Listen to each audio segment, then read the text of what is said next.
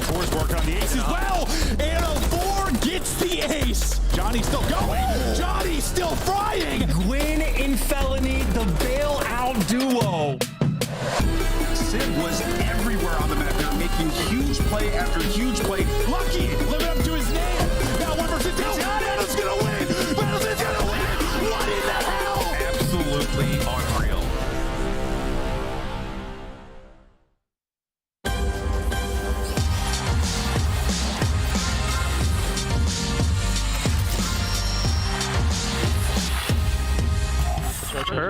Hold on, I can challenge your church. Soda, Kenny, dead. Nice, we won. Challenge bottom church. One shot. Brandon ran. Let's go. Go. Time. Go.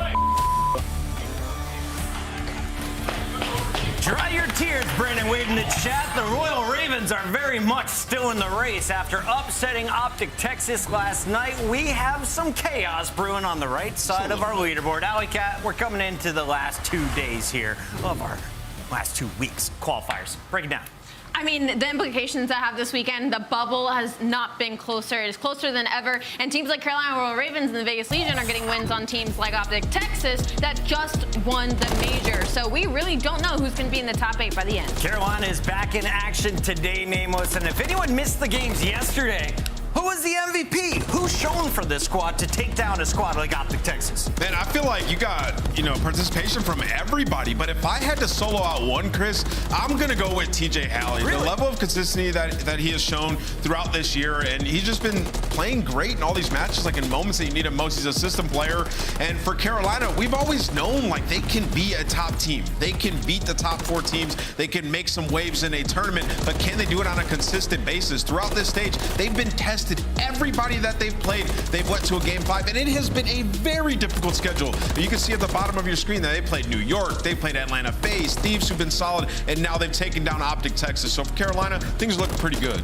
The biggest thing for me with Carolina Royal Ravens is they had not won a Hardpoint versus Optic Texas. And when their backs are against the wall, just like all these other teams, they're able to pull out insane map wins. And now there's a couple of teams, like they're within 5 to 10 points. Like there's not a lot of disparity. Today they have a chance to jump as high as 6th place as they take on Miami Heretics, who's just 10 points in front of them. Yeah. And of course, Rocker falling short in their round 11, opening the door for the Ravens to break into the top 8. Let's take a look at Miami, though, because this squad has been ferocious. It seems they've got the lineup they want. Real was the missing piece, and now they've got some confidence when they take the stage.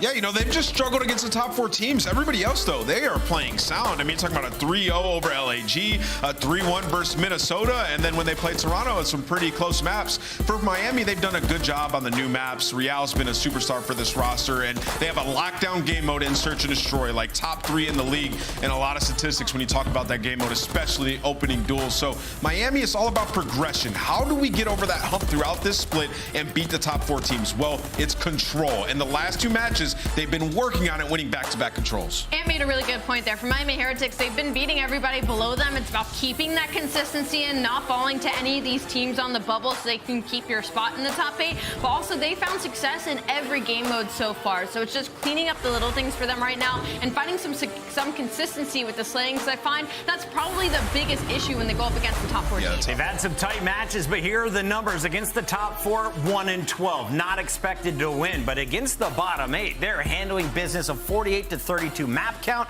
The Hardpoint, the most impressive for me on this list, Allie. I completely agree with you. Their Hardpoint has taken a complete 180 since, the Major II, Major III qualifiers. And if they can continue this, start locking up like Search and Destroy, like Ant said, they are a team to be wary of heading into Major IV. If you're looking at our overall standings, Las Vegas Legion is coming in at 10th. But they are right there, 10 points behind the Royal Ravens. And today, they have a chance to catch up by taking down Seattle Surge. But the Surge has been the most impressive team in the second half of the season. If you ask a lot of people in the community, no one expected them to find success after dropping Arcides. But guys like Old 4, allowing Abuza to truly shine. He has been a rock star in Hook. He's the leader on this team right now, and he is putting up some stats to back it up. For Seattle Surge, this is a risk gone right. With all of their team members, they brought in a lot of rookies and a lot of players that we hadn't heard too much about when it comes to challenger scenes, a lot of Frenchmen, and it has paid off in dividends. And they can be compared to the likes of Miami, where they're finding success in all of these game modes. They're just kind of struggling against the top 4. But if there's going to be any dark horse, it is going to be in Seattle Surge, especially if who can continue the performances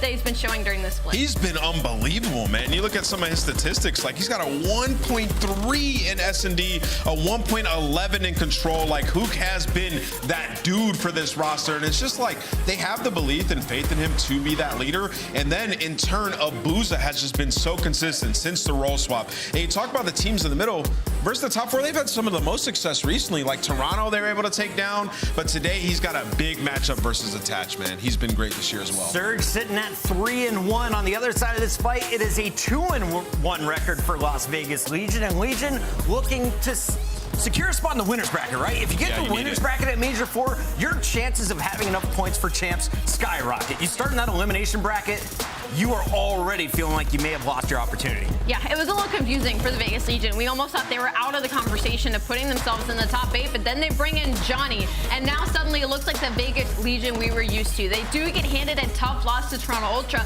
but we talked to Attach, and he was like, that was our first match. We didn't have a lot of practice with Johnny, and now that we have had a couple weeks, we're beating teams like Optic. We're 3-0ing the New York Subliners. So with this progression, you would think they'd be able to handle the Seattle Surge today fairly easily. Man, they got some dogs on this team, dude. When you watch these guys play, it's like Nero's taking over control. Gio's the consistent demon, just picking up streaks left and right. Attach can win around at any moment in time, and then Johnny comes in, and he's just seemingly the first blood master, like completely turns around their search and destroy. And when you talk about this Vegas team, if you were to tell me they were going to go 2-1 playing Toronto, Texas, and New York, I'd say you're on Mars, but somehow they've done it. Look at them with Johnny. He joined on May 11th, and since then, they have won 80% of their map ones. That is 4 out of the most recent 5. We will see if they can get it done again against Seattle. That matchup is coming up as your 3rd battle of the day. Las Vegas Thieves is right in the middle of the pack, though. As we look at the standings, they have 145 points. Today, I don't expect them to gain 10 more because you're playing against Toronto Ultra, who is definitely bouncing back. But let's highlight what the Thieves have accomplished so far. The team is 2-1. Their only loss, that Game 5 to Carolina.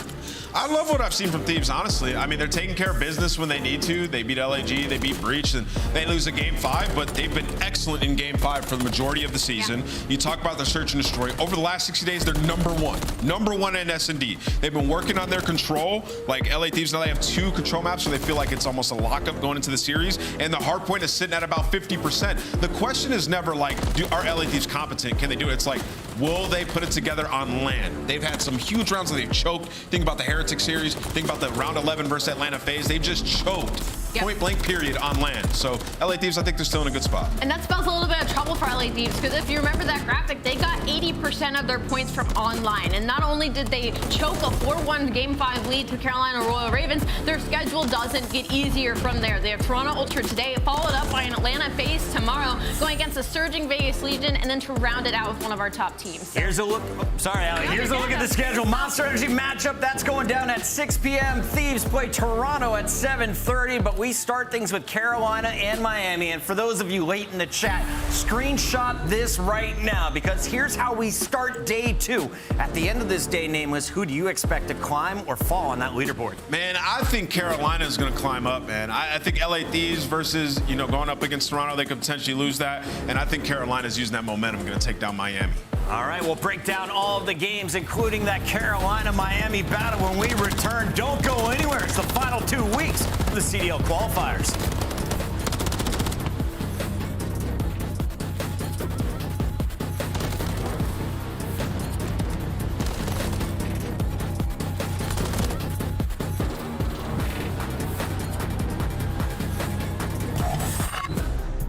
All right, fans, time is running out to make your picks. Choose your winners now by scanning the QR code you see on the screen. Hurry, it closes at 3:15 Eastern. The Champs Tracer Pack is available now. The bundle includes the Reaper Operator Skin, Ripper Weapon Blueprint, Death Stare Weapon Blueprint, Cuts Deep Charm, 2 calling cards, 2 emblems, and 2 weapon stickers. Use these items in both Call of Duty Modern Warfare 3 and Call of Duty Warzone. Available in store now using Call of Duty points. Never miss a match of your favorite teams with the Call of Duty League Calendar Sync. Here's the fun part. When you add a calendar, you'll also receive a Squad Up calling card you can use in-game.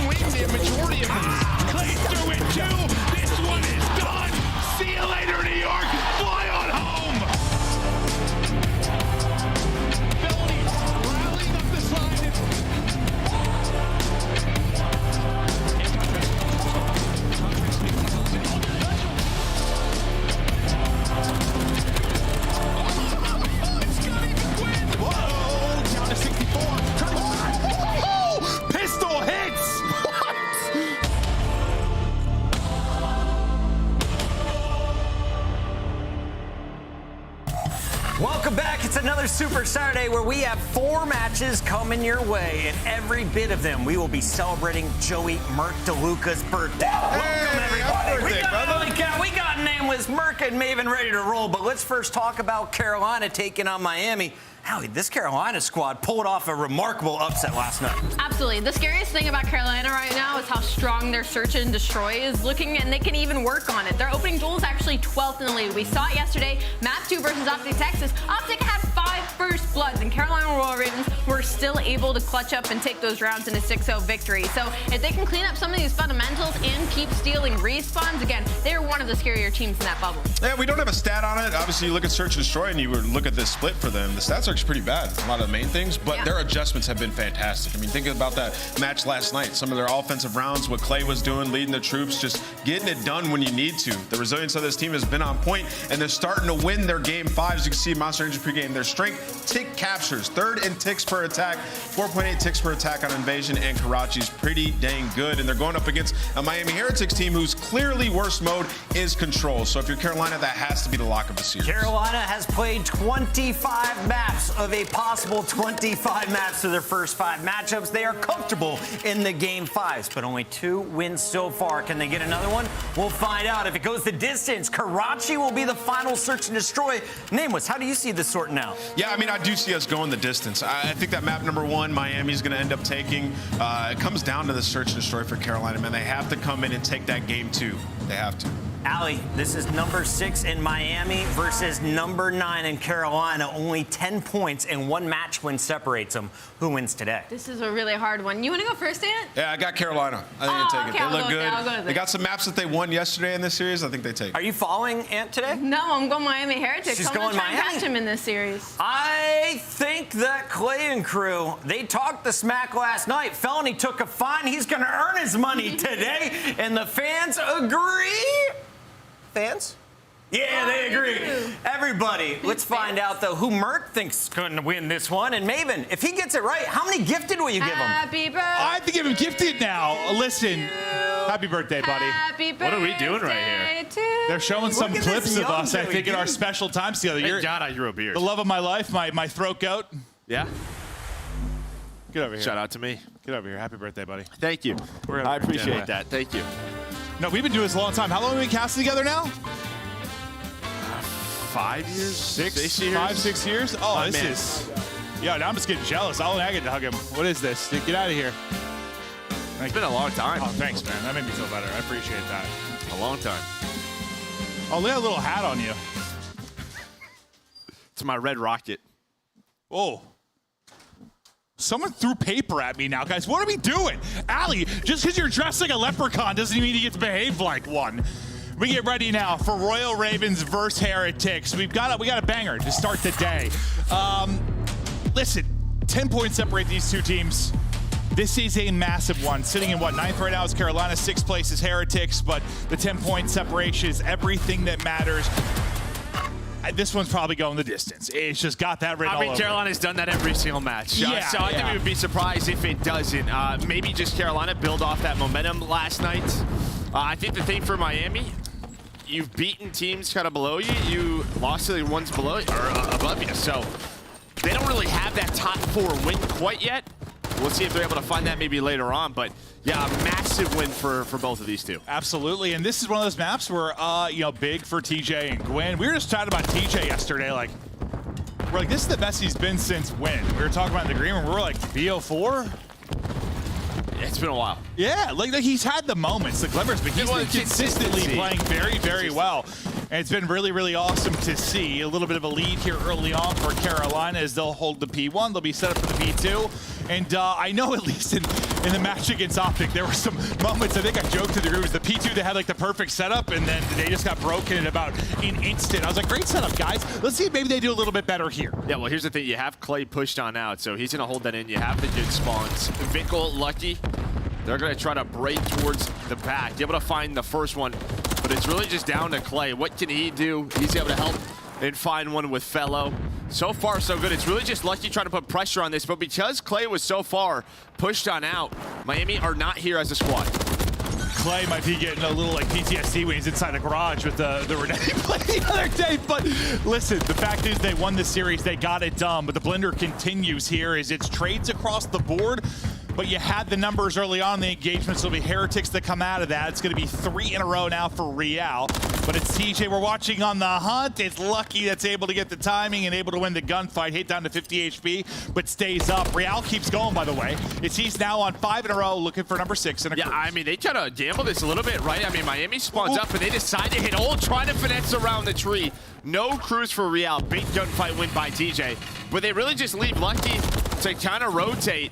He's able to win that one-on-one. So Miami, they need to respond with a hill right here. You have TJ spawning all the way out, so Carolina gonna wait for them, but they're able to hit the nades, find that opening. Yeah, at least clear them out of the point for a moment. Try to create a little bit of chaos here, but Real, after the 5 spree, right back into the mix. We'll see if he can push it out once again. Holding deep will be Lucky, and he's doing the damage, lining up the entire bridge side street, able to shut down 2. So no pressure on the hard point. You had 3 players out there for Royal Ravens. They all get locked up. I mean, this is very similar to the P2 for Carolina, where you just had someone so far out. I mean, you're going to have a couple of pushes at this. And you can already tell with Carolina, they're just going to rotate on over towards P4. Felony going to get set up.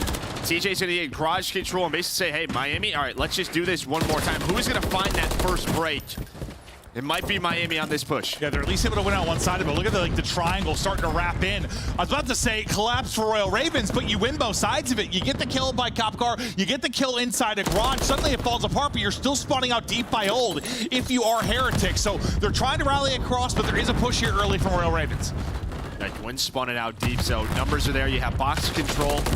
And well, with that pick, Clay was the last one there. So now it's just about getting trophies down, hitting some stuns and nades, and trying to avoid those. Now, how does Carolina want to break this? It looks like they're sending TJ and Gwen through the middle of the map. Vickle's locking this down. He spots one. I don't think he's going to be ready for the second. The good thing is the front of the hill being locked down by his teammates. We'll see if Lucky keeps it up. He is right now 10-6, 5 straight for him, 1 more for the Cruz. Real came up a little bit short earlier, but maybe some added utility now for Lucky if he can find it. Not going to happen. Once again, it just seems unfortunate. Like you saw both POVs, like they're holding one side, hoping for a gimme, maybe in a gunfight. They get shot in the side. Yeah, I mean, this has just been a great P3 into a P4 by Miami. A hot start for Carolina, but you fight on back. You don't even give them any time in the hill. Now on this transition into P5, you're already here. But DJ, as we've been talking about, he has been so good. Didn't need the help of his duo, though, when the last player alive for Ravens. And Gwen, who we've criticized pretty heavily over some slow map ones he had over a stretch, but really picked it up yesterday. Solid start here. Not those ones where he's having like a disappearing act where he's double negative. Well, I think what you're seeing, we're seeing him in an MCW a lot more. And I know it could be hill specific, but it feels like maybe timing-wise, they're trying to slow him down. Make sure that they're pushing together as a team. Obviously, you have to turn those into breaks, but maybe it's allowing, maybe he's not shining, but their teamwork is better than before. I swear sometimes it just seems like I'll like see him lose a fight with a rival where it's like, what if he had MCW, you might have won. He's like, all right, pulls it out. Like sometimes I swear it just seems like he gets pissed off by a gunfight and then swaps at times, but whatever, it's been working. You've been getting some massive points, some wins, but right now you're in an 80-point hole, and yeah, ever since really, well, really, P2, you were at 50 points, right? That was 3 straight hills by Miami. Now an 80-point lead. We're back to a P1, so Ravens trying to fight for the hill. A couple of headshots come in, trying to hunt down Metals on the opposite side. You've had some sprees. Another one at 5 shut down. Another one at 5 for Heretics, but finally just some control here for Ravens. Yeah, maybe the good thing, you kind of get slammed over 3 hard points, but you don't give up some streaks. Maybe a little bit of added stuff for the Heretic side to use. You know you're able to do a little damage through 1 and 2. For Royal Ravens, the rest of it just has to be cleaned up.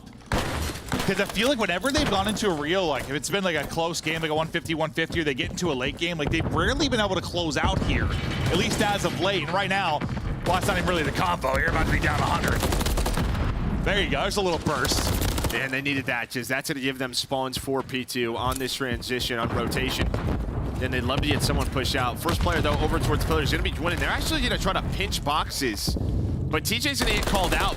Lucky was able to find 1. But Heretics right now in a prime position to win this map. Let's go to a listen-in with Miami. Un tiro, están el jeep, derecho al jeep.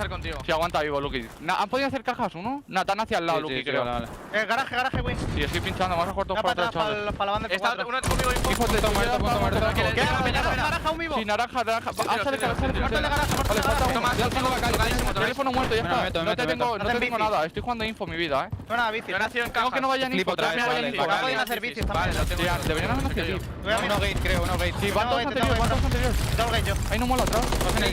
Pelo muerto. Llama teléfono win, TJ un tiro, vale. Info para P1, TJ pucha medio.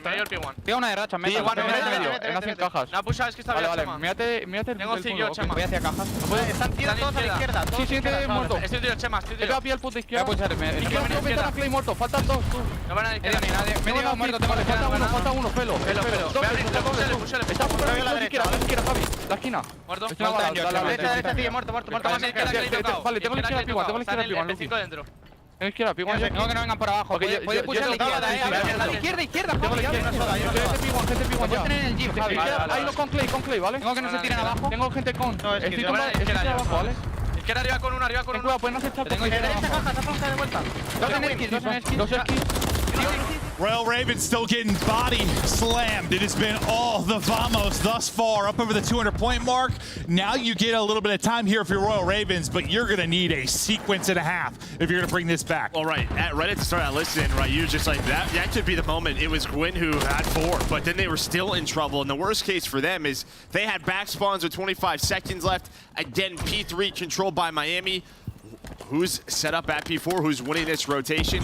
But it's just a solid team effort. You have 20 on the side of Metals and Real.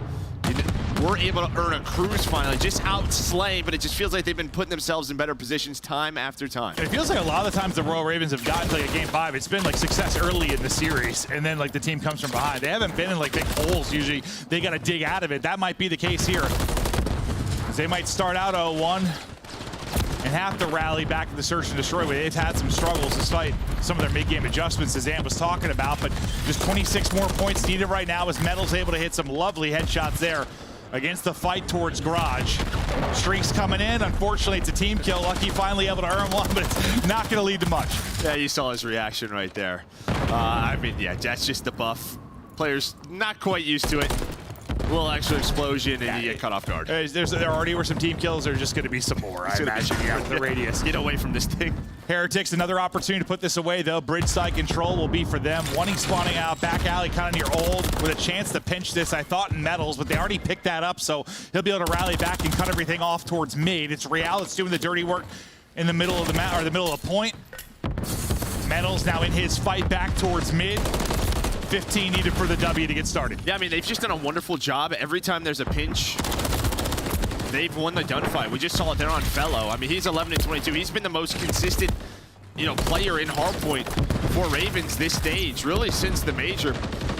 Not having a great map here, trying to make the plays, but everyone has been so solid on the side of Heretics. Yeah, I mean, it's not all gunfights, obviously, but there were a couple times where, like, you'd have a 2-on-2 near a point, like you win that side if you're Ravens, it might lead to a lot of time, and both players lost it on both sides of the point, both drop, leads to a ton of time for Heretics. I mean, it's happened multiple times. Yes, they've outplayed them, but they've definitely won some key gunfights, as you highlighted. Just 3 more needed to close out the map 1, but Carolina's still giving it their all to survive in this game. Not enough here to close it out. Final second ticks away. We're back to mid-map. Yeah, they go after that one more time. There's about 6 seconds left. They're thinking maybe they just get the scrap time and win it there, but gonna have to break P1. Clay, he's gonna get picked apart. Last player in position is Gwyn. Can Gwyn buy enough time to get Fellow there? Don't think so, not happening. A great Rio out of Heretics.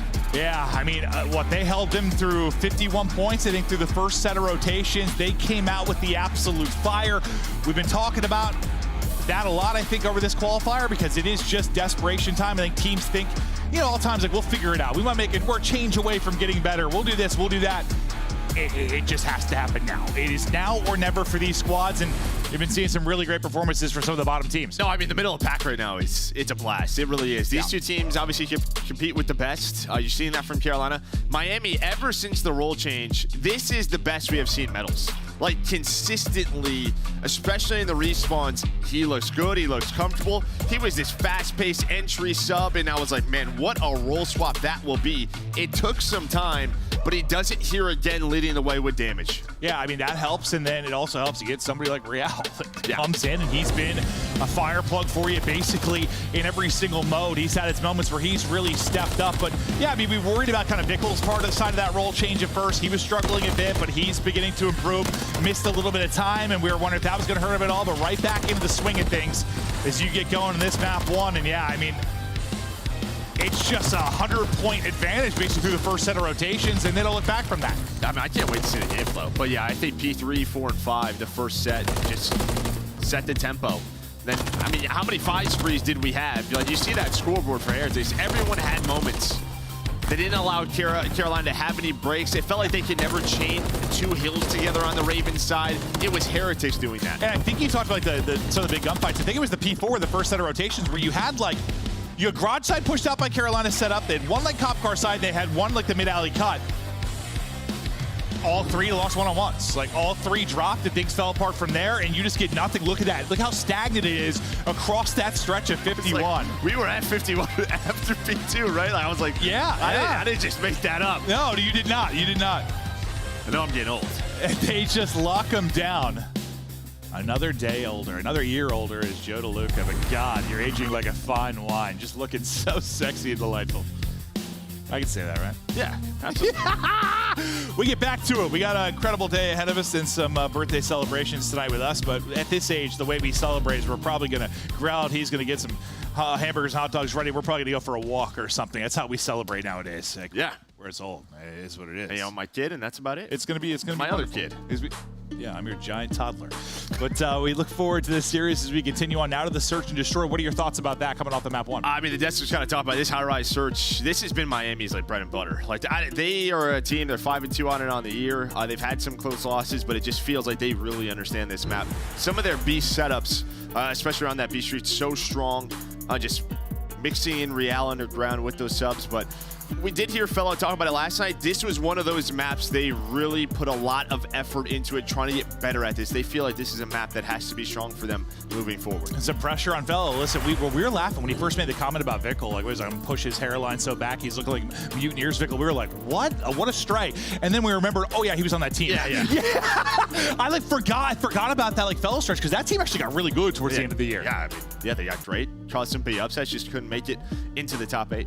Couldn't quite do it, but yeah, a lot of I think probably people on social media were like, what the hell, that's Stray, but yeah, they're boys. They got a lot of relationships going back, and we'll see if you can now get a little revenge, because Fellow was talking a little bit of smack, but it's Vickle and the boys that backed it up with their gameplay in the map 1. Take a look at the S&D defense over the last 60 days, and what are you seeing, DeLuca? I mean, obviously both top 3 in defensive wins here, so we'll see who's going to have a stronger defense throughout this map, or who's going to win some of these attacking rounds, steal those away. You see just what Heretics have done throughout this season on this map. It's pretty much, the opposite of Carolina. We'll see if the work pays off. Some of the efforts you've been trying to do to improve in this particular Search and Destroy, if it'll pay off here for Carolina, or Heretics, who, they had that kind of tandem Search and Destroy weapon at the Major, a big part of why they got to a top 6. They were beating teams through Search and Destroy, and they'll look to continue doing it here as we get ready to hop right into this map too.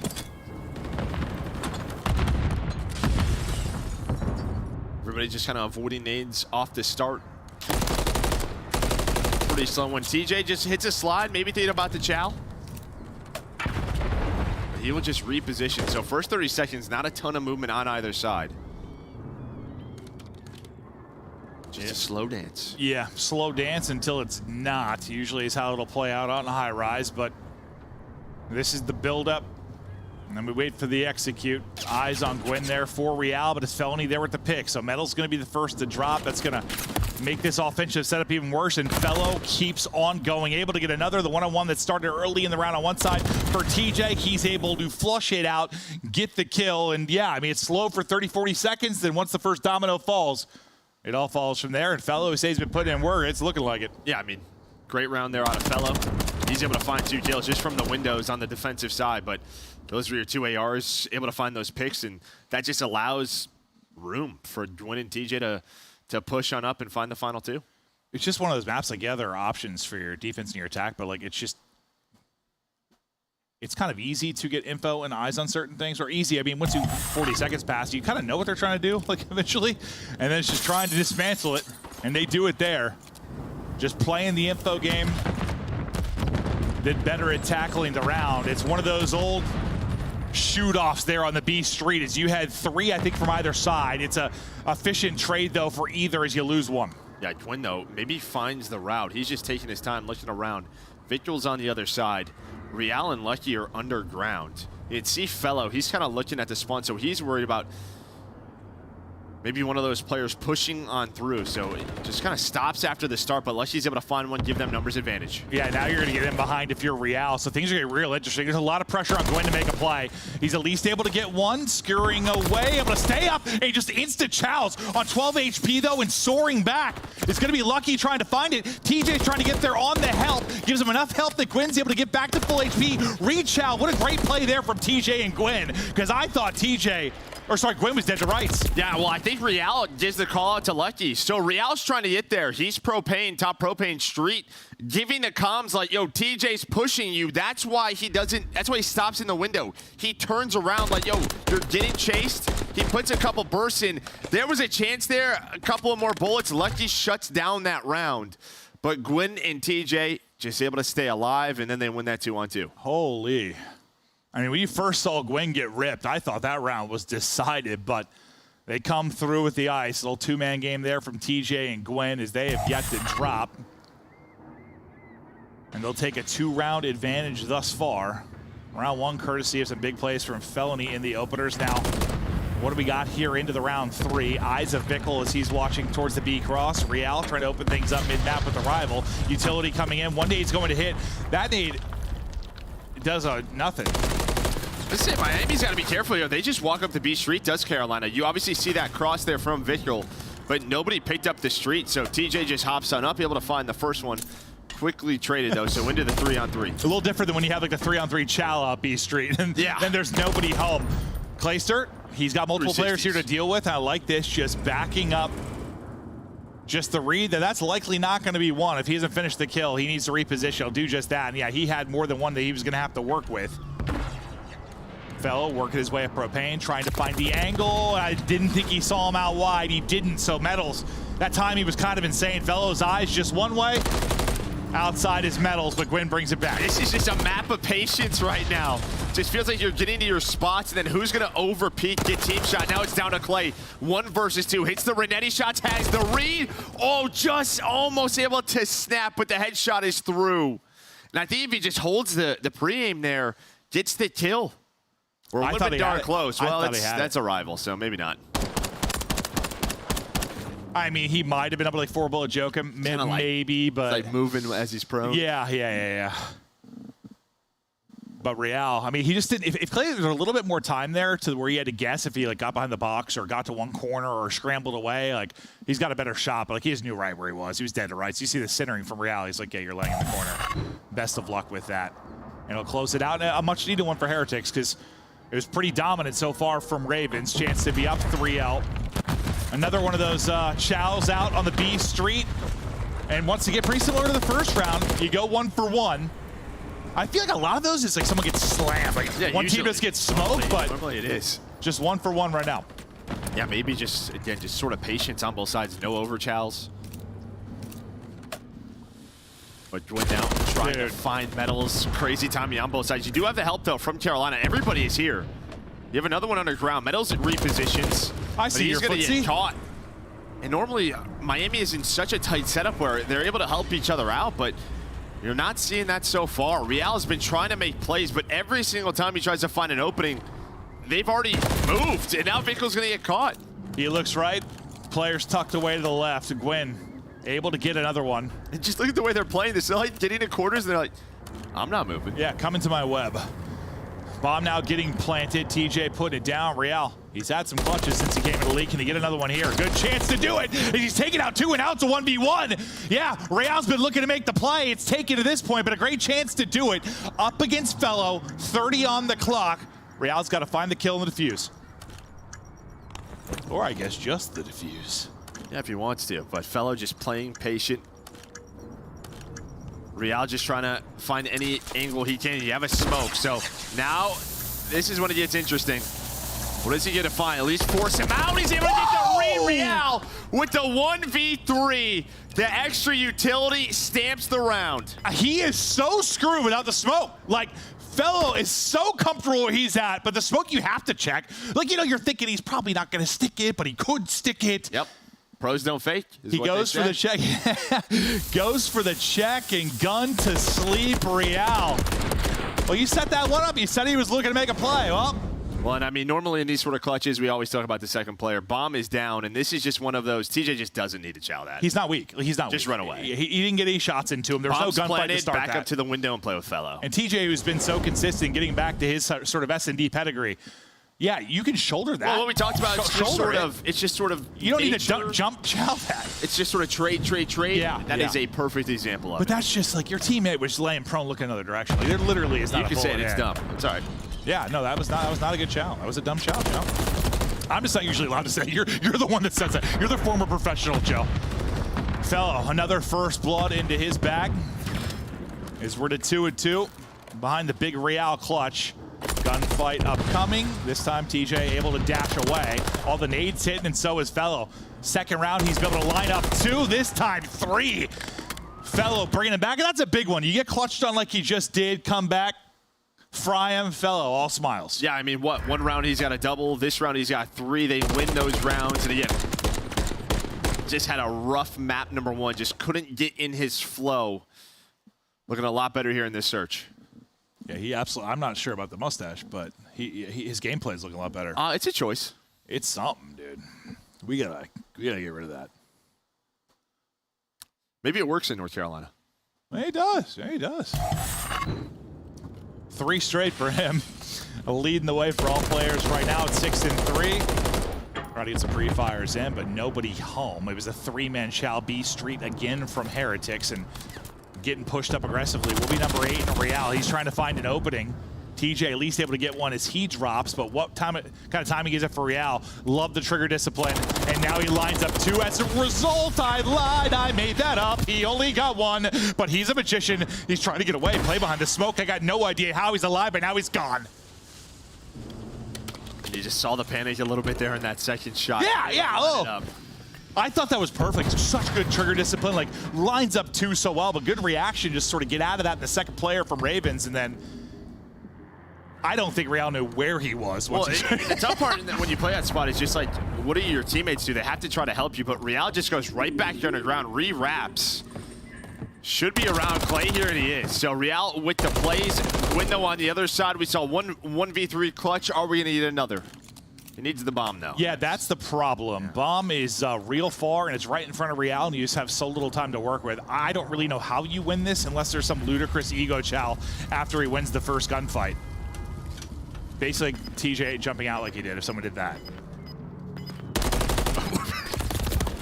I just saw him hopping up. Well, the second player would have had to do it. This would have been the problem.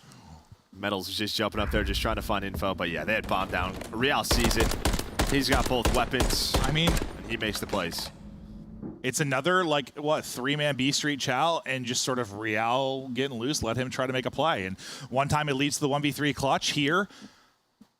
I mean, he could have had 3. The fact that, like, he kind of reeled it back in and made the play he did, because, yeah, you definitely saw there's a moment of panic, for sure. Like, after the second player gets away, it's like, oh, boys, I'm throwing the round. I'm actually not sure what happened. Yeah. He just started diving around, like, through a smoke. I don't even know where the smoke ended up landing, like, bottom. Like, yeah, he was going through it, but he reeled it back in. Big part of clutching that round. Gwen. Well, that's going to be an easy one, because nade in the hand of Real, so you get one of their playmakers out of the mix as he's on 7. And things continue to roll. Great round here from Gwen. Fellow was about to fall off the map, but Metals puts him down. Metals puts another down as he slides through. Metals suddenly brings him back to a 2 versus 2, and what looks so good for Royal Ravens, not anymore. Yeah, I mean, this is just one of those rounds where you kind of go against your philosophy if you're Carolina. I mean, it's sort of been getting picks and then just stopping, grouping up, making sure if we do something, we're going to do it together, and instead right there, they just get picked apart. Well, they most certainly do, but it's like Metals versus Gwen right now. Both have got 2 in the round. As we wind down the clock to 30 seconds remaining in this 2 versus 2. Vickle does have bomb. They've got B side, and they're looking to execute on this. You'll be able to get eyes on this from bottom push or from top. Top heli and Clay. The plant gets in, and you're able to get out. So that's 1. Okay, I lied. You did not get out. You got hunted down so quick, and I figured Clay's going to peek from top, and Gwen's going to find an angle. It was just like a timing thing for Gwen bottom, I thought, but honestly, I wasn't sure what Clay was really seeing. I thought he was going to get spotted first because he was kind of like going up and down that staircase, but whoever was top propane, maybe just looking over the bomb.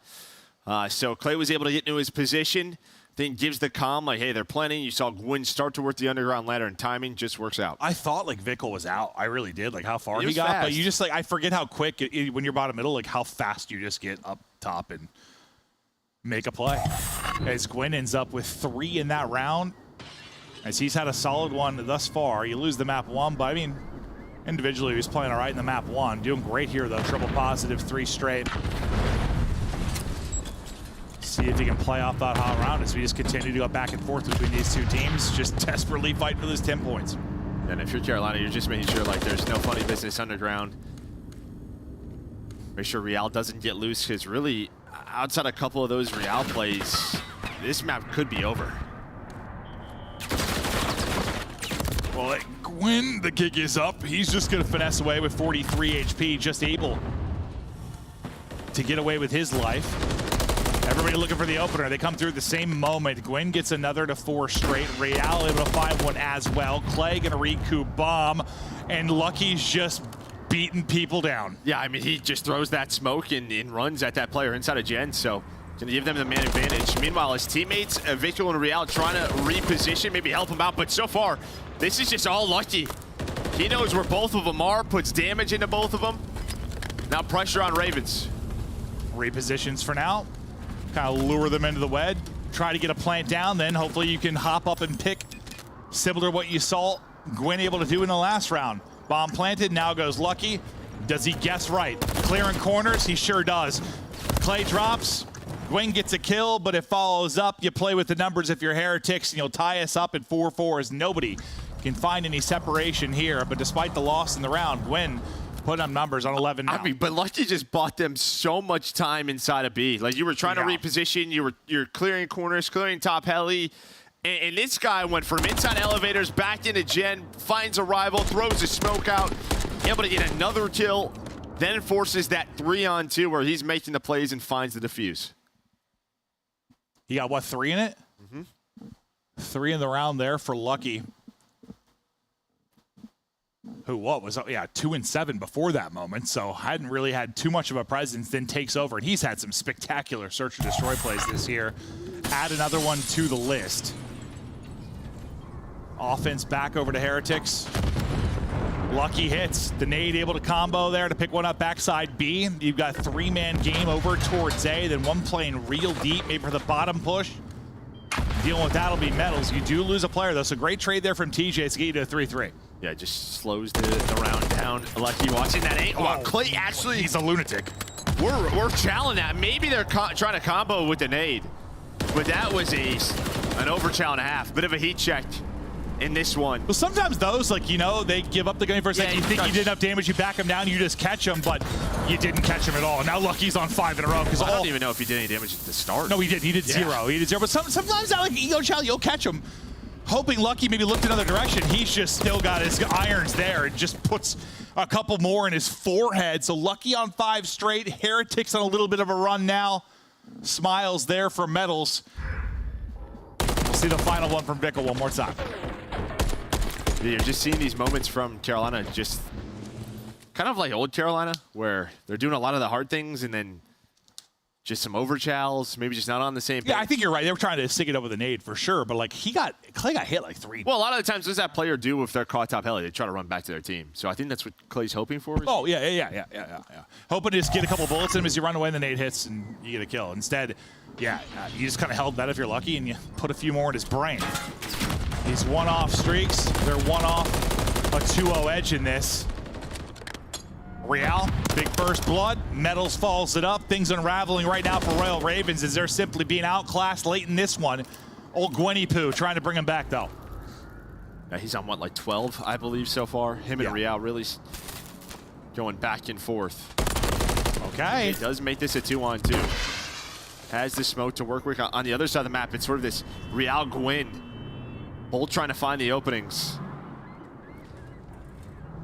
Oh, sweet child of mine. Hello there, my name's Gwen. Now I'm on 13.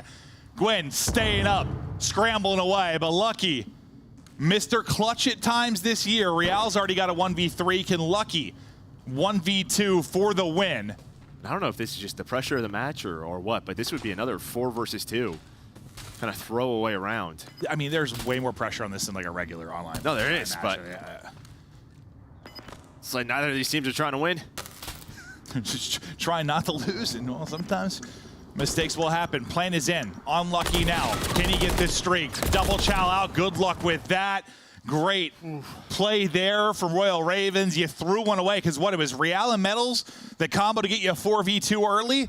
I don't remember how Gwen got the kill, but TJ's just hard aimed at top propane. Nothing but headshots. That brings it back to the 2 versus 2. And now Gwen's on 14 in a round 11. Whew. And that's like a, that's like a real 2v4. You know, sometimes like a 2v4, but like it's a quick trade. Yes. That was not that. Yeah, that was nothing for about 10 seconds. 14 and 5 out of Gwen, still in that Rookie of the Year conversation. Some big performances late in this year could solidify it for him, and he's having a massive map too, but all comes down to the round 11 now is the skirmishes on, utility out. Push it up here defensively. I think you have a good read on this if you're Carolina, right? It's been a lot of B Street. It's Real. Real going for the jump up. Clay is there, Gwen is there in sort of a back-to-back setup. Fellow, though, normally great at reading these sort of situations. Real gonna spot one and sees the second. He's up to 11. There is a quick trade. And that's, I was gonna say right before it started, like you hope he only gets one. You hope he only gets one, but okay. Well, he had 1 2v4. Is this gonna be another? Things are still blowing up. Patch notes do not matter. It's all on Fellow. 1 versus 2 versus Metal and Lucky in the round 11. He saw the tip of the gun. Oh, but the shot is there. Great shoulder from Lucky. Perfect double chow. Oh my Thought gosh, they it lined was a up. team kill. Thought they lined up for a moment, but Heretics just barely able to slip through in a wild one. As things started blowing up, so did Joe's brain. Yeah, I can't believe that happened. Well, I can, but I can't. And then I saw the team kill, and he was close. He was a couple of bullets away. If that was more of a clean snap, Well, and won that's what's crazy, because I think usually when we think about like players lining up, some of the craziest like clutches and craziest S&D moments with the lineup, it's like a lot of times you think about just like one player putting bullets with like collateral damage through like 2 or 3. But in that type of situation, yeah, there's some friendly fire. Like those double chows can be difficult. And when you think, what does it bring me back to? It brings me back to, what was it, the 6-star with the Thieves chow onto like Lucky, where he killed both. Like just getting the timing right, not shooting each other. The timing's got to be perfect or things can get a little bit wonky. Almost did, but it's a win for Heretics after a dominant map 1. It's a nail-biter map 2. And it's a 2-0 edge. And this kind of reminds me, like I said, like early Carolina, like this just bomb on a win, but it's a map loss, right? Just some, you have more first bloods. Just give up some rounds, some clutches that you probably shouldn't have. And then in round 11, it's Real on the other side with 11 and just kind of taste that outer route. And you saw Clay kind of going back and forth, like they knew the timing on it. Usually Fellow is fantastic at that, sort of, hey, this can happen, and I think Clay there was too many things to watch with their setup. Well, yeah, I mean, it's like Clay's in a good position to sort of be hidden from that play, but Wynn's not. Wynn's just free. Yeah, he's just free, and then you're just hoping that there's a trade, but with no damage through, it ends up leading to 2. And that was kind of an ugly gunfight too, honestly. The one between Real and Clay. There were a lot of bullets exchanged. It wasn't all that clean. Both had a great opportunity to win it, but it ends up being Real. You sort of brought up in the middle of that. He's trying to be a playmaker, and he was. Whether it was the round 11, whether it was the 1v3, some absolutely huge moments. And that's where Real instantly had his impact on this team. When he came in and search and destroy, they needed a playmaker there, and he had it at times. No, yes. I mean, it just feels like they allow him the room to do whatever he wants. Do whatever the hell you want on the map. Go get some kills. Just make plays like Vickles I'll plant bombs. Yeah, get out there and eat. And that's exactly what he was doing. Some frustration maybe there from Carolina. The pressure is on. There were mistakes all over the place on both sides, but the fact is Heretics are up 2-0. We continue on in a massive match for the 10 points. We're right back with the control after this quick break.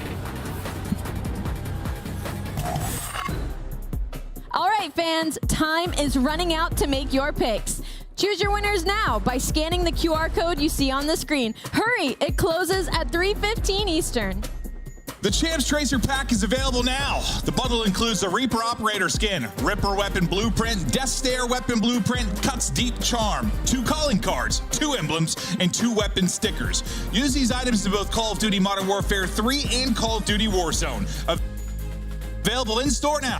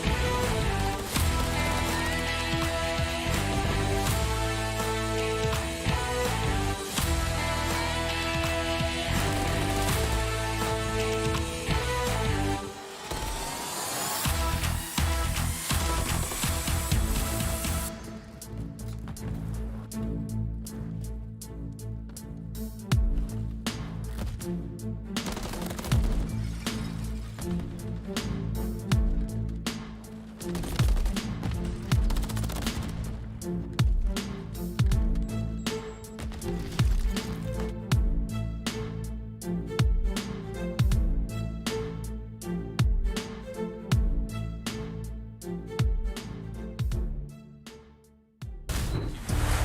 back after a wild search and destroy. We get right back to it. We're ready for a map 3, and you're trying to find some answers right now if you're Carolina. I saw very anime, I think, of the players, a little bit frustrated. Things seemed, I don't know, a little off in the timings of the comms maybe at times. Just trying to fix that. I mean, I just don't think this is the Carolina we've been seeing recently. On the other side, I think for Miami, a fantastic hardpoint. They seem to be on point. And, I mean, that's been their best search. It has been. They are on point right there, but Real goes big. But now we're headed to a Karachi control. And obviously, if you're Miami, you would love these 10 points. Just give yourself a little cushion. Stay very much away from this chaos. Yeah, again, these pillows and the cushions are very, very flat. There's not a lot of cushion at all, but everyone's it's like what you for, use to sleep. Yes, yes. Everyone's trying to find as much cushion for the pushing as they can. Into the point early on. It'll be lucky. See if he can get this first tick done. Vickel's certainly helping him get things done, as all the focus is going to be on him. They kill everybody. Clay still distracted by Vickel. I mean, that's a great sequence. And then Vickel gets the kill. Frustration still a brewing, I think, for Royal Ravens. They are getting slapped. First kill just came through for TJ. Everybody else has dropped. Picking up the back alley push will be Vickel. He's already on 4 in a row, looking for number 5. And without TJ, you're already working on B. So TJ goes massive, plus he pushes on through. This allows Fellow to get here. A is not done yet, but you do have a 6 life advantage. So TJ still alive. Gonna deal with the reinforcements, but they have to find Vickel. That's gonna be down to Fellow, able to win it. I was just wondering, like, who is gonna get an audio cue? Who is gonna get maybe the opening there? But first point is done. 2-10 to work with. Kills still seem to be flowing for Heretics. Already a 7 life advantage. Medals in. Surely he's not going to win this one. 1 burst left. Really in the Rennie, getting pushed out, pinched. I would say if he still comes away with 1 there, it'd be ludicrous. I mean, TJ's playing his own game right now. He's on 4 in a row over towards Junk. He's pretty much allowing his team to get back to this point. He did it before they captured A. He's doing it now. See all the pressure that is focused on that man. Finally, they're able to take him out. Clay, you're going to have to rotate all the way back towards B. Yeah, and once he drops now, things might really unravel onto B as you start to get those closer spawns if you're Heretics. We'll see how they end up coming through, but you start to attack, and that is a great sequence from Carolina to back them up. And flanking those close side spawns will be number 1 in Clay. He's trying to find an opening immediately, figure out where that spawn is. You already turned ahead there from Heretics. As you're still trying to slow this down. Yeah, I was wondering there if they were going to get that close jump spawn on Coop, but all the way towards back middle with Clay's position. He's going to reposition and find another one with Fellow. So what, it was a 6 life advantage, but ever since it's just come down to B, they finally now gotten to this setup, and they have been so darn good. Yeah, I mean, after just getting bottled up, yeah, you had 4 straight for Fellow, 4 straight for Gwyn. It's been fantastic. And yeah, what was the lead in line? 8, somewhere in that ballpark. Now you've got it down to basically dead even. Even taking the lead. Can you close out the round, though, as it can just be 1 burst, 1 moment. And they're trying to set up this sort of pinch here as one's working back alley. If you find some big kills, you can spawn out real far, the Carolina players, if they're actually able to capitalize on this. Stun miss, though. Stun miss, so is this going to give him a heads up? It's so calm, though, at the front, so Clay's not going to move. Lucky needs his teammates to find a kill or 2 so he can reposition. Until that happens, Clay's going to be looking at this, but he still wins it. Oh, I thought he got caught with like the worst timing ever, but you win it on both fronts. 15 seconds to go. Vickel, really the last person in an aggressive position. He's going to have to probably get 1 or 2 to get them on through. Stuns going out, looking for openers. Desperation time, bobbing and weaving. Pressure to Gwyn, who's looking for a streak. Hello, hi, oh, hi, hey, hello. I don't know what that was. Did we call a truce? Yeah. Like, did we just say GG's, guys? It's just rock, paper, scissors, best of 3. Okay. Maybe they play on like a much lower FOV. I'm not sure. No, I'm sure. Yes, that's partly the case. But I was still thinking that would be covered there. And then like that's kill 6. That would be the cruise. I know for like Gwyn, your eyes are probably like left side. You're thinking door probably. For the Heretics player, I think you're staring right at him. I would think, or maybe you're just pre-aimed on the bar. Yeah. Whatever it is, that looked absurd. But Gwyn will carry that 5 screen, and that's a really good rebound and answer from Royal Ravens because there were some frustrations after the last map, a very frustrating opening, and to be able to bring it back like that, I mean, it's been a resilient team, and you see a little bit of it there. Yeah, again, I think without some of TJ's plays, that could have got out of hand. No, you're right. He allows them to get to B, just sort of get into their setup, get into their flow, and then that works out. But Gwyn is able to find that cruise. Yeah, bridge side locked down, has some focus on A. Lucky, though, does find Gwyn just kind of lurking. I mean, the fact is, if you have somebody coop on defense, you're probably in an okay position for B. I mean, how often do we see like a push right up the gut or like through back alley that wins it? Not often. No. You usually have players going to have to die. So yeah, great job by TJ staying up, as you pointed out throughout the round. So good stuff there from you. And now Metals trying to get some good stuff going. Able to flip 1 second is on him. Can't quite snap back, but Gwyn going to be kind of on an island now. Though. You're going to flood this. Yeah. It looks like they know that this could happen, so Gwyn gets through. He's the last player alive. And then, wait, Clay spawns behind Real. I think the timing of the spawn works out, and now you're going to have 3 players on B. Immediate pressure from the A points. And that is tough. You just think you probably got a good timing to shoot people in the back. Instead, you get shot in the back. Real's nade hitting everything. Teammates, opposition, but the kill's still flowing out for Gwyn. Back on another streak. Died on 5 straight, now on 4. Or sorry, died on 6 straight. He got the cruise, now on 4. TJ takes that, and it is done. Royal Ravens, they take advantage of the close side spawn, and they pounce. Well, I would have to see like the replay, but I'm pretty sure when Real starts to flank, that Clay's still dead. As soon as he gets to junk, blocks the junk spawn, Clay spawns behind him, and then Clay's able to find the kill, and that is just COD sometimes. Yeah, well, I mean, it's that or seconds. It's that or he's just spawning out across the entire map. Like, I mean, that's what's going to happen. And you're not wrong. That is a game of seconds. That may be a frustrating one there, but Gwyn 1 streak to use, working on another. A chance to extend this series through the control. They've gone to all game 5s throughout this qualifier. Can they get to another one? So far, great advantage. And this map 3, fellow, bobbing and weaving. Streak coming through early. Fine. He's not going to hit Metals, but does hit them off the point. Try getting TJ on A. You already have fellow jump side. Probably like to do a little bit more with that, especially now. Yes, you're thinking you're going to get another one, but then you don't. Yeah. There's just not a lot of options on Karachi. Usually it's just that A point with the cruises. Yeah. No, you're not wrong. Second tick about to be done. Wow. Vickle behind the stun, winning another fight. Felony, we're back to his POV, and he's again bobbing and weaving. Hit the 30 HP, but trying to wrap through, getting behind enemy lines. Shoots maybe a little too early, but the help is there from TJ. Can't quite snap back. But TJ comes through with some big ones. He's able to get It's the same thing. If he's not here and finds a double, they might all be on the B. You might have that anyways, though, for Heretics. Yeah, TJ's been that, like, last man bailout. Yeah, him and Fellow. I mean, Fellow, especially round 1, was just all the time, like, back cafe, winning one-on-ones. Front side, it was TJ.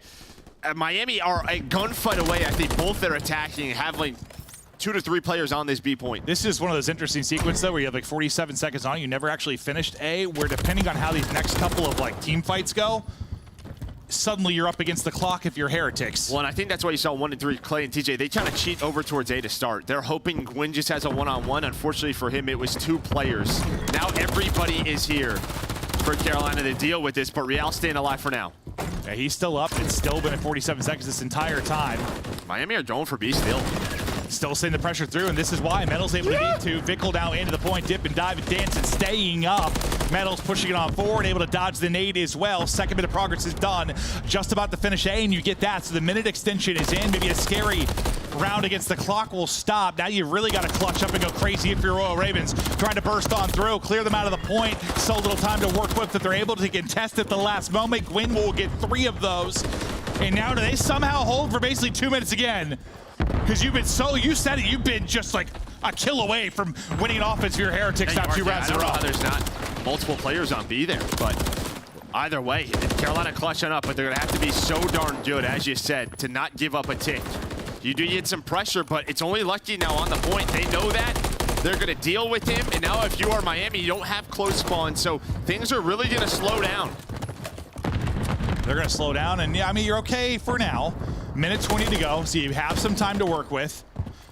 kind of going to try to flank through mid, I believe, will be number 4. We'll keep an eye on Gwen and see what kind of timing he's able to find. Looks like he was getting picked up, I thought, by Real for a second, but fights on both sides of this. TJ able to get 2. Gwyn still scrambling around looking for his opening, and at least delays the push a bit, but it's TJ going clutch again. They have just got smashed in this area of the map. They just have not been able to cross to get to B once Carolina has their setup. Another chance here, your last chance to extend this game, but Clay with a nice pick, great patience, waits for it. Lucky on the point. Trying to hope Real can get there to help him out. 4v2. Real trying to get there, as you said, 2 versus 4. Can you do it if you are Heretics? It'd be a nutty one because they are all grouped up. A team kill does come in, but now down to a 1v3 for Lucky. He's been lucky in some moments. He's had some clutches, but not going to happen there. Is Royal Ravens able to win all 3 rounds and just some really good resilience and discipline to hold, what, 2 minutes and then 90 seconds? When you're getting just beat up really in the early going offenses from Heretics. Well, I mean, when the game was sort of chaotic, there was 2 points up. Miami had chance after chance. Oh, yeah. Both their rounds. But as soon as it just came down to holding B, they got smoked. Yeah, they did a really good job of never really panicking, I guess, if you're Royal Ravens, even though it felt like I was panicking because it felt so lopsided early in some of those rounds. Did somebody else get off a B? When you were mentioning, why aren't there multiple players on it? Yeah, maybe somebody hopped out the back door and tried to get an angle. I don't know. I'd have to look at it again. It almost looks like they were like hoping Carolina just went to A because they put a player on A. Maybe they were just thinking they're going to give up B. Maybe. I thought B was done. I blacked out. No, I hear you. So, dude, sometimes, especially when there's like fights on both sides of it, and you see 2 players there, when you're commentating, your eyes shoot to the minimap. You're just looking at how things are developing, and you blink, and you're like, how'd they not finish that point off? Well, Call of Duty is fast, Joe. We'll let the Twitter experts let us know. The 3-0 there from Karachi. 2-1 though in the series. After a nice start from Heretics, we get ready to go over to Vista. Talk to me about Vista, Joe. Well, I think, I mean, this is a map both these teams have been strong at. I mean, Miami, this is one that they absolutely tried to put in their arsenal right away as soon as this map came in. 1-0, though, throughout the stage on the other side. Carolina 1-2. But, I mean, we saw it. First optic, they were able to win that one. Yeah, I feel like some of the upsets have come through Vista, honestly. Hardpoint. And a lot of the upsets we've had throughout this stage. TJ, such a crucial player for Carolina. I mean, we were giving him his props at the beginning of this series, the best we've seen him probably since Black Ops 4 for years. We'll see if we can find the moment you're talking about, Joe, and maybe you'll be able to see what happened and why they didn't finish off B. Yeah, I mean, round 1 was, there were a couple of moments, but here in this round, I'm assuming, it was like right after this point. But yeah, we don't see it. That's okay. Yeah. I'll go back because we're on the YouTube, so I can just rewind quickly. That's true. Rewind quickly and go and check out that round after. Carolina starting to get fired up now. I'm assuming they just took someone off to read. Yeah. I'm sure. But I know what you mean. Like you avert your eyes somewhere else. I was thinking about the flank or something. Next thing you know, things have fallen apart. It just felt insane. You had so many chances there if you were Heretics, just unable to capitalize in the offenses, and Carolina makes you play. Now they extend this series, and are we going to another map 5? I mean, it's been I think so. It's been Carolina. Like that's all we're seeing, right? Like statistically, of course we are. Dude, let's look at the stats like coming into this. Like just looking at the amount of maps between these two, how much they have played. I'm like, Carolina's played a ton. If they could just get to everything. If they could just get to like a winners bracket. And like sometimes like you go through those grueling online stages, you play all map 5s, and it just helps you a lot. You just get so many reps in, you're primed and ready to go come major time. I mean, it could end up being massive for them. But dude, it's just if you're a Carolina fan or the players, like, or Heretics side, like your heart is just pumping. You are at prime stress levels throughout the stretch of this next month. Yeah, and I think for them, I mean, that was just a much better map in terms of their teamwork. The individual gunfights that they had, there weren't a lot of multi-kills. Like, compared to map 1, there were so many streaks on the Heretics side, but you're going to see map 1 versus map 4. Map 1's been a lot better for Carolina. No, that's what I was saying earlier. Like, Carolina, for the most part, when all their game 5s, they've gone up like 1-0 or 2-0 in series. Like, they've had the advantage in so many of them. I think that's why it's been so frustrating to watch a lot of their 5-game losses. It's like, it's just been like, can they close out? Can they close out? Can they close out? This one felt a little bit different because you lose that map 1, you lose the map 2, now you're up against it and have to get to a game 5 a different way.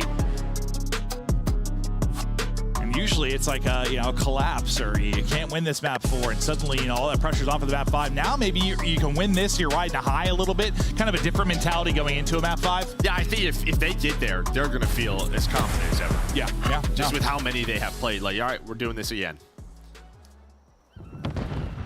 Doing this again. That would be Karachi if we do get there, where they have been, 6-3 on the year. So we'll see if they can get there, though, or will Heretics close this out?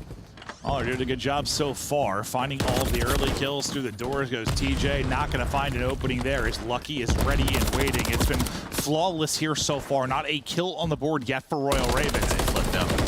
First one I thought maybe through, ends up falling apart, but as you call out the flip, it's TJ finding some kills in and around the point. Yeah, I mean, you just saw the Miami players prone looking at the other doorway, and they just...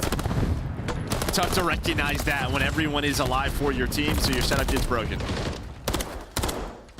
And now it looks so good for Heretics out of the opening. Maybe you can get some time here and maybe get a transition to the next point. But as soon as I start talking, Heretics are able to get 3, clear the point. It's all going to be on to TJ again, who's had some clutch moments across all modes. Can he find another one here? Takes another gunfight. TJ keeps on popping. The guy's been nasty with it, but now you got to try and get a break here. Yeah, I mean, that's it. It's like he kills 2 there. Is hoping his teammate is able to find Lucky, but Lucky with the help of some nades over the top, able to lock down this P2. So you're doing it. TJ's clearing out P1. You have top middle control. That's going to be an easy break. You pinch that guy, but Lucky plays his life. What, you got an 0-10 start here for Claims win. Yeah, as good as that looked for TJ for a second there, I mean, you could add Fellow into that. You're, 3-16 across those players. So they have got nothing going early. They're obviously going to have to ramp it up. You got early control for Heretics. You've been battling off the back foot basically the entire time if you're Royal Ravens so far. See if they can keep going. Yeah, needed that break. Right around 25 seconds left. You have Gwyn rotating. Miami do fight for a little bit of scrap. Now just trying to transition on over. So it's just Gwyn, and Metal's able to read these spawns. Knows where the reinforcements are coming from. Nice little bait and switch there from Fellow and TJ. And Lucky now kind of in behind enemy lines. He's got the entire team to work with, and so far the reads have been flawless. Lucky, a one-man wrecking ball in between all 4 players of Royal Ravens and able to pick up 3. He did it at P2. Sheesh. He's done it here now. Just some... It's almost reminded me of map 1, where it just comes down to a couple of key multi-kills, and that's what Heretics are just riding off of. Oh, they absolutely are. How far can they ride the wave? Real, multi for him. Chala from Philo as the strongest lawn chair of all time keeps Metals alive for a moment, but then Real to follow it up. The stun over the top will hit. 60-point advantage still holding for Heretics. Is with 13 seconds left, we start to see our next Hardpoint get ready to pop. And what do you see on the map? Is this the chance now for Royal Ravens? Yeah, I think this is it. Yeah, if you are Royal Ravens, just control this P4. But Metals gets on through. Gonna break this setup. He's gonna find 2. So he's able to find that route. Now you have the help of Victor here, at least just keeping this messy. It's only a 44-point game. Still a lot of opportunity left. But it's just those plays. Once again, that Miami's just not allowing Carolina to get set up.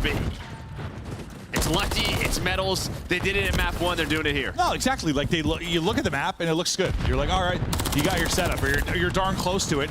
And then the next 3 or 4 kills are all Heretics. And it's like, okay, well, that fell apart. You at least battled back in. Some gritty stuff here from Royal Ravens to get in. Another wave of 3 kills for them as well. So despite Metals making it a bit messy early, a very big answer there. You're right back in this game if you're Royal Ravens. Yeah, it's a clean 4 dead. So Clay knows where the spawns are going to be. Does lose that one. Real gets a little bit of map position here.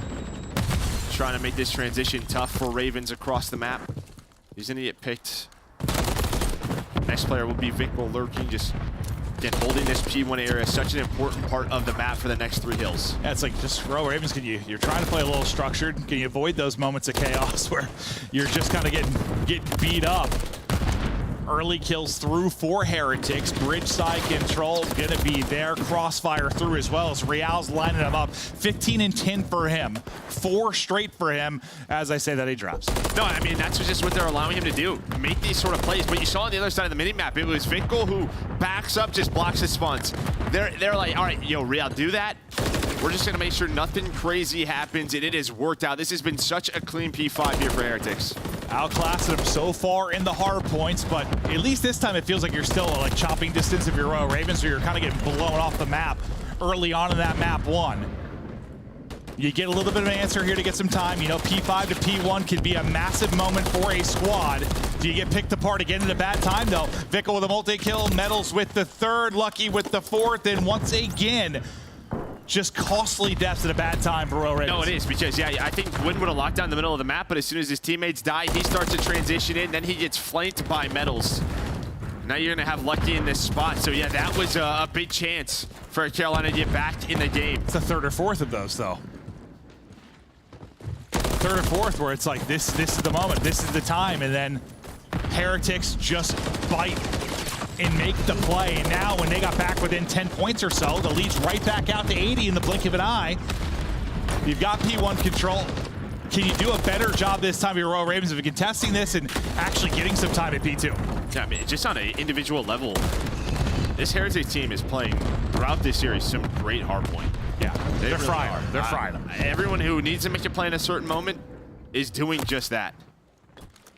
Seems like the team's just really good at sort of identifying, like, all right, this guy's in the position to make a play. Other 3 lock stuff down, go make the play. And, well, they're just consistently getting it done. That's one of the few times with a new hard point popping that you actually get a few kills if you're Royal Ravens. One of the few times in this map where maybe you get into a setup, but right after that, Metals and Lucky come on through, and it's messy yet again. Royal Ravens up against it right now. They lose this map. The series is done. Let's go to listen in with Royal Ravens. I'm one shot. He's challenging off right side time weak if you have a nade. Lucky's in time weak if you have a nade. He's got a trophy. Mid on me, guys. Trophy. I hear you mid. I'm looking over mid. 2 on you mid. Both weak. Go P1. I got them both mid. Nice, let's go. I'm hitting him mid. 1 hill. Lucky and Metals. The other guy's P1. Metals. I'm trying to stay alive. Nice. Hold it. Huge 20. Rotate. Let's fucking go. They might hit ult. I got some middle. I got top burger. I need it from mid, Rio. He's gonna go left field, Rio. Nothing mid. Nothing mid. Other one left from me, Vickle. I'm helping you left. I'm helping you left. Give you low left. It's on me ult. Low left. Oh, mid on me. Mid dead. Vickle's gonna be through. Vickle's gonna be through now. One more mid. They're back, I think. And Vickle's gonna be deep mid, bro. Yeah. We need to play for Vickle, guys. Rio's much on you. Vickle's going to be in the back, guys. Gonna be deep, bro. Mid. Yo, ran on mid. Vickle. That's him. Another one mid. Tree door. On me, dead. He went down. He went down. They ran at me, bro. What's up? Zig. Got a Zig. Dead. Zig, that was not him. And Zig weak. Weak and Zig. Push this guy, Zig. He's laying down in the middle of Zig. Dead. I could be low on me. I think 3 of them. I have a trope on you. Could be low. Whoa, backstairs. He went stairs. You went back into low. Real, you went back into low. Stunning it. I had your backstairs. Low. Take low. It's done. Coming trees. Pushing him up. Fuck. Another one. On me. Back elbow or something. Vickle back elbow or something. I don't know. Vickle's in the back. I spawned out. I want your tree. Got 1 trees. One more back. I found a tree door. Vickle's backside of time. He's 1 shot. Front desk. He went down. One shot. Nice. Vickle front desk. He's looking at me. Going pillars. He's towards pillars. Pillars got me, bro. Alright, spawn out. We flipped. Front side bar. Might just spawn out too, maybe. Laying down pillars, okay, guys? Running new, bro. Send him midstairs. I can get that guy. Top burger, man. Dead. Nice shit. And trees on us weak. Trees weak. Trees, where do you go? P1? No, he went towards old. Went towards old. One new, bro. Come on, back music. One more on ult on me. I'm pushing out pillars. We don't have your front. On ult on me, guys. Rail, Vickle. Metal's dead. They flipped out. Who is it? I don't Lucky? know. They're spawning front. In the back, elbow. Back elbow. I'm catching it. I'm catching it right now. What's from me, guys? Front. He's weak, Tyler. They need me front, bro. Back up and in. I spawned out. Top midstairs. Stairs, you went to top burger. I need a time. Burger, 1 shot. He's hitting midstairs. Midstairs in a time. Midstairs in a time. And we spawned out. Coming mid. Could be top burger. He won weak. He won weak. He went their side. And one's midstairs. Jumping across. Top burger bout. Top burger bout. 1 shot. He's P3 on you. Top burger bout. 1 shot. Lucky to trees. Lucky is trees. Ran out burger. 1 shot. Lucky trees. Middle and hill. Nice. Lucky is trees. Rails here. Midstairs. 1 shot. Midstairs. Lucky. Midstairs. Lucky. Top. Top burger. He jumped off on you. I'm going new. I'm 1 bullet. Leave it in. Go. Another one. Back pillars. Going to time. Metals. Got 1 on you. One more middle map. Real. Middle map to P1. Real. We can't run now. Real's P1. Go top out here. You might shoot low here quick. Top trees. He's in P1 bar. P1 there. Yeah, left heady, guys. Yeah, he's on him. Bounce. Vickle weak. And their door. One's their door. One's behind rocks sometimes. Now, gone by. Their door. Close left. I'm hitting low. Really good. I'm hitting low. And then bar behind you. One time weak.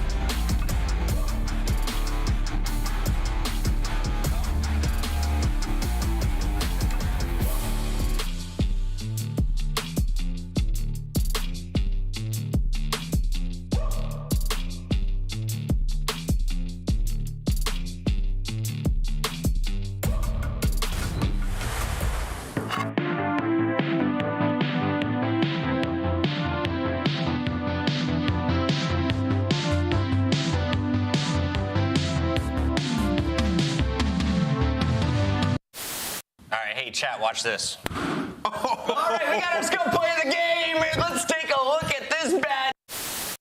Weak. One shot low. Nice. Rug was weak. He was weak. I'm just holding the iron. I couldn't get him. He's one off a streak, Teach. He's working bomb quick. He's playing confident. You saw him. He can't get on till 8. Oh, frag. Wait, what? All right, we got to regain. He's one off a streak. Come on, Teach. Let's go. All good. He's one off a streak. Ain't no other frag on, bro. All good. That's the problem. You gave them all the time in the world, and now Ultra have set themselves up perfectly for the barbershop hardpoint. The apartments, the alleyways, all the nooks and crannies are now full of Canadians. And you have a BZ at 9 and 22, and this is only a 20-point game. You're looking for big plays in the final moments, but Envoy takes down 2. Envoy the front line. Yeah, weak, close. Nice. Don't want that calf. Yeah, calf killed me. Top out. Calf weak. Balcony. Alex jumped down. He's still in the yellow car. Weak. I can kill him. Top point, bro. One's out now. They cut. Too slow, buddy. You haven't got time to go dumpster. You haven't got time for that. I got world starred. Oh my god. Yeah, he was shooting guff. I've just seen that in the death cam. The guys jumped off plan. I'm like, surely he's getting this kill. Yo. It was bad. It was bad. Pure guff coming out. I had the wrong attachments on. Yep, he's absolute. Guff is holy shit, speak. Yo, tell me how. Tell me how.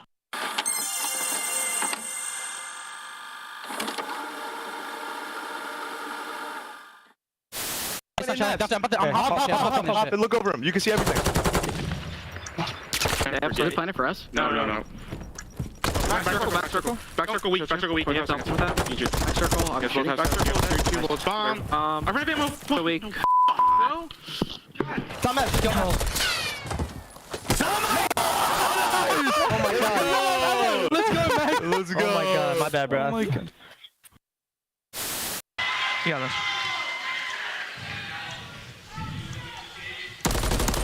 Push me. I already pushed. I'm a forklift. Take your time. Probably won't happen in this situation.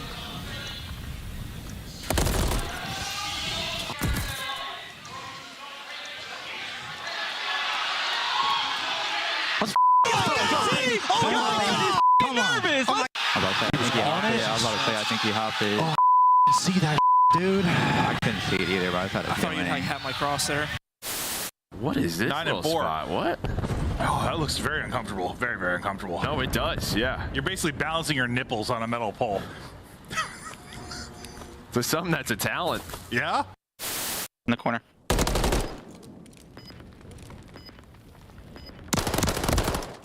Nice. Bro, I would have killed him. I just ammo. This is ugly, bro. What are they doing on the map? Now, as hot as the game may seem, I know one thing that won't be that crazy, and that's the comms of Toronto Ultra. We kill him?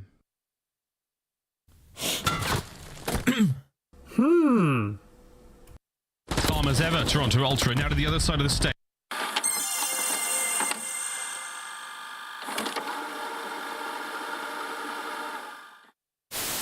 Did you feel bad about eliminating Vegas Legion from Champs? Yes and no, but yes. They're seeing them like, ugh. I don't know, actually. You are lying. I'm lying? Them guys. Yeah. My bad, Clay. Keep that to go. That's too weak. Weak. Get killed. There's two. You can refill your secret in a second. She's one more back door. I know your secret. Secret. Back door. One shot. Holy shit, Eric. Last one. Nice, Eric. Good story, man. You can't kill me. What the frick? What the f***? I have a streak. Only you remain. Finish the mission. Enemy. Oh my gosh, you done.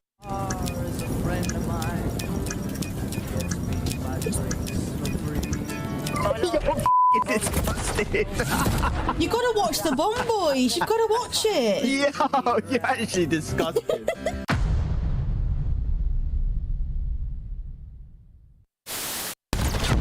Nice, I have eight. Guarantee that kill. Oh my god! Let's go. They got one tick on me. Suck, dude. Let's get it, bro. We gotta win this out. Oh my gosh, subplay?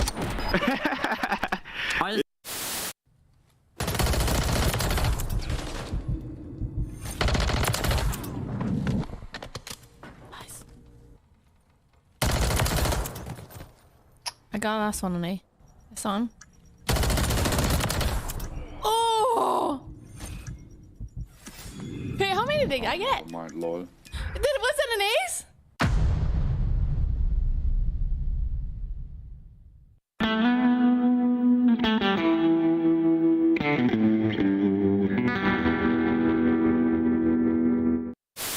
One tractor for sure, okay? Oh, bomb, one shot. Heard you. Bomb dead. Nice, good job. Bomb dead. Bomb, one shot. One bang. Nice. One square. Draws on bomb. He's like, one shot dead. Nice. Last guy broken. Branding. I'm gonna hop. He's still broken. Broken weak on you guys. Nice. Is everyone They're mindful. Go A. Yo, next time go A, guys. Yeah, they're gonna get one bang dead. Yeah, this is insane. Listen, where am I looking here? It's Mother's Day, all right? Call your moms, all right? And maybe I'll call them too.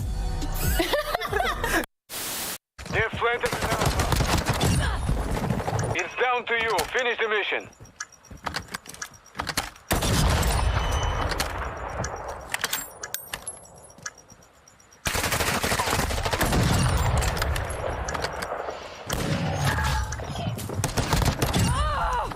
I literally 360 that kid. I'm confused, bro. What? What?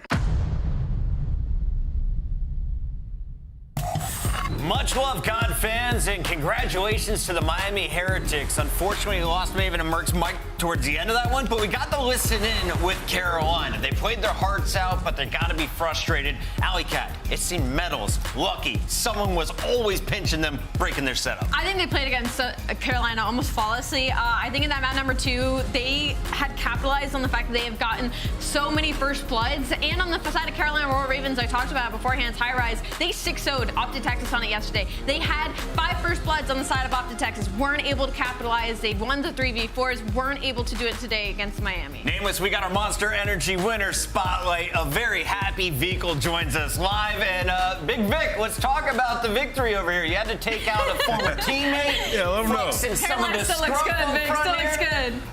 How's it feel to send Felony packing? Damn, this game I was shaking, you know. My hairline is the most precious thing I have. Thank God I took the win, you know, kept it in place. So yeah, very happy after the win. Love it, man. Vico, you know, excellent hardpoint play throughout this one. You guys look great, especially in that game 4. Some of your setups perfect. I want to ask you about the round 11, though. We've seen Real take a crazy route, obviously going under. It didn't work earlier because Fellow was able to take him out. So why the call to do it again in round 11? I don't know. They were changing positions a lot. We saw Clay. I think Clay and Gwyn were playing on the right side on that last round when it was Fellow and TJ before. So I think they're just calling out randomly where they want to go because that makes no sense in my opinion. So I mean, he just found the gap at the end. It was Clay playing on the right that time. He didn't look at it, so he just found the gap. Guy's insane. He makes great play calls in S&D. The 1v3 was also insane. So you know. Maybe if they didn't drop him, they could have won. Yeah, absolutely. I also want to ask you, you know, where's this feud coming from, you and Fellow? I feel like we just learned about this after the Fellow interview. Why do you guys have beef? Tell the world. There's no beef. He's one of my guys. I try and play with him every night. I have so much fun with him. There's always jokes. There's always good vibes. You know, he talks about my hairline a lot because of last year. But you know. You hear that, Can't be mentioning my hairline. They're friends, all right? All right, go ahead, Al. Yeah, it's nothing real. Friends, it's nothing real, just some friendly feuds. Vika, I want to ask you about the control. It's not often we see you guys get 3-0'd. Your past 2, you went to round 5s, and they were on high rise. Was Karachi just you guys trying to expand your map pool and control today, or what happened during that map number 3? I mean, I think it's just a 50-50 map, in my opinion, with those close spawns. So if you're firing and you're winning your gunfights and you're like putting pressure into the other team, you're gonna win. Doesn't matter if you're FaZe, Optic, LAG, or Boston. I feel like it's a 50-50 map with those close spawns. So I mean, they were winning every gunfight. We couldn't put pressure on them. So props to them. Got it. Can we talk about your standings? With this win, you now gain 10 more points. That's enough to tie the Seattle Surge, who's one step ahead of you. But more importantly, you now have a 15-point buffer over LA Thieves and a 20-point buffer over Minnesota and Carolina. Are you guys feeling confident and comfortable right now? What's that goal number for you guys by the end of Major IV?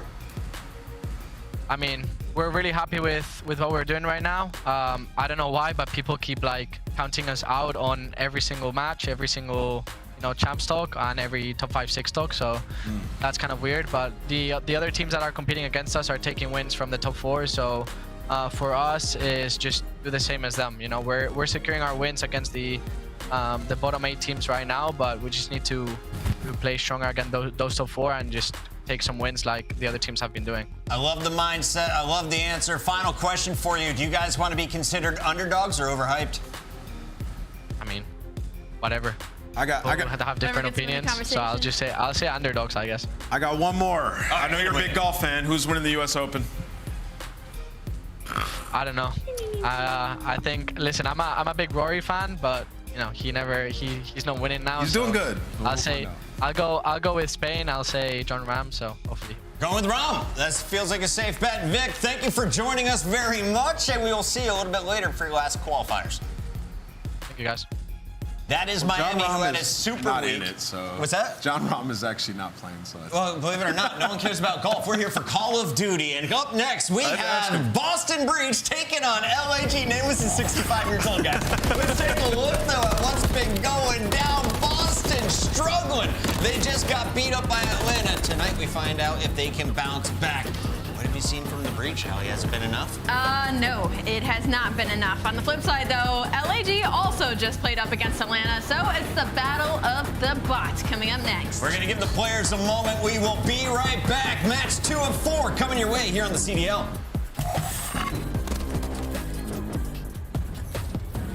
Upgrade your game with the Scuff, the official controller of the Call of Duty League. The Champs Tracer Pack is available now. The bundle includes the Reaper Operator skin, Ripper Weapon Blueprint, Death Stare Weapon Blueprint, Cuts Deep Charm, 2 calling cards, 2 emblems, and 2 weapon stickers. Use these items in both Call of Duty Modern Warfare 3 and Call of Duty Warzone. Available in store now using Call of Duty points. Upgrade your game.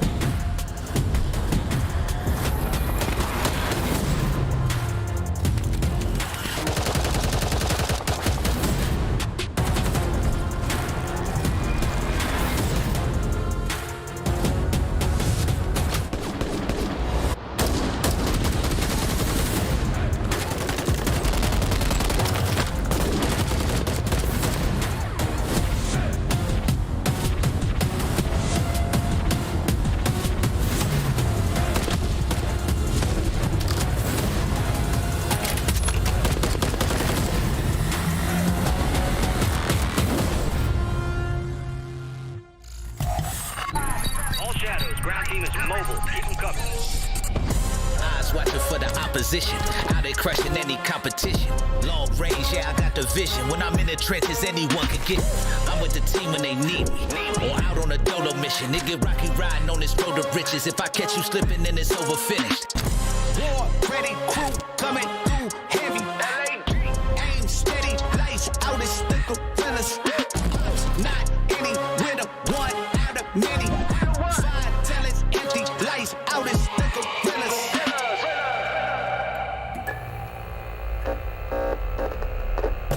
We are back. Things are heating up here on our Super Saturday, but this matchup is huge for LAG. Let's start with the Los Angeles team that is desperate for points. They're running out of opportunities here. They are running out of opportunities, and unfortunately, their strength of schedule have not been kind to them in the beginning, but this is finally a chance for them to get some points on the board. They've also played Atlanta FaZe recently. The difference between them and Boston is they actually made it about a 10-point HP in that opening round number 1, and a 3-round differential in the search and destroy. So technically, they should have the edge.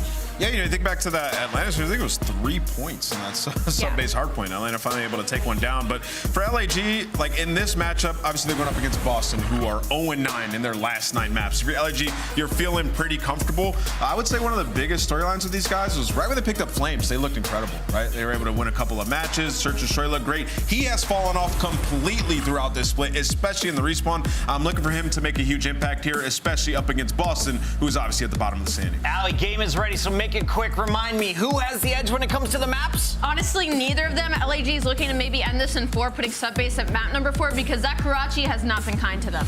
Yeah, that first map is a little tough for LAG. 0-4 in Karachi in the last 60 days, so Boston could strike pretty early and get some confidence. Last night, Boston set the record with 14 straight match losses. That is a CDL record. Tonight, can they snap it? I'm going to say yes. Boston is getting the win. Baked Beans is going to be celebrating. I'm wearing green, and it's not for you, Boston. I'm sorry. I'm going to go with LAG for sure. Yeah, I'm going to go LAG in this one. I think they'll take it. But last time we won Game 5, so it's anybody's game. That was last stage. Merrick, it's your birthday. Do you think Boston can win for a birthday present? It's my birthday. That's what I'm getting?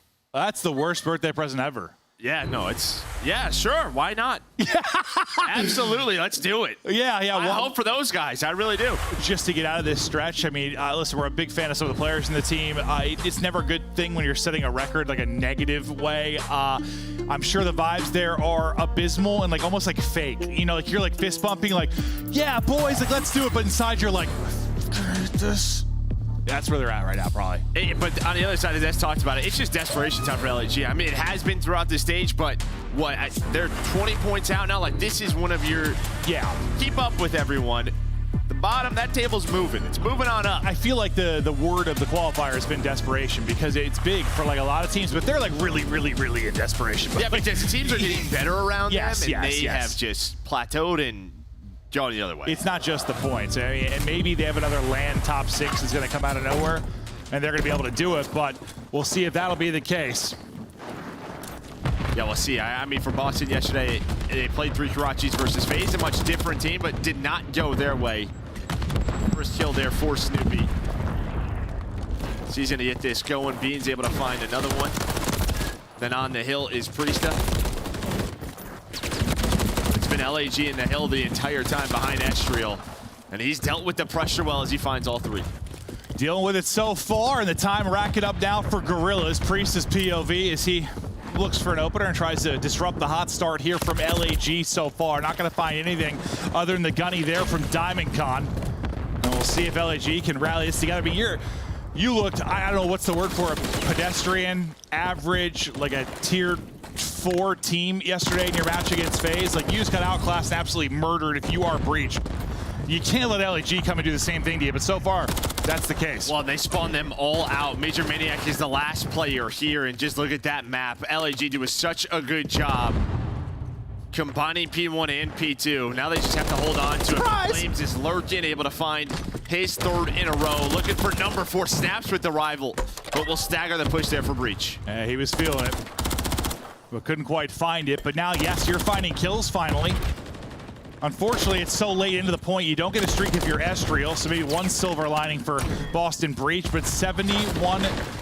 A goose egg still on the board right now for Boston Breach, and nobody close to getting to the point. Fame now his turn on 5 in a row to maybe find number 6, get a cruise add to this, and it just gets uglier. As the next hardpoint gets ready to go, you should find your first time if you're Breach. Yeah, you would hope so. You would hope so, but yeah, what I was thinking was just that, like, Breach yesterday, the best map they probably looked in was in this hardpoint, right? It was like a 70-point hardpoint. But remember, it was like Priesta, like a lot of clutches to like keep them in the game. You are gonna have Snoopy spawn out. It looks like they're trying maybe to find Fame that cruise, then use that to break this hill. But behind him is gonna be Snoopy because he spawns all the way through. So no streak for him. Boston's on the board dealing with the first wave. Yeah, good job so far. You really need a solid hold to start getting back into it. But yeah, another silver lining. You're able to stop a second 5 streak and no streaks. Major Maniac starts to pop off a bit, but he'll get traded out after he gets 2. Now to Snoopy's POV. Tough fight across. 1 kill through. Damage into another one. Getting in behind enemy lines now will be Estriel. We'll see if Estriel can make any kind of play from deep. That's just already so late. I mean, yes, you'll get spawns that you probably want for B4 and B5 if you're able to win these fights like the way that they are. They finally get on the hill. I mean, I guess it's 20 seconds if you're able to get all this time, but now it's just down to Flames. Snoopy's still here. Run around, dive in around, and now set up over towards top 3 will be Beans. Beans, good luck with that one. The roadblock a little too strong as Fame takes it. Still hovering around that 100-point margin. Will be Gorillas as they continue to try and hunt. Major Maniac, his line of sight as he's trying to find something, anything. He's got one right below him. Hello and surprise, but Beans through on the help. Able to help out his old buddy, Major Maniac, as he was on 6 HP. Yeah, now you have Flames just staying alive, finding some of this time. When will Boston go? Trying to find a pick with an aid. Trophy just gets down on the LAG side. Major Maniac gonna open it up with the rival. Behind it is Snoopy and Beans, and now with 25 seconds left, if you're LAG, it's just what do you want to do? Do you want to fight for some of this time? Priest is on 5 in a row. Looks like they're going to play for the scrap time and then work from there towards P5.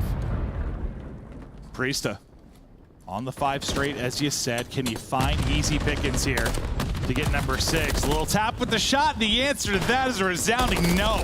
It's Fame just obliterates him, takes his head right off. The trigger discipline maybe not there for Priesta, and then all the kills come through for Gorillas in transition. Yeah, and then Joe's a little frustrated. Well, no, you just spot. It's just unlucky. Unlucky. I mean, Estriel wins the gunfight inside of red. Your perfect setup. You had so much room to work with. Just gets broken immediately. Now, with Priesta here, Beans also alive inside of red. Maybe you get right to that push, but big one-on-one wins for LAG. Nearing a 100-point advantage right now. Estriel just soaking up some comfort time. The push starting to develop over through red. Great shots there from Diamond before he is traded out. But once again, trying to stagger this push coming in from Boston Breach. 3 men grouping up now to try and push on through. Fame once again being the playmaker. Fame able to get 2. Locking it up, and you have not even sniffed this hard point if you are Boston Breach. The hole getting deeper. That's just when, you know, they have their opportunities, their windows. You're winning for spawn control, and then the last 5 seconds before that hill pops, you just lose your complete setup. You spawn 3 players out at the old hill. It's just not going to be good, but LAG right now up 130. Let's go to a listening with Gorillas. One trips. They shot on me. I'm coming sad. I'm just living. Wait, Trip down me dead. I'm trying. They're gonna come now. I'm these guys. I'm They're gonna be third. I'm gonna try and sit on third on me. I'm laying prone. Third on me. He's very bending. Shit on nice. Third on me. I'm top there. I'm your top fire. I need my mid. Yo, Trip's coming. I got time. Fire hit 3 times. Fire on you. There's one shot here.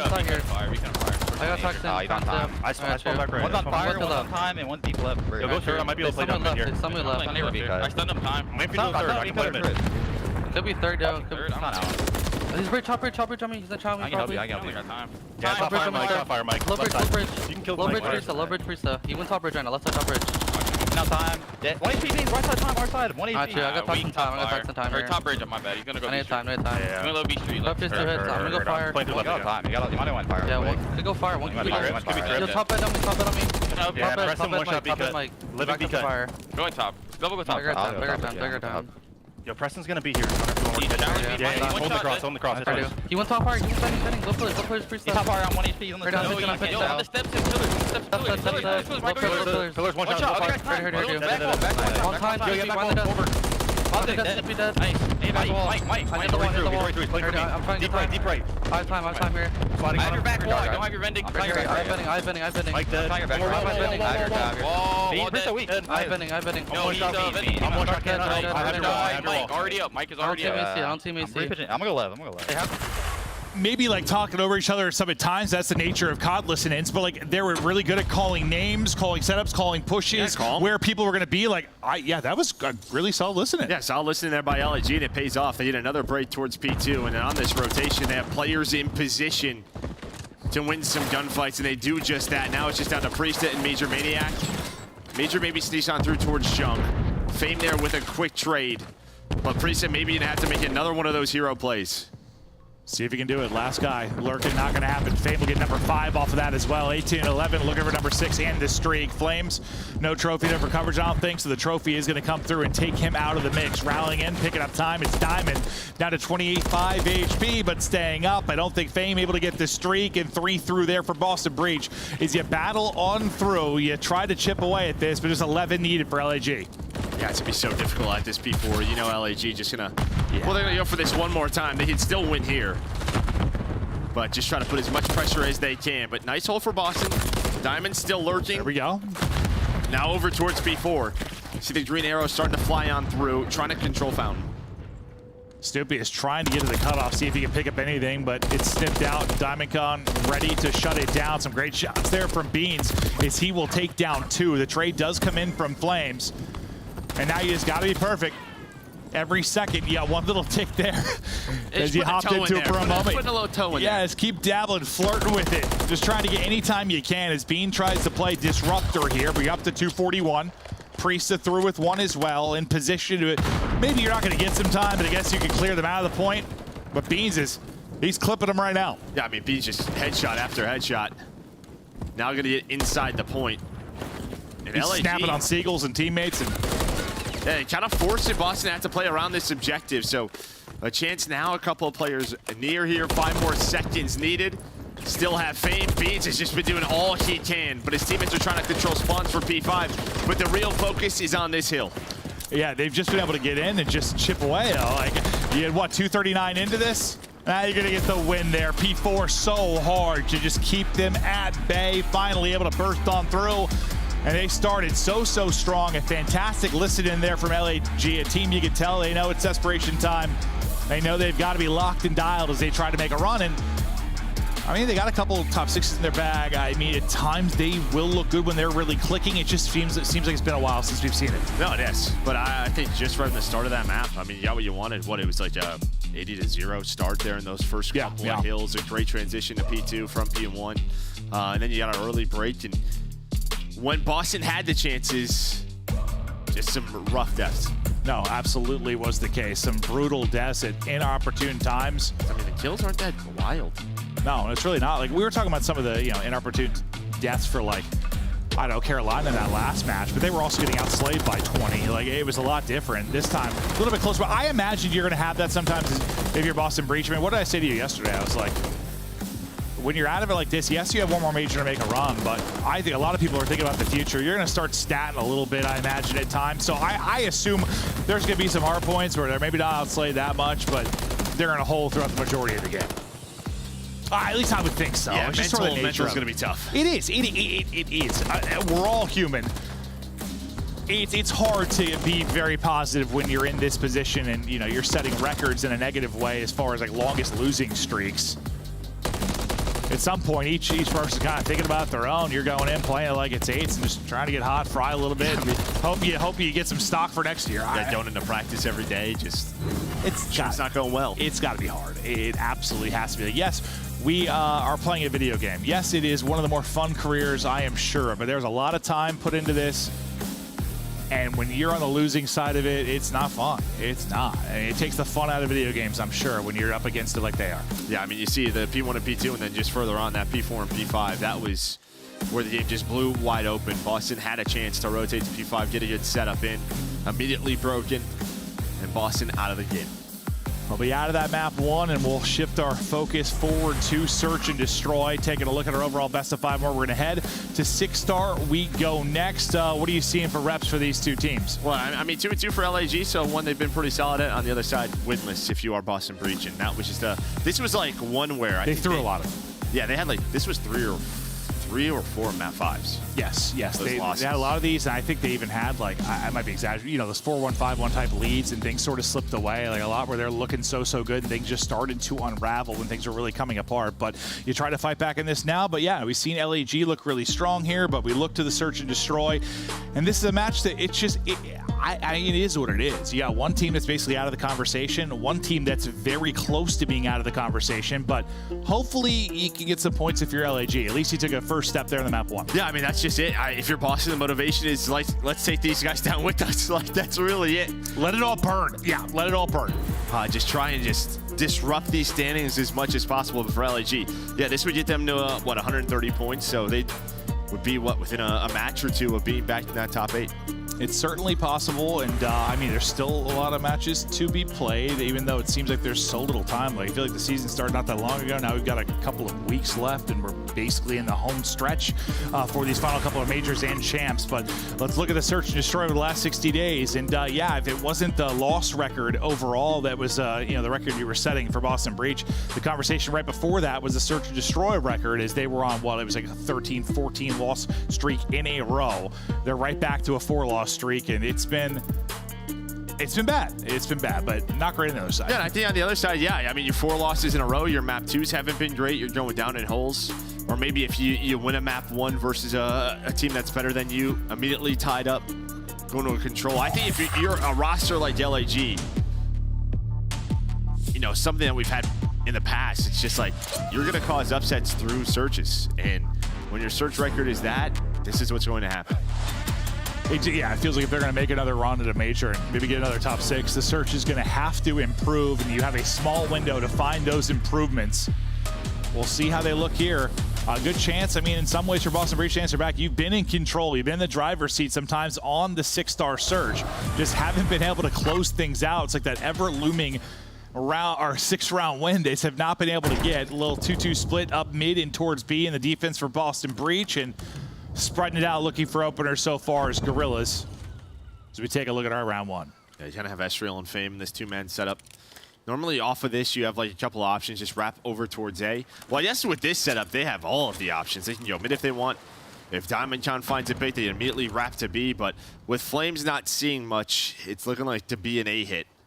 And Boston, I mean, it's going to be a pretty quick transition, especially for Snoopy, Priesta, and now Beans is right through mid. Yeah, all grouped up mid, looking for the attacks. You'll kind of have a 4-on-3 here for a second before Diamond Card starts to rally back. So in that corner, it's just nobody was in that corner yet. You got a little bit of damage in, but yeah, no one actually dropped. So Utility exhausted, no opener, smoke is out, creates some chaos. Snoopy first to drop, and they're just mowing the lawn down in front. There might have been a couple of team kills in that sequence as well, as it's just the old 6-star smoke chaos. It's just an interesting smoke because nobody even crossed to the bomb. Like, you're literally smoking and just, you don't even have the info. Well, that's just it. No one's even crossed. Now, yeah, I mean, Snoopy just said the bomb's not planted. There's just sort of, you don't have to do that. Well, wasn't it? I thought it was Fame or Flame smoke, wasn't it? No, I'm pretty sure it was Snoopy. Oh, okay. I actually thought it was the LAG side smoke. And he was just like, all right, I'm going to sit in this. But no, that makes more sense. That's usually how it works. It's the retake position, but you just didn't have to do it yet. And you got a player tucked away in it, playing Reaper. That's why I was actually confused at first. I thought it came from LAG. I was like, all right, well, I guess we just want chaos. That's what we're doing. Bomb site control over towards A, though, to Boston Breach.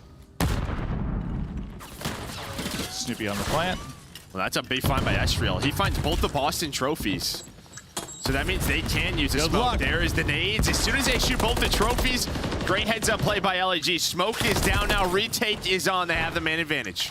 So far, so good. Good shout at the trophies. You saw all the utility coming in right after. Major Maniac still in the position, maybe to clutch. Nice little reach out there, and help from Priesta all onto Flames. Gets underneath them, able to take him out, and what looked like a great retake opportunity there for Gorillas comes up short. Yeah, I mean, you did the small things, just not the big ones, which is take down this man. Major Maniac holds strong there towards the stairs.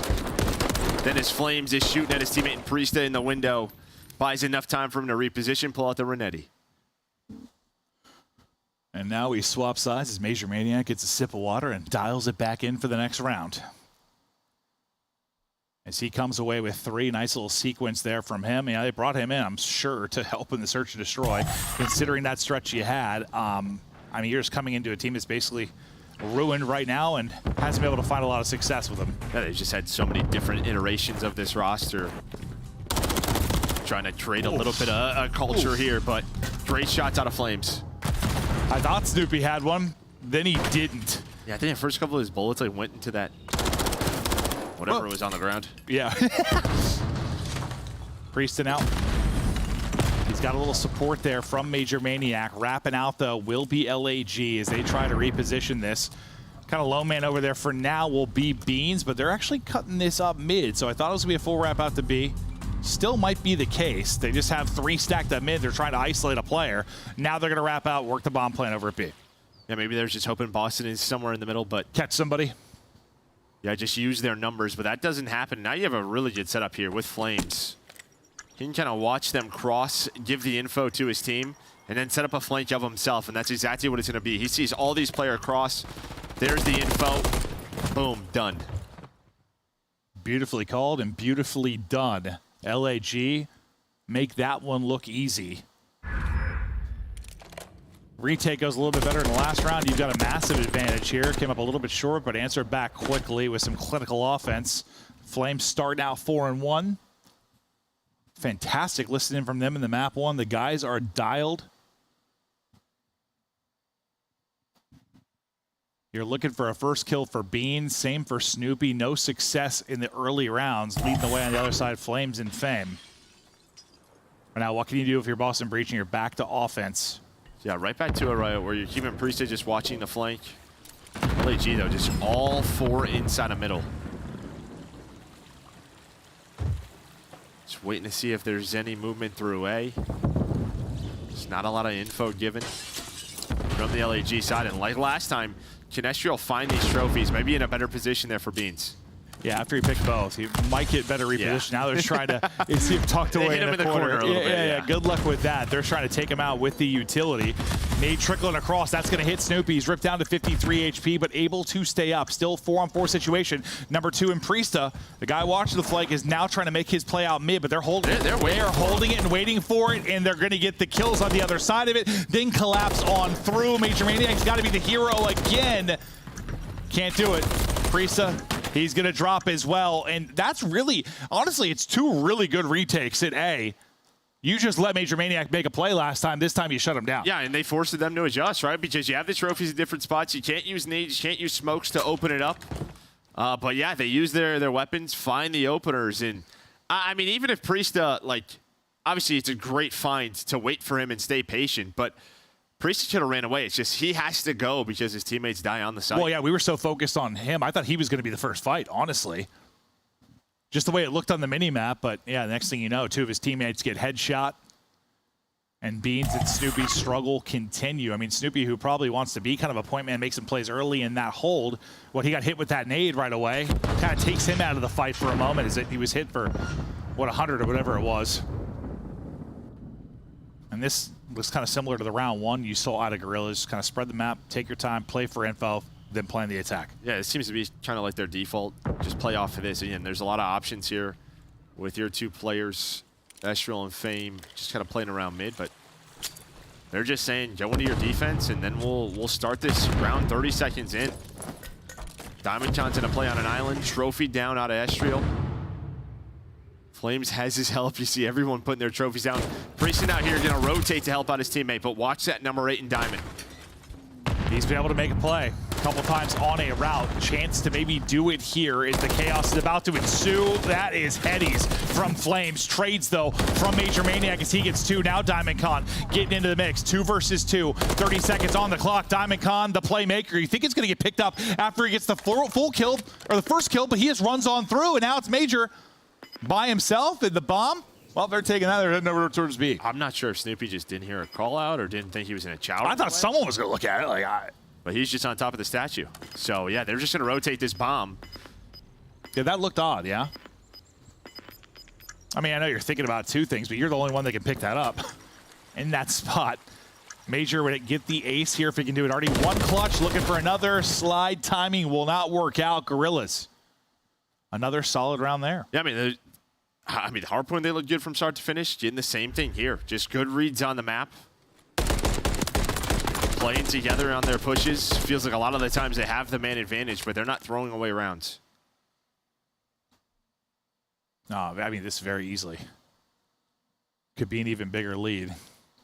Could be 5. Well, yeah, even the 1 round that they won, it was like a 2-on-3, right? 2v4, right, Priest and Major Maniac? Yeah. The map so far is pretty much the same thing, a 2-on-4.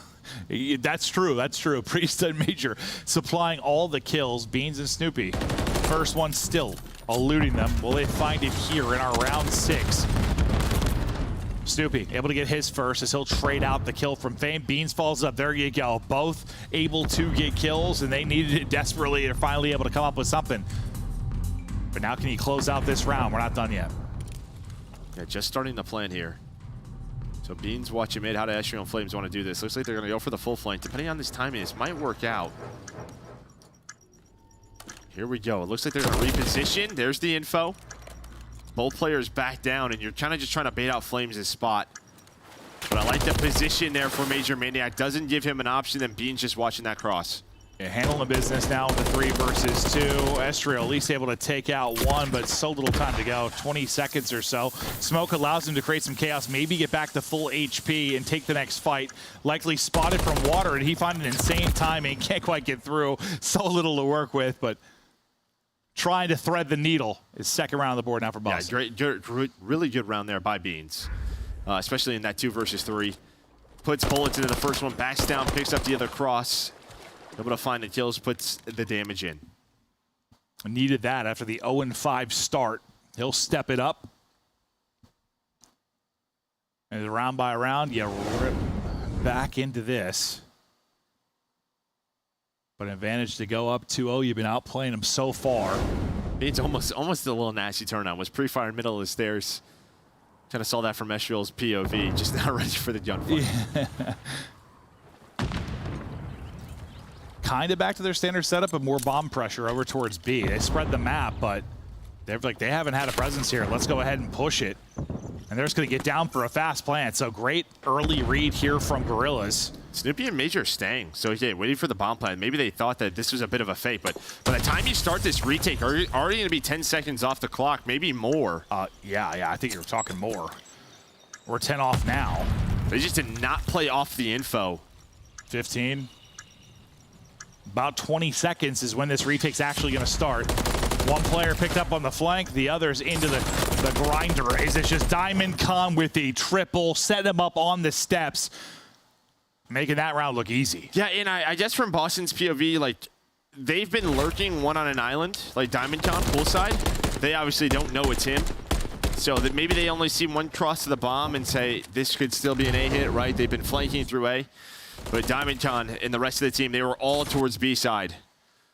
So Boston very late. They lose the one-on-one on the flank. That was Major Maniac, and then it is just the blender on the staircase. Yeah, not a lot they can do there. Diamond lines them up. Around 5 up. Looking for the 6 now to close this out and just keep the 6-star S&D woes and, well, just general woes. Continuing for Boston Breach. Fame gets ripped down to 28. Snoopy then able to pounce. Traded out quickly, though. They've really stopped Snoopy from making any kind of plays. Like, he could have wild playmaking ability with his gunny and his movement, but they pretty effectively traded him out or just silenced him early on. Yeah, I mean, they've really showed 2 big things. One on offense, where they've spread the map, and on defense, majority of these rounds just 4 mid, and then watch both the crosses rotate off of it. I mean, and this is going to be the right call, too. You're not planning this at B. Yeah. Felt that.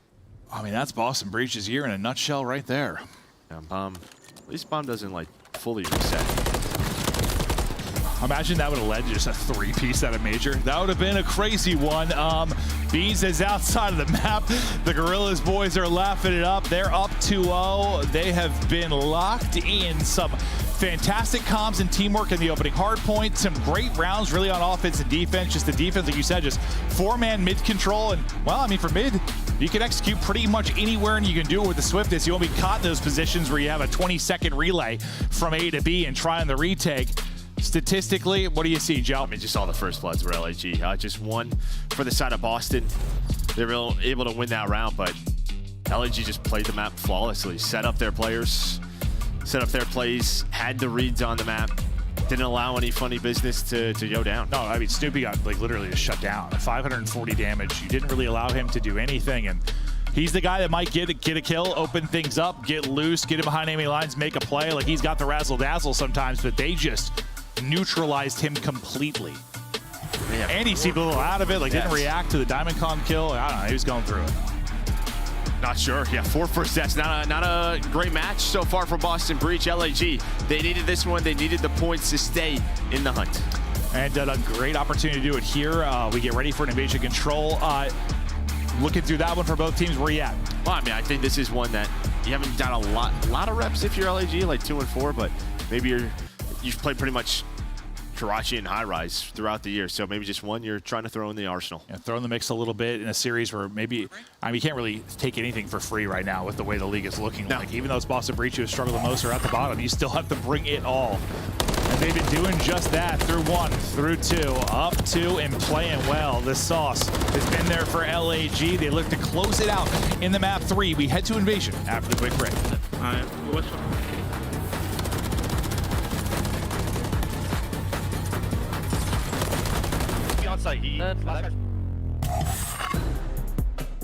Upgrade your game with the Scuff, the official controller of the Call of Duty League.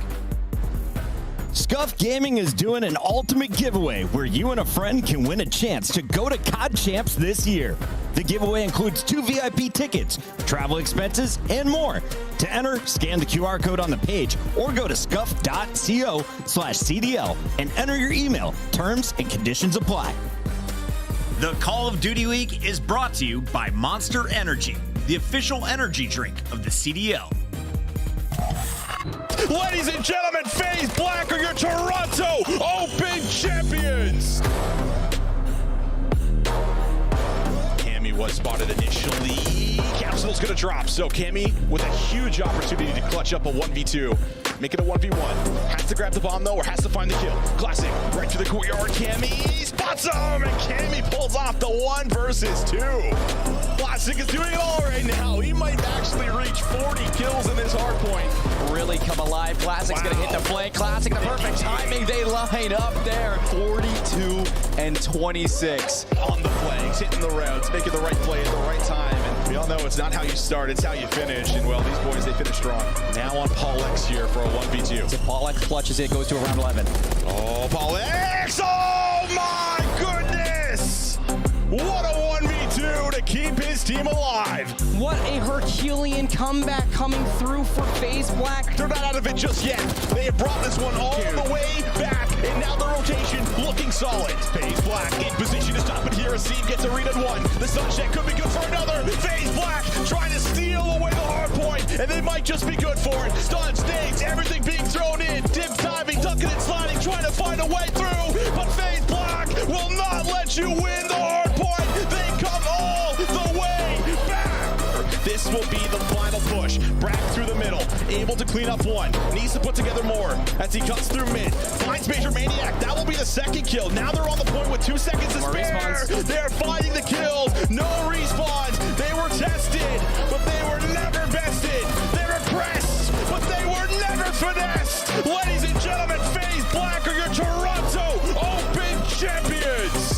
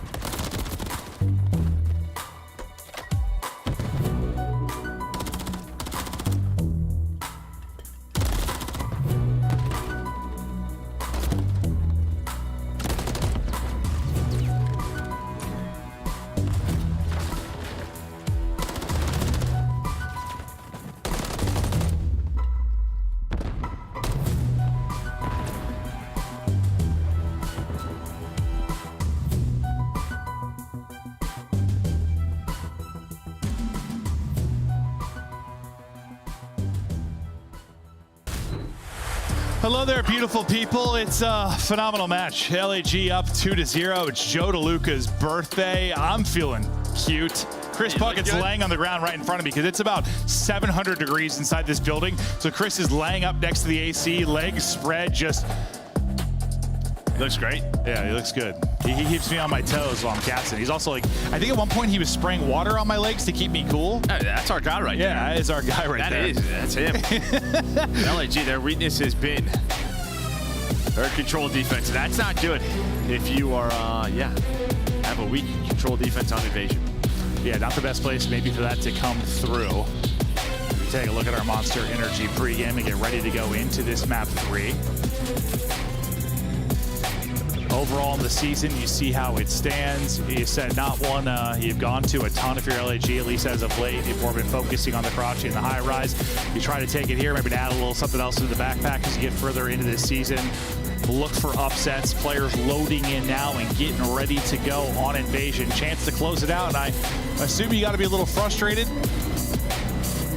if you're Boston Breach, but Beans, I mean, the respawns for the most part, he's been putting up numbers. He's absolutely done it in the control. It's just not leading to any wins. Yeah, I mean, damage is number 1. I mean, guy is doing it individually, but I don't know. I mean, Boston, like we saw moments yesterday, first phase. Today, we've seen nothing. Not even like individual moments. That's where it's like, it's one thing to get 3L bopped by FaZe. It's another thing to get 3L bopped by Gorillas. That might really tell you the state of things in the Boston Breach camp. If that happens, we're not done though. They got a chance to bring it back here. Cars exploding. Beans still up. As they're trying to hit the A side, they're going. Stun able to connect though, slows him down. Teammate gets cut down. Still fighting will be Snoopy. Beans tries to chow out. Major Maniac and Snoopy able to take care of 3 though, so Snoopy at least has gotten loose. Something he couldn't really do in the search and destroy it all. Man, I mean, if Beans wins that one-on-one, Snoopy then transitions on to A, you would have multiple players on it, but Flames and Diamond John able to hold on. They find some big gunfights, so you don't have any objective progress. You're really just playing around these hills, hoping you can get onto the point. You'll probably see I send one person over to B. That's going to be the case. Sim Priest over there. He's like, all right, boys, good luck with the fight on the other side of it. But his Flames and Fame drop, and Major Maniac's gig is up. It leads to instant pressure pretty much over towards this B street. And yeah, as I say that, Nade connects with Priesta. Yeah, I mean, just not going to have many trophies early in this round either. Priesta finally going to have one. But before that happens, Flames and Diamond Time both find picks. So Priesta going to try to pause this clock. The problem, there's only 35 seconds left. So LAG, they're making sure there's nothing A side. Fame is going to win that one. And now you just know you might try to retake this. As you've got another kill, that's going to be the play, absolutely. As Estriel comes out, puts him on skates and finds the kill. You've got Flames pushed up to the tank. Good luck with that. Lining them up, frying them, and now it's the last-ditch effort here from Boston Breach. You got one final push. Where are you going to go? Yeah, I mean, at least Major gets out. He's able to find Estriel to get him off that. Flames is still alive watching this cross. The Yo 2 for 2. But I didn't think they had Major Maniac out already. So with that, but Flames, he's just going to cut off the reinforcement, so he at least finds one. This will allow his team to put pressure on. 7 seconds left. I was wondering where the timings. Wonder the timing was going to be for Flames. We hopped off of him, but yeah, he was at least able to get one, as you highlighted. Major Maniac, last guy in, time dwindling. Excellent defense there for LAG. And I mean, that's also one of those rounds where Boston Breach, you know, you try to swing it a little bit. You take an A hit, like a full-on A. I mean, because we'll see sometimes where you sort of, I don't know, you send one person today and everyone else kind of lurks up mid, and if your one player gets a kill, maybe you attack. That was sort of, they sent like everybody. Like that was a coordinated effort on the A, just fell apart. And usually when that happens, a minute's gone off the clock. Yeah, I mean, they won it everywhere but the point. That was the problem. Yeah, one more different gunfight. They have multiple players on it. That could have been a different round. Instead of what, they get 1 tick, I think? Yes, I believe one. That's not good. No, it's not. But that, I think that is the risk of a heavy-handed hit towards that. It is. So not the first time we've seen that. But usually I feel like you get B like in the last second, just due to some of the shots from Flames, his position, then on the kind of the reflank on the wrap, he was able to get another one. Now Diamond Con able to get a streak. But really, it's just been, this is the first time I'm feeling this way in a while. And granted, we don't cast every LAG match. I don't always watch every LAG match if I have the day off. They've been playing very well. Yeah, I mean, we just talked about their defense was 12th, and that was a very solid defense. Their teamwork, they're just not allowing really any individual plays to happen. They're all winning their gunfights. Diamond Con's 10-1. He's on 8 in a row. Pretty good. He's got a cruise. They're about to be done with B. Estriel and Diamond Con already inside a cafe, immediately putting pressure on the A Street. And now you got a streak. We'll see when that's tossed into the fray. Some big kills, though, for Major Maniac and Snoopy to sort of shut down the positive momentum from the B capture, maybe get him out, take him back to step 1. Snoopy thinks he's got the timing to cut everything off. Unfortunately for him, Flames was still up. They got the other 3. He's thinking about spawners, but yeah, I mean, Flames is already, he's already pushed to the street. A solid performance so far from Major. really in the search as well. But Diamond John's thinking, let's do this. So you get position, you get everybody inside a laundry mannequin, whatever you want to call it. 1 kill comes in. You're going to use the cruiser, you're going to find 2. Now it's on Flames and Fame to cross to A. That's 3 out of Diamond, all 4 dead for Breach. And I mean, you had Beans bridge side. You know it's tough to make a play as long as you have him there, but he had to run the whole way across the map because the streak is coming in. Then you're able to get 2, so you get him out of position, you get the kills, and guess what? You get the round. 2-0 advantage now for LAG. That might have been the best use of a streak to capture A I've seen like this year. And granted, Boston Breach, I know they're in last place, but like that just the fact that you have 2 of the streak, got Beans out of position. That's like textbook. Like that's what you want every time you go for it. You just rarely get it. Yeah, just with like how long it comes down, and yeah, it's just difficult to time. But Diamond John connects with 2. I didn't think he was gonna find 2, but he was just hoping for 1. Gets the double, then comes out of it. Finds the 3rd that allows his teammates into A. Yeah, I wasn't sure where he was going to go with it. He was going to like pick up Beans bridge side because he's like, I thought he was the freest kill at the time, like when it first got called, because he's got a hike to get to position. That wasn't the case at all. Instead, a little 2 for 1. And now you see 1 more defensive hold, and it has been a tough weekend for Boston Breach. Snoopy, maybe he can get something positive work behind as he's able to get 2, and a little more orthodox of a setup here from Boston Breach, just trying to make sure they get B done this time. Snoopy after the openers, though, gets shut down. Flames. I think that's what's been most surprising for me is that Boston, as tough as a year it has been, they have played people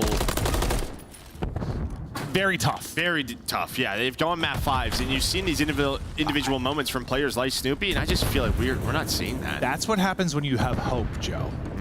When hope is killed, this is what it looks like.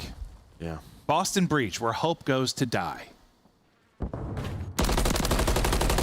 But no, seriously, like there's a point at which, as much as I'm like memeing, there's a point at which you think you have a chance and you think you can fix things, you think you can make a run. You're like, we're this close, we're this close, we're this close. Eventually, it's just like, no, we suck. We're not close. We're not going to get it done. And I think your spirit just breaks a little bit, and that's probably what we're seeing a bit. Not the first time we've seen it, not the last time we're going to see it. It's been a tough year for these guys, but Gorillas, they're keeping it going. It's Fame, and it looks like deja vu. It's Flames wrapping around once again, trying to get the help here, trying to shut down any progress, any full minute extension. And so far, they're doing it. You do get 1 through on the other side, and Priest, he's able to get on A, so this is going to make things interesting. Comms have got to be on point. You got to deal with both points if you are LAG. So far, so good. Yeah, everything that they want, they're getting. Fame playing this life so well. Sorry, Flames on this B street. He's been so round 1. He's doing it here. You kind of heard what Nameless talk about it on the desk. He just hasn't been in that good of a rhythm. Maybe this is what gets them going. It's like sometimes I think teams need to like beat a top 4 team to get over that hump. Sometimes you just need to come in and slam a bad team and just get over a hump, get some positivity to work with, because that is just. Woo! Some great COD from LAG, some poor COD out of Boston Breach. I don't know what Fame's saying, but I assume it's not real positive about the opposition. They come in and make that look easy, really across all 3 modes. You look up question mark in the dictionary, you might see Beans' face as he's wondering what went wrong. Diamond John's ready to go back to bed. Yeah, he's like, I woke up for this? Bros, you could have 3v4'd. He looks a little too comfortable, huh? Dude, Fame's still talking. He's doing some kind of rain over there. I'm loving it. But no, I mean, it's always tough to like take away a ton of positives for a team when you're playing the last team in the league and you know they're in the position they are. But like, there was still a lot of like, yeah, just good moments. Mostly it looked really good for LAG. I really like the listen in. Really like some of the S&D rounds they had on offense and defense. It's a base to build off of. Yeah. I mean, it was just a really they need solid the points. So win. now they're up to 130 points. What, 10 points behind 8th spot? So still in the hunt. Yeah, we continue. No, and like, I don't know. You see moments like that, and you're like, all right, they can click at times when they need to. They're going to need to do it against some tougher opposition, obviously, to maybe get into that top 8 position for chance. So they're still there in the hunt. The hunt becomes even more interesting. It's just all bunched up and wild. They're in the middle of the pack, but it's a clean 3-0 for LAG. Exactly what Joe wanted for his birthday. It is. Great birthday present for you there, pal. Love the Gorillas. My God. My favorite today. My God, you're handsome. Great job, LAG. Great job, Desk. Take it away. Thanks. Can we spam happy birthday, Joe, in the chat real quick? Joey D, the original $1 Million Tournament champion here, is about to go celebrate. And we're about to celebrate an LAG dub, one that all three of us predicted on the desk. Alley Cat, let's break it down, though. Who impressed you most from the Gorillas? I think from the Gorillas side of things, maybe DiamondCon, just because his ceiling is so high. We've seen that throughout the entirety of the year and what he can do in these maps. It's just about kind of finding that consistency.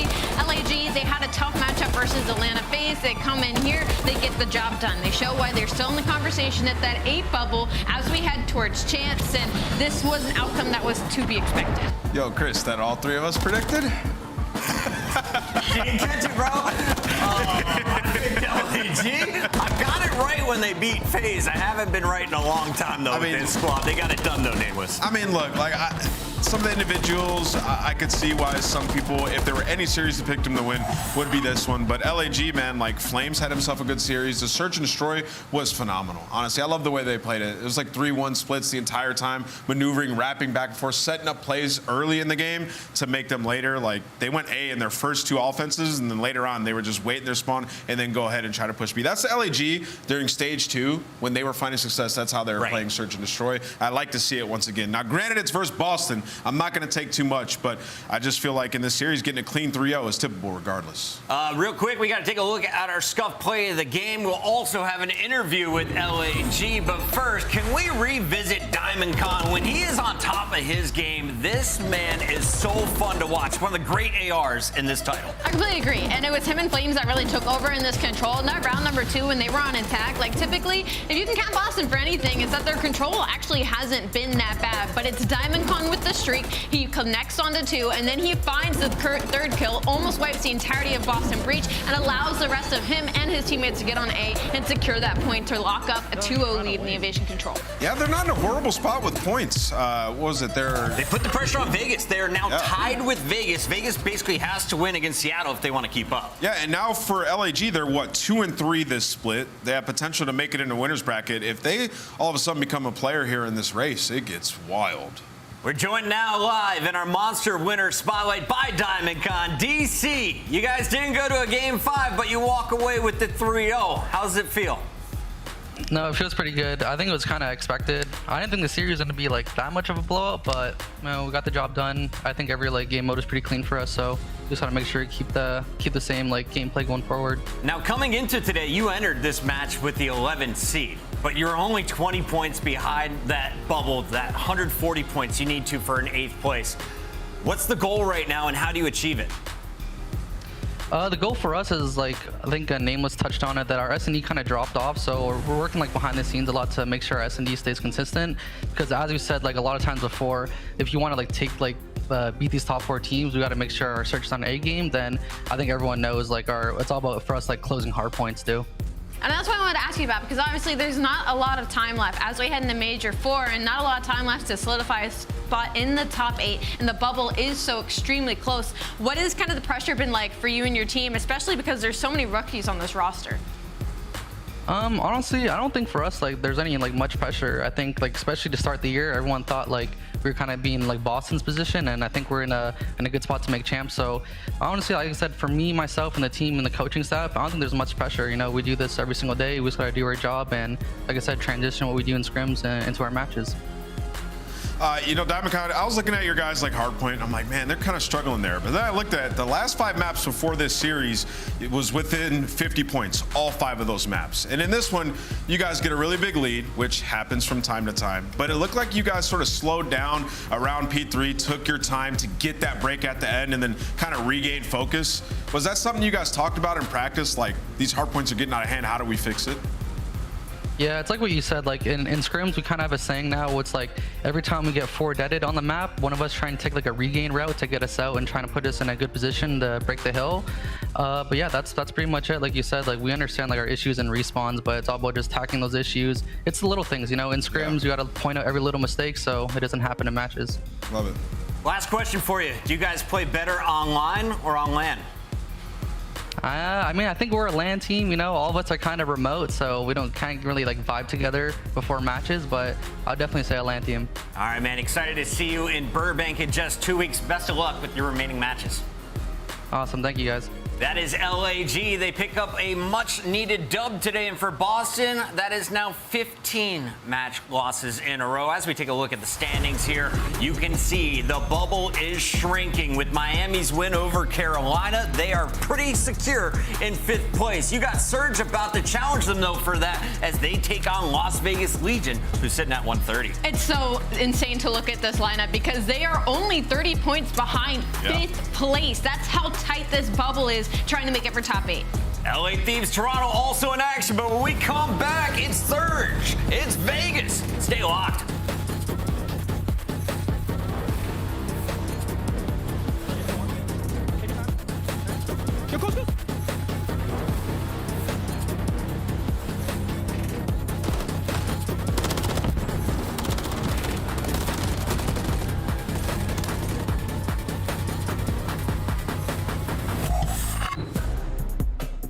Upgrade your game with the Scuff, the official controller of the Call of Duty League. Start the season strong with the Call of Duty League pack. Grab yourself the CDL operator, weapon blueprint, and so much more. Check out the Call of Duty store in-game now.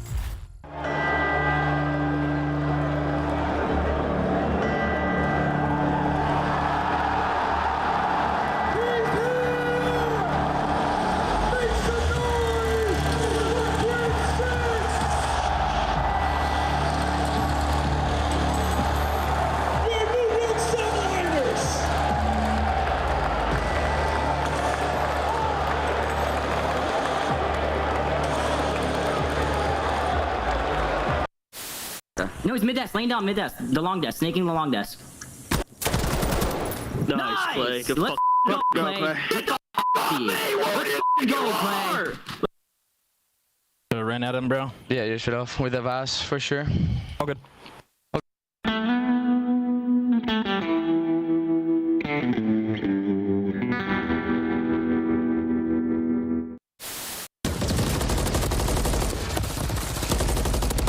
Oh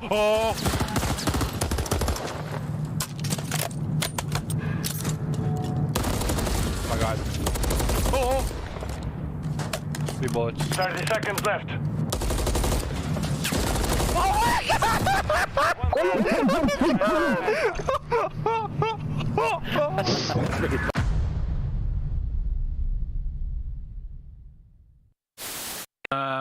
4v1, I think it was, the clutch, something like that.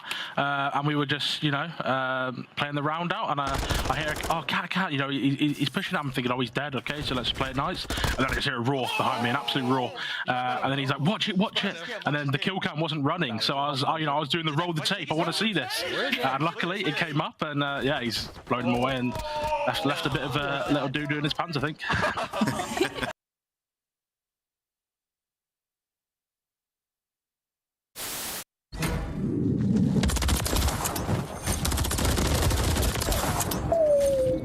Attacking Alpha. Oh my God! Get off me!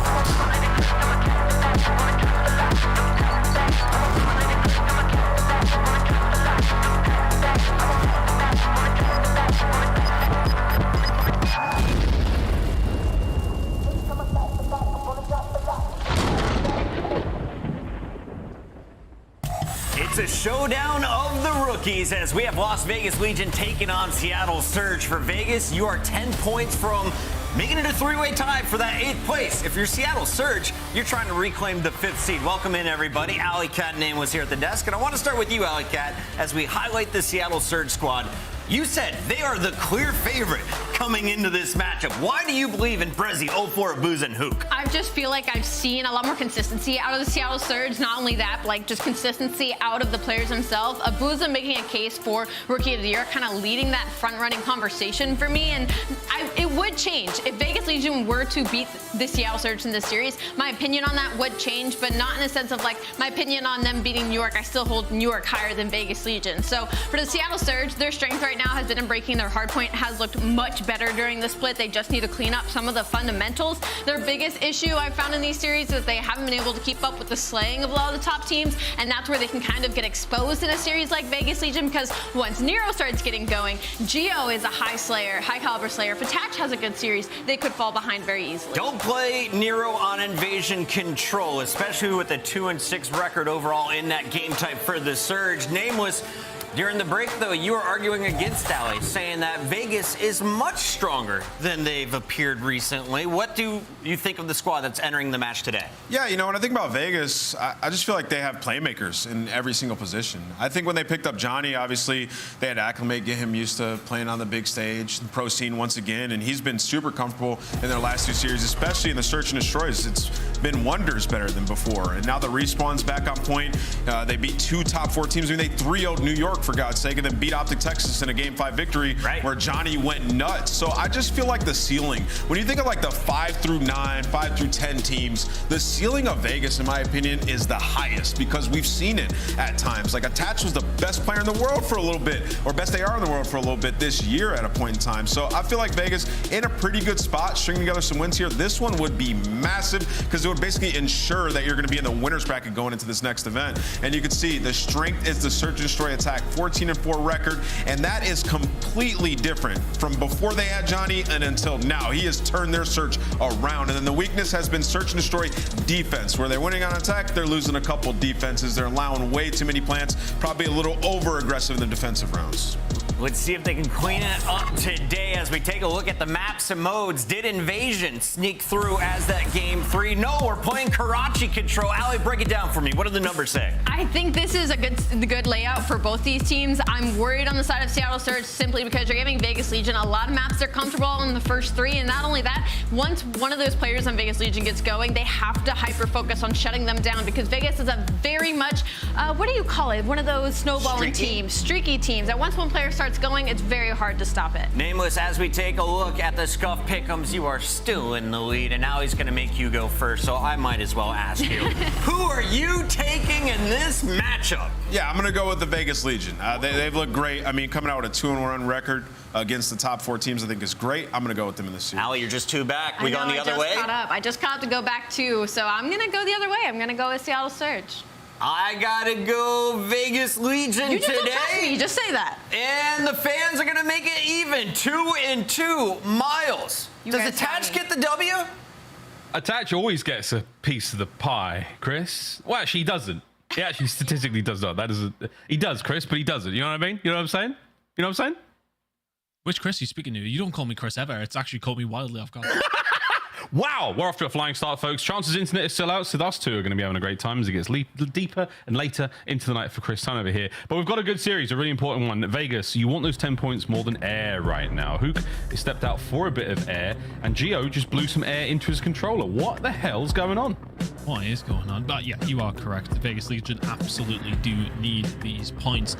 And you know, if you could go into the same theory as yesterday, you know, Optic were in a position where, yeah, okay, they're chilling. They probably do need the win, and of course they would have liked it. But on the other side of things, when you need it that little bit more, the game means a little bit more. You work that little bit extra hard. It's just a different kind of scenario. For Vegas Legion, you need to bring it to the table, though. Seattle Surge have impressed recently. Well, maybe not so much in the last couple of games, but they've looked fairly decent. But Legion with 2 big back-to-back wins, could they make it 3? Unbelievable scenes for Vegas Legion to make it 3 wins in a row, and you know the transformation the squad's gone on. with Johnny at the helm. It's been sensational to watch. We'll see if it can keep it going. But for now, the question remains. Two teams in decent form. Surge have managed to turn their season around. They're in a good look right now as we look at our overall series standings. This is it. 6th place, Seattle Surge. You would not have said that going into what? Major 2. Everything has gone right for them. Again, can they keep it going? Everyone here looking again to get into that top 8 spot. Minnesota Rocket, Carolina Royal Ravens, they are sitting on the edge of the bubble right now. Vegas, you desperately want to get in there. We'll see if they can today, but it's going to be a tough ask. These are two teams in good form, and this should be a very fun series. Yeah, I'm looking forward to see how it does go down. Kind of agreeing with Ali in a couple of the first few maps. Very much comfortable picks for Vegas Legion. Let's see how they can get going. I think it's down to the SMG battle for me in this one. I think it's going to be super interesting, especially on 6-star, whether Hook and Co can keep up that form that they have been showing, or will it be Vegas Legion to answer the question once again? Should be a banger either way though, Miles. Very much agree. Excited to get on this one. There we go, boys and girls. Are over the halfway mark here on our superb Saturday. Whatever you're watching, we're glad you're here with the COD on. A big look into 6-star Hardpoint as we start things off. Your boy Johnny has been more than good with 1.23 there in the KD department. Look for him to go fantastic here in 6-star. We start this series off with an absolute screamer. And 6-star for me, it's slowly becoming a favorite. I've enjoyed it so much. Over in Challengers, every single series we got a 6-star in there, so I'm well versed. That might be why I'm enjoying it, to be honest, Miles. It's fast, it's furious, it's just everything that you would want if you're 04 and Hook, right? I mean, it just suits you down to the ground. That's why you've seen the side of Seattle Surge played 11 times already, and it's a good start for them. P1 control underneath their belts. Oh yeah, and it's looking good in the kills department as well. They do a little merry-go-round there by the bar. Everyone gets a shot or two. Hook and a boozing on the outskirts. They're on the flanks there of that hard point, finding kills all over the place. And Hook, he is truly a menace, a force of nature at 3-0 so far. So you'll take that if you're Surge. Vegas Legion have struggled to get even close to this one. Yeah, brilliant start from Surge. You've got the side of the map that you want. You've got control of P1. If you can find this next wave of kills, it would be brutal for the side of Legion. All fours gone hunting. Probably won't find anything on this right-hand side, but a very, very good start from Seattle Surge in the position you want, but the pressure coming in. It's going to be there in a mo. Howdy! Oh, there goes a flying Nero. Attach finally able to pick up a couple there as we go towards the second hard point here on this spicy, spicy map. Nice start there from Seattle Surge. Great rotation as well. Attach should be able to stop this right here and now. Nice work on a Hook as well. The third. Absolutely no way. Brezzy holds the gun up at the ready. Nice two-piece from him as well. So Seattle still keeping it together. Vegas can't get close again. Very nicely done, and now you can start to spread out just a little bit further. Get some pool control. Just another line of defense that has to be broken. Great shots from Retouch. Reads that perfectly, but Brezzy is there to shut it down. And the second. Now you're thinking about trying to stretch away. Brezzy on a 5 spree, though. You absolutely would not mind this cruise missile. Early doors. Nicely done. We'll find another. Brezzy having a crazy game to kick things off. P3 now on the horizon. Brilliant start for Surge. He's called the team out, and now he's just waiting for the play. Keep the streak going at 10-3. I mean, this is more than anything a lovely-looking statistic. The streak has been accrued. He's got himself a couple of tags, and over to P3 being out go. A nasty, nasty hard point on the approach. Brezzy, you could get it done with a cruise if you really wanted to, but Johnny finding 2 in the feed. Good kills here from Vegas. Can we make it some time? Yeah, I wouldn't hit the cruise here. Maybe would have waited for your teammates coming off the respawn, but they'd be there in time. Potentially hover a little bit. Now he's going to get it in quickly, so it's going to force everybody away through the gap. There it is. We'll find one, but the answer back from Vegas Legion completely shut down what was a good cruise missile on the right time to use it. Is it going to work out? Not quite. Good hold from Legion. They work out there. 30 seconds to go. Some good time on the board. He bends it like Brezzy, but he doesn't have any teammates to really help it the case there. 25 left to go here on P3. And the Renettis of everyone on Surge are absolutely delightful. That's a clean 4 down. The spawn's not too far away. Not great for the rotation for either team. It's going to be a battle through the middle of the map, and Brezzy softening these players up on the approach to Tenderizer. Now making his way into the feed. Hook on 04 again. Kills from Seattle. They are running the show. Just coming thick and fast at the wrong times for Vegas Legion. Now all of a sudden some control over towards P4. Seattle doing really well to actually find the push through the front. With the cruise missile they were less effective, and then all of a sudden the next break is just a little bit easier. Nicely done. Geo's the only one who is surviving currently over towards P4. He is now dealt with, and that is some control for Vegas Legion. Man, just completely dissipated. Seattle Surge now very much in charge of this hard point and able to put up another potential 40 points. It's not been a good look for Vegas on the position of spawns or rotations in any of the points so far. Seattle Surge a commanding lead and commanding gameplay as well. Geo, he has been a superb player for Vegas Legion, looking to try to keep his boys alive and kicking, but it is not working out. Nero also making things happen, but at what is a very tough stat line there, at 3 and 12, Nero has got to get things going. Yeah, and a player of his caliber kind of can be like that on occasion, the way that he does play so fast, but going up against 04 and Hook, who on the other side of things are having a good time. Things 04 not necessarily brilliant, but Reggie really has been the one running this show, but Nero can still do things like this. Finds 2 kills, Vegas Legion. 50 seconds or so, still on offer here over towards P1. You would do very well to lock it down for that long. After the first set, yeah, 100 points separating our two teams. This is a big moment for Vegas. Look forward, not backwards, lads. You have not had a good look so far. And a hardpoint is still being contested massively over Seattle Surge. Late break. As far as they did get the rotation, but they've got lovely bit of time so far. And good kills again. Attached, trying to get in there. Over the top, a boozer. Coverage good. Nero, 2-piece on the cards. He is still struggling. 30 seconds to go. And again, Surge are in. P2 rotations are there, though, for the side of Legion. Can hold this down. Stop Surge getting all of this time. On the ifs, buts, and maybes, you can potentially get something going in this game. There's a full 60 on offer over towards P2 if you can hold it down. Do well for the scrap time here as well. The problem is Seattle Surge can just commit for that scrap time continuously. Still a healthy lead for them, but really nice hold from Legion there. 5 in a row from Geo, looking to make it 6. This would help. He's going to get it as well. Cruise missile now available, and P2 rotation. Things are on the up. Yeah, Cruz is going to allow you at least one sort of solid, you know, maybe help get towards rotational kills. Hopefully get a break on a P3. Maybe we'll see if it helps. It didn't necessarily help Surge. And now you've got a good bit of chunk here, Vegas. Hold on to this one as best you can. Here comes Brezzy on the pitch. He's been fantastic in the kills. Can't get any more now. Nero in and out. Lovely work from him. That nade's going to get the job done. Good work again from Surge. Just when you think they've got the man disadvantage, it's another break. It's a little bit tough, though. They get a bit of a dodgy spawn, if I'm honest with you. Vegas Legion were in control of the backside, and Seattle Surge spawn towards the back, and now Vegas Legion are spawning towards the back. Who actually knows what's going to happen here? A pinch is going to be potentially on the cards now for Legion, and you will not be expecting it. There's the break that's going to come through, and rotation is going to belong to them. Spawns flip-flop in each and every single direction on P2. Seattle Surge will be the ones who are the benefactors. They still have around a 90 to 100 point lead. On board now with Chance's favorite, Abuza, as the time goes over towards that P3 side of the map. Once again, top bar. Full control right now for Vegas. Here's the approach from Seattle Surge, and as we've seen, it's looking good. Their breaks have been on point. Can they find another? Not with Johnny's piecing you up like that. Geo now keeping Brezzy suppressed. No one's getting near the point, and it's a great hold from Vegas so far. Can they keep it up? It's going to be tough for them at this moment in time. Still find themselves in a tough situation. Need to come back, need to be strong. Nero top point once again, soaking away. Big boy is absolutely dripping with the time here. 25 to go, and Johnny with another 2-piece. 3 in a row. Again, he gets taken care of, but he's doing everything he can to just keep Seattle Surge as soft as possible on the hits towards these hard points. Nero again, good comms. Vegas Legion, we are back in it, baby. This is not bad whatsoever. Let's go for a listen in. He could be you. One there, son. One middle. Get middle. Hugo middle, boys. Some marble. I have their side. Hey, these are DJ. They're gonna be middle. You right now, There's 3 of you. I want it, bro. Let's get shit. I'm dead to you, Abuza. You anytime. I'm behind you. I'm a streak. Stay alive. Okay. I know, one's middle, you still.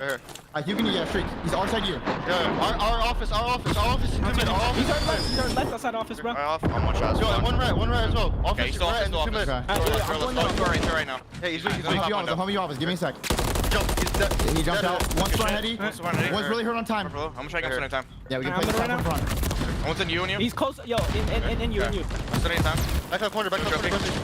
I'm down. Give me a second. Yeah,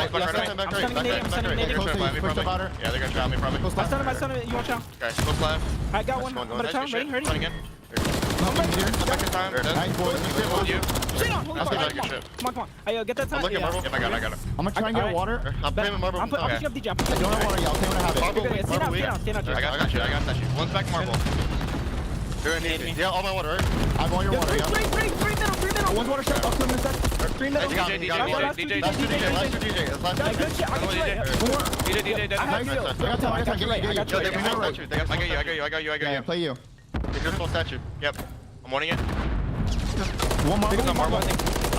Got one. Statue. I still have right. You're dead. I still have the right. Well, him up. I'll stay now. Iron up. Marble. Did he go DJ? No, yeah. DJ. We need help, Johnny. Yeah, we're coming. I'm here, DJ. I got first. There's one there. Nice. Got two. One time. Shit. I'm trying to block. Yeah, we're good. Now we're good. One more stairs. They spawn on you, boys. They spawn on you. I got you. Okay. Everyone take a breath. Calm it the fuck down. We're good. One's in blue. Blue's on. One shot in blue. I'm not sleep. Top up. One shot, right? Yeah, this time. I have a streak for you. Front B2. We can work around the back of my streak. Come on. I'm going with you. Yeah, that's funny. I'm cool. Yeah, one comes out. Big one. One blue, one no. One in the back. My son. Dead. I'm a streak down. A firing listening from Vegas. Streaks from Attach, an insane 3-piece on P1. I tell you what, son, this Hardpoint might be going the distance. We went for a listen, and this was a very, very different game. Seattle Surge now backs against the wall. P2 rotation is where things started to change last time. Can they hold it down? Got Vegas Legion spawning towards the back, but 2 from Attach will be good enough for just a bit of disruption. Nero will be there to try and find some more fights too. He's done brilliantly. And now all of a sudden the spawns are there. 30 seconds on offer for Vegas Legion. Oh my word, Nero started this map off about as useful as a screen door on a submarine, and now he's looking fine. We might be looking at a lead change. Who can't get in there and find kills? There's the trades. Brezzy's there to back him up. A clean point for a min. Here comes the pinch. Geo and Attach. I don't know what we're looking at, Surge. Johnny's banged in. And here's Johnny on the time. It's 10, but you've got a streak to blow this hard point open. Can you make it work? Last time around, we've seen a streak come in here. It was from Seattle Surge. It did not really pay off whatsoever. Are they going to be able to use it just a little bit better? The time is now going to pop. Seattle Surge can very much win it here, but so can Vegas Legion if they break in soon. Well, I think I may have got all excited about the streak. It doesn't exist. Doesn't matter. Vegas, they are the streak. In they go. Big old break. Massive time. Game could be won here. Johnny, another big one. Can't get any more in this life, but you've got pressure on this side of the map. Attach. Presses forward. Finds 2. The back of Seattle with bending. Has it broken, Ton? Oh, my goodness. You had the setup at P3. You had it perfect. And now all of a sudden you're 5 points away from losing. Here's the hit. Nero finds it from the hip. The contest is there too. Oh, nearly the third. Win it. No, Prezi gets it. Geo's on top. And that's map 1, baby. Just ring the bell. Oh, no. Contest. It's still going. Attach gets it. And I'm roaring. The dog's looking at me funny and the baby's crying. But I'll tell you what, that was one hell of a hard point, boys and girls. The 100+ point comeback against Hukin 04 on this map is a substantial effort from Vegas Legion. It was just a terrible first rotation of Hills. Look, you had a couple of occasions where you were set up, just got broken far too easily. You start to just step up that extra level, hold it down. Vegas Legion, bring it back, and they are cheesing. I mean, the facial expressions right now we've got from 04 and Brezzy tell a very different story. Looks like they lost the series. That was such a great start. And this is the weird sort of statistical... it's not even an anomaly. Johnny has transformed the Vegas map 1. The energy he brings into a starting of a series is just unparalleled, man. He is so strong in the morale front. Attach may be the damage dealer. He was the guy getting the big kills. We saw the spree, you name it. But man, I cannot get over how deadly Vegas are, no matter what situation they're in these map 1s. I mean, it was just such a terrible start as well. Took 3 rotations of Hills pretty much to get the job done. I mean, this was good from Attach. Look, they were putting the pressure on. They didn't have the best time of things at P1, P2, but held down fairly well over towards P3 initially, then get walked through. So it was very odd that happened without the cruise missile. But yeah, the first rotation, you just want to completely forget about. It was a 100-point game. Out, though. I mean, it was so back and forth in the end, but it was, as you said, look at this stage. It's a 100-point difference for Seattle Surge. You got to be kicking yourselves losing that one. It's brutal. That first half from Seattle, you're Brezzy on an 8 spree. Everything was looking great. No one could seemingly put a wrong foot. Time and time again, a couple of kills here or there. The listening really sold it. And that was the big 3-piece from Attach there. That was the 6 spree. And just a ridiculous turn. That was all it took. The turning point in the series where everything just started going Vegas way. Unbelievable hard point there on 6-star. And I think if you're Seattle Surge, you are, what, 60 points up or something, and you're heading into a P1? Like, you cannot leak that many points on P1. Look, it's one of those where you do find the break, especially if you're spawning over towards those P2 sides. It's a little bit more difficult to find the break back.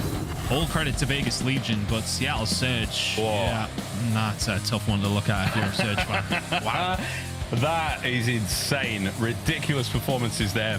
Again, we were giving Nero a lot of flack and static or whatever. He had over 2 minutes to hard point. I mean, that guy was soaking it. Really, really soaking it. And if you're going to pull it, better late than never. What a reversal that was. Got a pair of tweezers there, Ton, just, you know, plucking the magic out of this game. Well, that's map 1, folks. 6-star did not disappoint. An incredibly important series for Vegas. And they're playing like it really matters. Rio coming up in a moment. Man on my PC, just trying to figure it out. But either way, a very well-timed listening came through there. But I mean, even for me to sort of say, like, okay, well, we went away from into the listening. I was like, yeah, 100-point game. Yeah, I'll come back. Seattle Surge will nearly have won. And then to see it as close as it was, insane for Vegas Legion to bring that one back. Now heading into a search and destroy on Rio. I mean, not too bad of an effort so far from Vegas Legion, considering the strength of schedule for them. I mean, overall, of course, towards the last stages, it looks a little bit better, but that start, no bueno. Vegas looking like some sort of like lifestyle guru saying, like, you know, at the start of the day, get the hardest part done. At the start of your run to a major, get the tough teams out of the way, and then from then on out, it might be smoother sailing. That is the way Vegas Legion's run has looked so far. Overall records again for this map, I wouldn't take those too seriously. This should be a good search. On board with Geo. He found himself in a much happier place after a few kills went his way on that 6-star. Just putting the feelers out now. If you are Legion, it will of course be a B hit, as it so often is. No need for Seattle Surge to get too egregious yet. Holding things down, we'll go for the retake in a 4v4 scenario. The flank will be important. Vegas Legion got themselves set up. Not much utility was used initially, but here it comes. Meteora can pop a smoke on the inside of this bomb site and just turn it into an absolute mess. And he's baiting out as much aggression as he possibly can. Takes a couple of tags. Johnny. A lot of bodies there on point. Abuza wins a big, but here comes Johnny from behind. Uno, out he goes. Attach gets his, and what do you know? It's chaos and Vegas. Oh, they're thriving. Massive damage. Not enough for the kills in the 2v2. They're on it. Wait a minute. They're on it. He's got it. 0-4. He's got it. 0-4. That's the round. It's just sometimes they must have presumed the other player was in and around the bomb site, but nowhere near it. He's on the bomb, mate. I mean, it's tough there because you know what, initially, just to talk about it, I love the play from Johnny to get one and dip out, because then Seattle Surge have got to think about the bomb, they've got to think about bridge, they've got to think about escalators, they've got to think about their flank. There's a lot of things to think about. And then all of a sudden, he just doesn't quite execute the second kill there. If they come chasing for him, he did have the opportunity. He didn't find himself the best angle. If he finds another kill, the round goes over towards Vegas Legion's side. Tough scenes. Big players coming in from all four. That's like one of those weird moments again for Seattle. They're such an unpredictable team for folks to deal with. You're never going to expect 0-4, one of the faster players in the league, to just be planting on that bomb. Just hold that bad boy down. Side he now sends it. Nero's going to be there for the first. 0-4 again. Very sneaky, causing damage, but not enough to fool Vegas this time round. They are not having it. A minute to go, and Brezi's in a 1v4.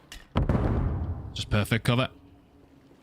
See a player dip out, bait him into an exchange. Shot in the back, nicely done. Well played from Nero. Brezi now in this 1 versus 3, which is just going to be monumentally hard. Oh, there's no way. Yeah, there's just no way. I appreciate the attempt, the moves, taking that big old lap, but not a lot there. Brezi, I think a bit of a stunning shock for Surge. As you get onto the bomb site, you take a lot of space, then you find nobody home. Within 3 seconds, 3 of you are dead. I mean, that is a tough look for Vegas Legion. The trap set. We tie things up 1-1. Switching sides. I think Vegas Legion will probably feel very unfortunate not to be 2-0 up here.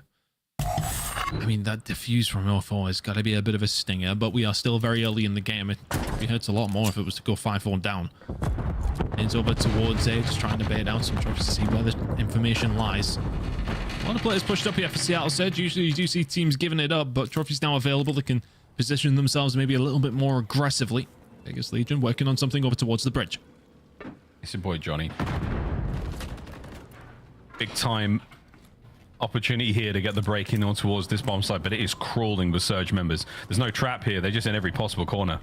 Nero, you guessed this right. You've got the kind of gunny to get it done, and that is exactly what we're talking about. Trades on point. Oh! It's a two-piece from 04. Attach finds his and turns it into a 1v2, all down to Abuza.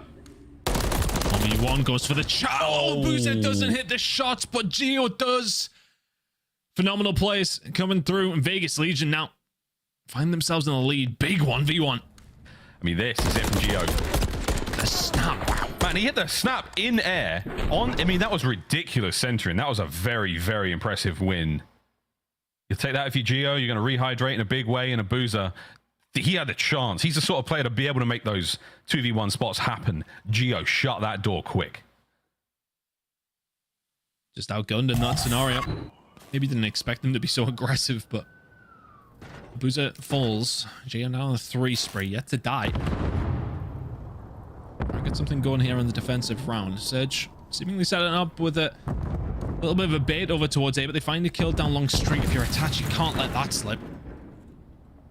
And that's a key player here for Vegas out of the equation. Big Daddy attach you on Father's Day weekend.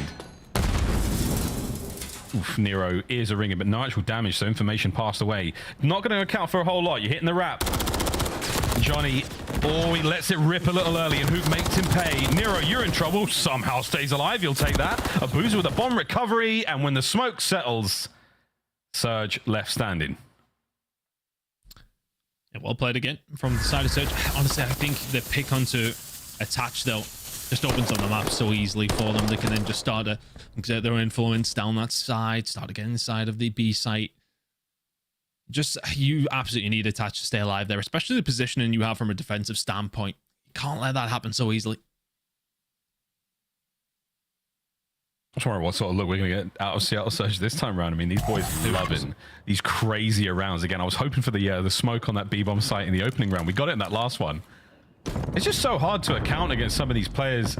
Not that it's random, it's just that they've got such sort of deep playbooks and they're willing to take crazy risks. At this point in the stage, they're willing to throw caution to the wind and see what sticks after it all hits the fan. And Johnny, I love that. Get out with your life, son. Let's go for the check to see if you can maybe find an easy shot on the Hook, who would have been called out weak, but that's allowed you to get some B-side control. And of course, the bomb down. Big stack towards the escalators here, though, from Surge. This is a huge hit. Well, the boys are all together, holding shoulder to shoulder. We are sacked to crack in this fight, boys. Watch out for the lineup. Oh, man, Nero puts 04 to bed. Can he get a second one? Yeah, the potential's there. Johnny on the flank. Hook gets his. So it's back and forth here on the site. You're not going to be worrying about the bomb for a second. Johnny there on the pinch. Abuza finds his. 20 to go, and this round is still on. Abuza and Hook find the shots, but they haven't seen Johnny in quite some time. Push from one direction. Oh, yeah, they'll have a good idea. Johnny! Oh, he's going to find one. Does he get him off? He got him off. 1v1!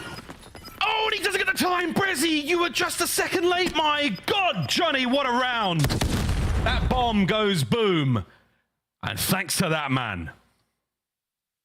Makes the initial fantastic play to flank ground behind, but doesn't overcommit. And just stays the hell alive. Teammates starting to fall. The gunfight's going their way. He got off the bomb, actually, here by the looks of things. Oh, you were close. You were very close if you're Abuza. I would love to see that again, actually, but... Yeah, you weren't far off. Were you right? Let's... I felt like Johnny, he played that perfectly, man. I mean, he was so close. The rival 9, he's not going to miss at that range. He knows Abuza's got to get after the bomb. The only chance he had at that timing was immaculate. What a fantastic round. Superb ice from the youngster. Another great round, though. Ahead of us is Surge. They've got all over the bomb site. Going for the plant. We're going to try to get this one down quick. Super aggressive from attach this time. Not holding down the angles. Nobody pushed from the side of Surge, so you have been squeezed out just a little bit, but the smoke creates chaos. That Hook just absolutely revels in. Can only find one. 3v3. Johnny and Geo find theirs. Now down to Abuza. Can he do what Johnny did just moments ago? Are they going to check it? Oh, like a book, and it's your boy Johnny once again. Vegas Legion, 2 dominant rounds in a row. These are huge momentum rounds. The way that you are finding these wins. You find a clutch, then you find a dominant one. Really, really good job from Vegas Legion. Their retaking has been fantastic. Smoke went down and Hook's kind of playing the edge of it. Finds one. you expect him in that situation to be finding just maybe a little bit more. Doesn't quite get the job done. Seattle Surge starting to leak rounds. It's felt like an odd game. Both teams have found rounds that they probably shouldn't have. You think about that defuse in round number 1. You think about the 1 versus 3 from Johnny. It's been back and forth. This isn't anybody's game still. Oh, darn, it's a wild one. Ooh. 2-2 split here from Surge. 2 towards A. It's not going to account for a whole lot as we hit the go button right away. B-bomb site is where the fun's at. Quick plant. Nero's on it. Abuza finds a few kills, so now it's a man advantage Surge. So you presume the flank's coming in. It would have been called out. Geo dropping down that side. Oh my god. Attach in absolute no man's land. 3 players on the site. Nero needs help. Nero needs a lot of help real quick. Oh wait, do they need help? No, Nero oh my gets god. it done and the team now. Oh my god, what a round. I don't know what's going on anymore, folks. Nero smiling. It's a 2-hander. He needs both hands for it, boys and girls. That's right, it's that big and it's plays like this. That's disgusting. For Surge, it's so tough though, because you see him find the first kill. Watch the nade come in there. That's what kills him. Yeah, because he gets the bullets in, so it counts as a Nero kill, and then he flies off top bridge for the 3rd one. No way. No way. That was a sensational 3-piece. Right, well, there we go. Map point Vegas Legion. They're going to go up 2-0 here in this series, Ton. Okay, Surge. We were just giving you a lot of love for how well, you know, rounded and it's more consistent you've been. Ali called it on the desk, and right now you need it more than ever. Over A. A quick change in the looks. Damage from Johnny. No plant just yet. He's dipping and diving on his cam as well, trying to get the hell out of boxes. Surge with control here. They will get this down, but it's all about this flank fight. Nero, is he being watched? It doesn't matter the way he's shooting right now. 9 and 5, and they can start to close the net from that. Big trades, massive trades. Abuza's in trouble. 04 makes it a war on 1 front now. Oh, Abuza catches that attach. That's huge. Can the Belgian find both? No, it's a 1v1. Nero, the man of the moment against 04, the Iceman from previous rounds, and he's going to reach out. Smoke. And the quick plant. No, 04's going to push. That's a heads-up play, and that's a big save from Surge. Oh, that got stressful. It got very stressful. Nero picked up the MCW and gave him a couple of shots in the face. And that would have been a scary moment for 04, who just dips out towards boxes. For Nero there, it's a tough defuse in that moment. The smoke just confuses, but he takes so much damage, so 04 can find the push. Man, I mean, Vegas Legion, I thought when Nero finds that first gunfight on the flank, I would argue they maybe just get a little bit too excited around the point. Start to try and find some gunfights, force the issue, just wait, just close that gap. Still in a very good position, 5-3 up. That could have been 6-2, and we could have been heading to control. We could have been on the way to control right now.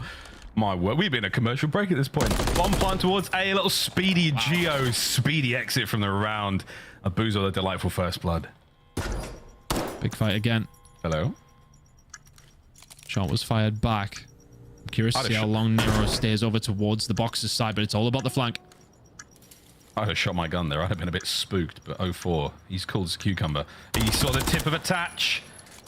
And just the tip was all he needed. Out he goes. Now Hook. Oh dear. Hook got more than the tip. And Nero's there for it. My God. Vegas Legion. It's a 2v2. Oh dear. It's done. Oh my God. Vegas. Absolutely disgusting. The hogs on them boys. Get some 2-0.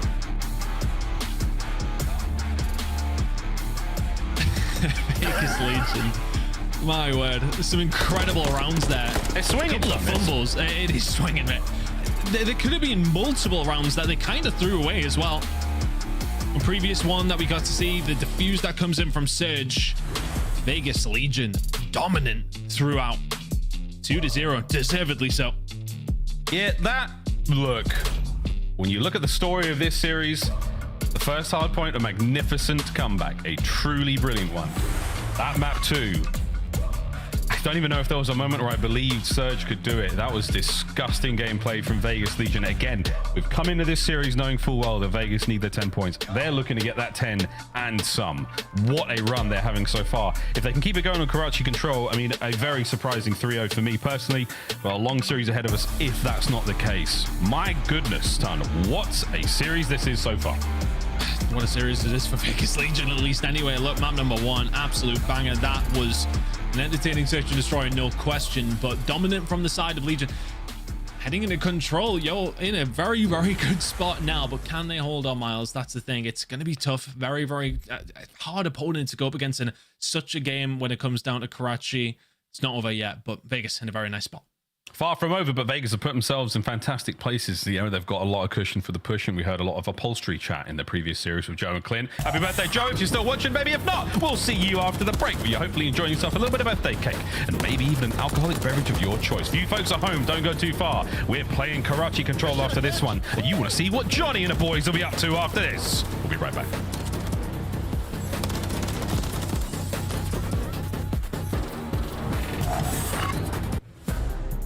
Upgrade your game with the Scuff, the official controller of the Call of Duty League. Scuff Gaming is doing an ultimate giveaway where you and a friend can win a chance to go to COD Champs this year. The giveaway includes 2 VIP tickets, travel expenses, and more. To enter, scan the QR code on the page or go to scuff.co/CDL and enter your email. Terms and conditions apply. The Call of Duty League is brought to you by Monster Energy, the official energy drink of the CDL.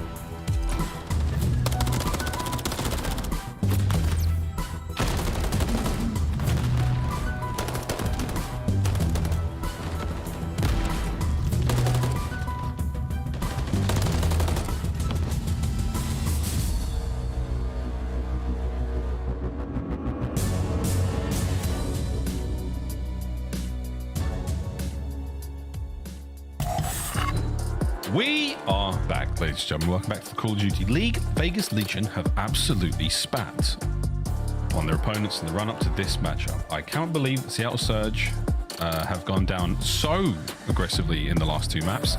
They've got a lot of life in them, though. Myself and Tan know this. We've seen them do it in the past. We've seen a squad with fantastic form. But right now, it just feels like no matter what they do, no matter how they try, what they say, or how they behave, they are punished by the Vegas boys. Look, I think they'll be thinking back to map number 1. Map number 2, they really were not at the races there. Vegas Legion in control, but is that a result of what happened in map number 1? The 100-point comeback, and now you're heading over towards a Karachi control, and there is not much of not many good stats to speak of here. Both teams seemingly not that great. So let's see which way this one's gonna go. I mean, I think for Vegas Legion, the record's not nearly as bad as what it's looking for Seattle, but we know obviously control had been a huge issue. But now into Karachi, you need it if you surge, but Vegas Legion, you're one map away from another juicy 10 points. Massive 10 points as well to put them right back into contention with that sort of sweet third three-way tie thing we got going on. We'll see how that goes. But Johnny right back at it. Again, a blistering pace set in the first few maps, and he's looking fine so far. On towards the A zone, we were for a brief moment there. Seattle Surge, the attacking team, but immediate due diligence done by Vegas Legion, getting rid of that progress. Now over to 04. On the other side of the map, saw something there from Johnny, and the pressure now on towards both zones. Maxim down will need a little bit of help here. Thatcher's here. Gio on his way over. I mean, this is free time. Once it comes in, Johnny will find his way through the trades, which way they're going to go. It's looking like Vegas Legion so far, but good work from Surge. Just meticulous in their approach. Really good job on the retake, though, from Vegas Legion. Stop the bleeding very, very quickly. Minute to go. Yeah, I like that as well. Really fast. Everyone gets involved. You do lose the segment, but at the same time, you're maintaining a lot of pressure here. Abuza down at 5 HP. On the outskirts of the B zone now, the remainder of Seattle are, and they're going for it. They're sending it. Reggie with one of his own. Gets himself a bit of a spree. Hoop now on the door. Makes his way in towards the zone, and we're going to start to see the cap slowly but surely, boys and girls. If not, we're going straight for them kills, which we're not going to get. Vegas clean house. It's a bit tough the episode because it's almost the carrot has been dangled in terms of keeping a little bit of control. So you're just going to keep going over towards B. You keep finding the kills, but you keep getting forced away. Spawns very, very close here for Vegas Legion. They can't answer, but eventually they will get cleaned out. That is a big look from Hook there with the rival 9. Brings down Johnny. You've got 31 seconds on that game clock. The boys can stack this and get it done a little faster. You're looking at Brezzy now to be that man to maintain space over towards A. An immediate capture and a lightning fast transition over towards the new point. 17 lives either side, ton, a minute 30 to go. Now you would think, of course, B is the more difficult to get a hold of, but we have seen teams hold it down over towards A. It is not impossible by any stretch of the imagination. Hook now just trying to find a couple of kills, just hunt the team down. Hey, just jump on the point and let's force them to come into a gunfight with me. 04 will find one. Trade's kind of coming through. Need to find these kills if you're Legion. You do. You do. Plenty of time still, though. 04's looking to keep a little bit of position here. And you want those top spots. That's really where the attacks are coming from. So for Seattle Surge on the attack here. Step 1, clear the high ground. Step 2, get yourself in the point. They tried it the other way around in that first attack. Didn't necessarily work out. This time, we're going for it. And a big gunfight win keeps 04 alive for now. Sunken down in the point. Ow. No need to go on these gunfights. Yeah, that is going to sting. Attach into the point. Finds one. Looking for the second. Doesn't find the shots. Spook gets better of him. 9v9, 9v8. Oh, and you're still second segment gone on A. It's Gio trying to get it done. Oh, that's a big 2-piece. Here comes 04 once again to stop the clock. Another kill for Gio. Brought down in the end. But you've still got a little bit of space to work with and some time. Over towards A once again. Last go at this one. Seattle Surge are out of lives. Oh, Nero just misses the jump there as well, so 04 will find him. I was thinking it might slow down. There's 45 seconds to play with here. Both these teams still going at it. Oh no, Attacher's got to play this sensibly. Doesn't play it sensibly at all. Oh my goodness, the time taken away. And that is it. It's a 4-1 in the life count, but it's the zones captured for Surge. What a crazy, crazy round that was. And for Surge there, they kind of forced the issue. They make it fast. They could have tried to pick their way through. They could have tried to just take their time. They didn't. That forces then Vegas Legion to dance to their tune, and all of a sudden you've got to try and find some gunfights you don't really want to take. 04 finds 3 in that exchange. Great job from Seattle Surge, especially on the B side of things. As mentioned, they were kind of forced into it, tempted into it consistently. And 04 not only found 4 in a row, it was 6. Fantastic work from him. Cruise missile. Oh, it isn't quite there yet. There was a team kill. Possibly. That spree. Well, we'll find out in a moment about how that goes. Regardless, Johnny ends it. So a tough look there. Surge, I mean, what a run from 04. That 12 and 8 stat line is going to help him out for a mo, but Hook sends it. Attached there in a nice position over by Bridge is going to keep that side of the map safe and sound for now, but Vegas are still looking to get themselves a bit closer towards A. The man of the moment, Nero. In on towards the zone, trying to draw some aggression, trying to bait out some of those red dots and send the boys in for the kills. And it's Johnny finding those kills. Any more? No more. Good work from Abuza. Still just ticking away at this though for your Vegas Legion. A bit more of a standard push.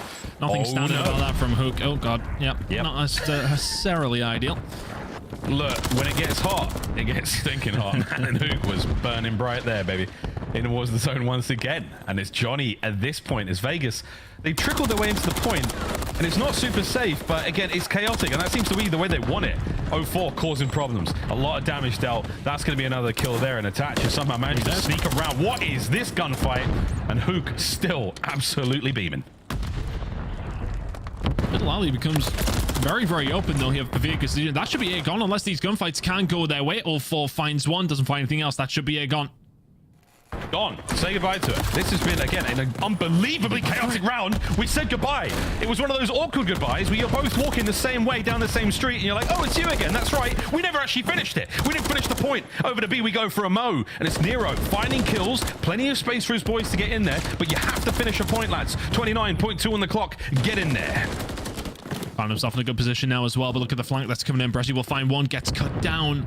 Doing a good spot here now for Vegas Legion. These attacking rounds have been fast flowing from both teams. Legion inside the point. It's fast flowing. It is bloody chaos. Another immaculate break.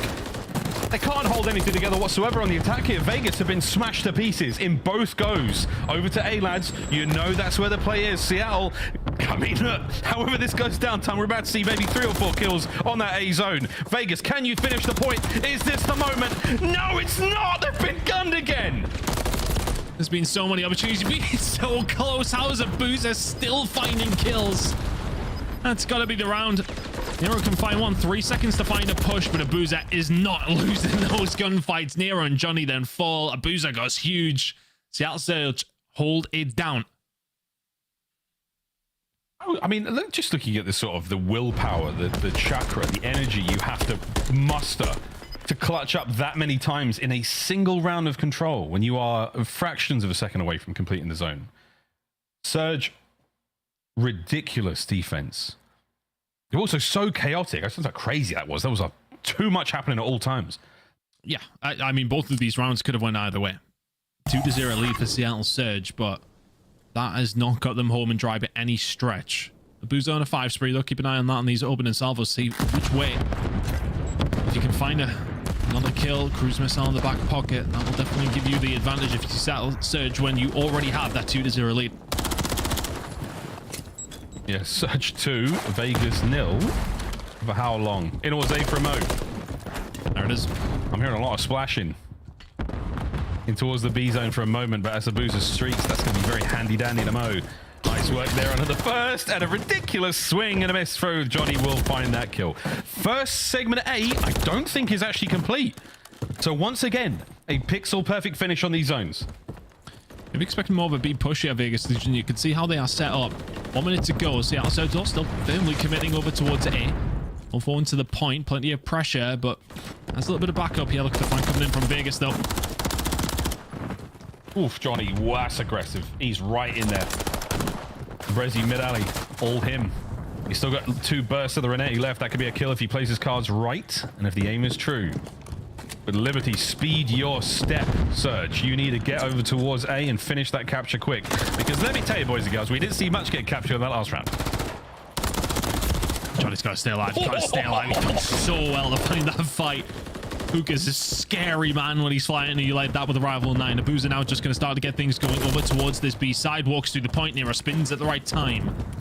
Vegas Legion just about hold on that first wave of Surge players. Have a ever so slight lead in terms of the lives. Damn. This is one of the craziest games. I mean, both teams, these left sticks are being ground into dust. Pushed so far forward, their scuffs can barely keep together. They are banging away at each other here.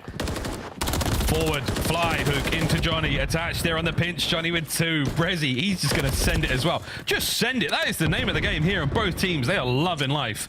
Surge, though, very much in a stronger spot, Tom. feel like my heart rate is rising at every single second in this game. It is just relentless. Because there's close spawns coming in from Surge. You got the back alley there for Vegas Legion as well. Just gunfight after gunfight after gunfight. Legion with the advantage though. They are holding this down well. Johnny could do with staying alive, doesn't. 2v2 trade. Johnny's big mistake there is he stopped moving. Just keep running, Johnny. Here we go. Surge are able to get in towards B. This could be their moment. Attach now trying to get a bit of a break here. Looking to cut these boys down from behind. He can't take care of the players on the zone, but he's trying to stop the reinforcements. 2-piece for Hook. The nuke. First segment done. Boozer has this cruise missile. He might not even need it. The segment started to come through. Nero is there, but still over the dumps there. It's a tough angle. Third tick coming in. Is this going to be a 3-0? It surely is. No one's getting in there. There's a contest last minute. Johnny dead on the doorstep. Seattle Surge 3. Vegas Legion 0 in control. And they're looking a little happier with that one as Vegas absolutely could not get it together on the attacking rounds. Defensively, a couple of mistakes here or there are certainly going to punish you, but that was a war of attrition time. We were in the trenches for all 3 of those rounds. 2-1 in the series. First 2 could have went either way, but Seattle Surge, fantastic in that final break that comes through. Hook's the one who finds 2. Who else? Might have just went 19 and 18. Yeah, positive. Yeah, fantastic. But those final 2 kills that he finds to break open over towards B. Really, really good job at Boozer. Was fantastic though, especially in that defensive round. That round number 2. They walk away with the win. Highest damage in the lobby by some distance. Big round and big game from Seattle Surge. Puts them straight back into this series where, I mean, they were all at stake. It was not looking good at all. But a control is what's got them back into it. What was the record? 2-11 or something along those lines? It's not great. It wasn't good. I'm just sort of giggling away at these highlights. It's just Rival Dying boys sending it at all times. Maximum velocity. It was absolute chaos. I mean, we were watching boys just smash. I mean, Abuza smashed through every possible door he could. It must have been loud as hell. I'm not sure if the comms even worked for these players. Absolute mania. Especially those attacks towards the day zones. They were not pretty. They were just wild. Absolute. Surge gone crazy. Spring break 2024. That's a very American reference, I think. It was. Where's Chance when I really need him? You know what I mean, Tan? When I really need him? God, that's a good start. A good start there from Surge in the series. They're alive and kicking now, mate. Let's see if the series really begins now. Yeah, well, I mean, look, it's leaning back towards map number 1. They would have felt egregious heading into map number 2. And now you are well and truly back into this one by staying on Karachi, but go into Hardpoint for map number 4. But stat line that Vegas Legion probably won't like out of all teams over Major 4, the map 5 records. Vegas Legion not looking too hot, but Seattle the best right now in these map number 5s. We want to send it there, man. It's not too far away now. No, with the Karachi again, I'm not even going to pretend that the stats or current affair, any of that matters right now. Just like Vegas have got so much to play for, and they're playing with reckless abandon, which is really fun to watch. I think this Karachi is going to be a tough one for them. I do think Surge, I'm giving them a slight edge here. I do think they've got a bit more structure right now, especially when it comes to the way they played that first hard point. If they can close it out, though, that's the real question for me. Vegas haven't really looked the same since that first. I don't know, man. I don't know. I've got nothing here, Ton. I'm just having a good time. I think that's the vibe, man. Just both those two teams are flying at each other, and it's kind of been a bit hard to break down in certain kind of senses because it's just so much is happening so fast between them. And I mean, look, this is the important stuff though, right? The standings right now for Vegas Legion, yeah, looking solid. Same for Surge, sitting at 3-1, which the points that are important, especially for Legion. They want to try and get that 140 point mark, and that puts them right into the mix. I think the problem for a couple of these teams is that everybody in that kind of area seems to be performing really well. Here's the overall, Miles. I mean, this will be a huge 10 points for Legion. It's crazy for Legion as well. I mean, whether you're playing for the winners bracket in the upcoming major, or you're playing towards champs at the end of the season, you're on the line. You've been on the knife edge for so long now. And again, I think we talked about this a little bit yesterday. They talked about it with Boston today, but the mental game, it starts to erode you down after a while. It's so tough being in these stressful situations where every single match matters more down the line than you could possibly account for. What a difficult run it has been for the Vegas boys. Close it out as best you can. Big Daddy Attach was the man in the map 1 on that 6-star, and Karachi, can he do the same thing? 34 and 24, he was the man. A 3-piece over towards P1 was the start of the end for Seattle Surge. Can Attach be that influential once again? Best ones here for the side of Surge if you're going to start heading over towards P2 very, very shortly. But P1 up on offer, 50 seconds to go there. Surge will be the first ones in. First in, and again, sort of similar situation, whether it's they're going for that top spot first, get the high ground, they've got the setup they want. Can they find them trades? And Abuza's the man to find at least the first kill. Geo slips the net somehow, manages to catch a few. That's huge. Final kills traded out complete, but you are being overrun now. Vegas boys everywhere. Brezzy says, no, thank you. I won't be having any of that. And Nonchina, Greta, Rian, I've got that point. 3-0 from Brezzy to kick things off as well. So you can see from your ARs. Seattle doing a really good job soaking up as much as they can, but Vegas Legion now trying to find a break back through. Nero can find a route through red here. Could open up a door for Vegas Legion to try and find a break over towards P2. They are not expecting Nero behind them and this close. There's no way. Nah, he's out of nowhere. Nero cuts him down 04, reacting to the red dot on the call of a teammate at that moment in time. But P2's open for business now, and Seattle Surge, they are serving up something special from the backside of that cafe. 04 trying to push the front line forward. Perfectly timed Semtex going to slow those players down. Every single second counts. And Vegas Legion, a mere 8 to their name.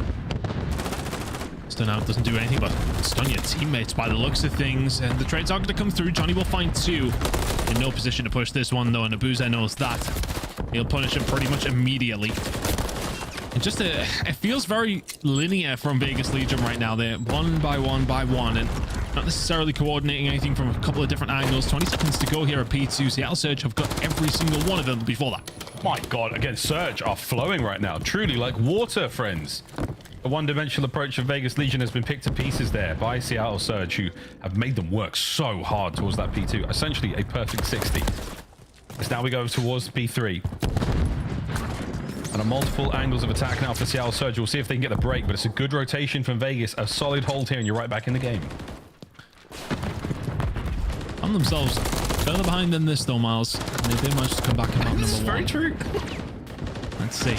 Decent hold here over towards P3, and all of a sudden you're looking nice, but on forward towards the backside can find 1. Abuza's going to be there too. It's going to be a 1v1 momentarily as Abuza just barges his way in. There's the break. Seattle Surge in control. Legion need to tighten up big time. This is tough, man. I mean, I thought Legion wanted this. Not necessarily. Some folks, they like a bit of rough stuff. They like to get choked a little before they can get things going. That is not the case right now, Vegas. It's not necessarily that they are choking, but they are being bloodied up. Seattle, nice work again. 04 taking chows like that. Over 100 points now for Surge. It's looking tough for Vegas once again. It's been out-rotated here. Slow start to a hard point once again. It's all very well if you can find a rally, but having to do it multiple times. A minute on offer here over towards P4. Obviously, we won't see the majority of it go over towards Legion. Teams have got better at it, and if you can continue to find the kills, maybe, just maybe, you can pick up a good chunk of time here. Attach now should be dead. The right hook is just flying forward. Yeah, the nuke just runs through, and despite this very, very noticeable presence, he wasn't picked up there by anyone from Vegas. Geo, this could be 2. Nah, Brezzy cuts him down. Hardpoint wide open for a moment. But 120 to 32, Vegas Legion are silent on Karachi so far. Hook again, causing problems left, right, and center. 04 back at it with the big damage, but not enough for the kill. Nero and the boys might be able to get onto this point, but Hook, surprise, he just sends it. Hardpoint for 15 seconds might go the way of Vegas. Johnny finds a huge gunfight over towards Junk as well. That's about to pop in 10 seconds. Rotation's going to be here for Vegas Legion. Not too bad of a hill from them. I mean, look, Seattle Surge are in such a good position now that you can soak up this scrap time, and it does hurt Legion big time. That's going to hurt even more. Abuza, cruise missile. He may well have the rotation, but for how long? The cruisers of Abuza. He seems to get one in nearly every map, it feels like. Junkyard Hill wide open. A lot of work there from Attach. He's going to stay alive for a moment longer. Here comes the Belgian assassin. Brings him down. No more, though. Geo. First time we saw Geo really fly on the radar was just very hard point. I get some spectacular plays from him. This could be a little bit of one of those moments. You force the cruise. You start to mount the comeback. 30 seconds on the hard point, and Johnny lives to fight another day. Oh, what is that Shaq made of? Johnny surviving this one. 04 Finding two. Geo can only answer back with one, so the break does come eventually off the back of the cruise. Just waltz their way in, bodyguarded through. And all of a sudden, Vegas Legion, just so much work to do now. It was that P2 to P3 that stung them. But to your point earlier, though, Todd, I mean, it's just sort of the way the first map looked. I mean, nearly identical scorelines. It's about a 100-point game, give or take. Are we going to see this again? There ain't no way.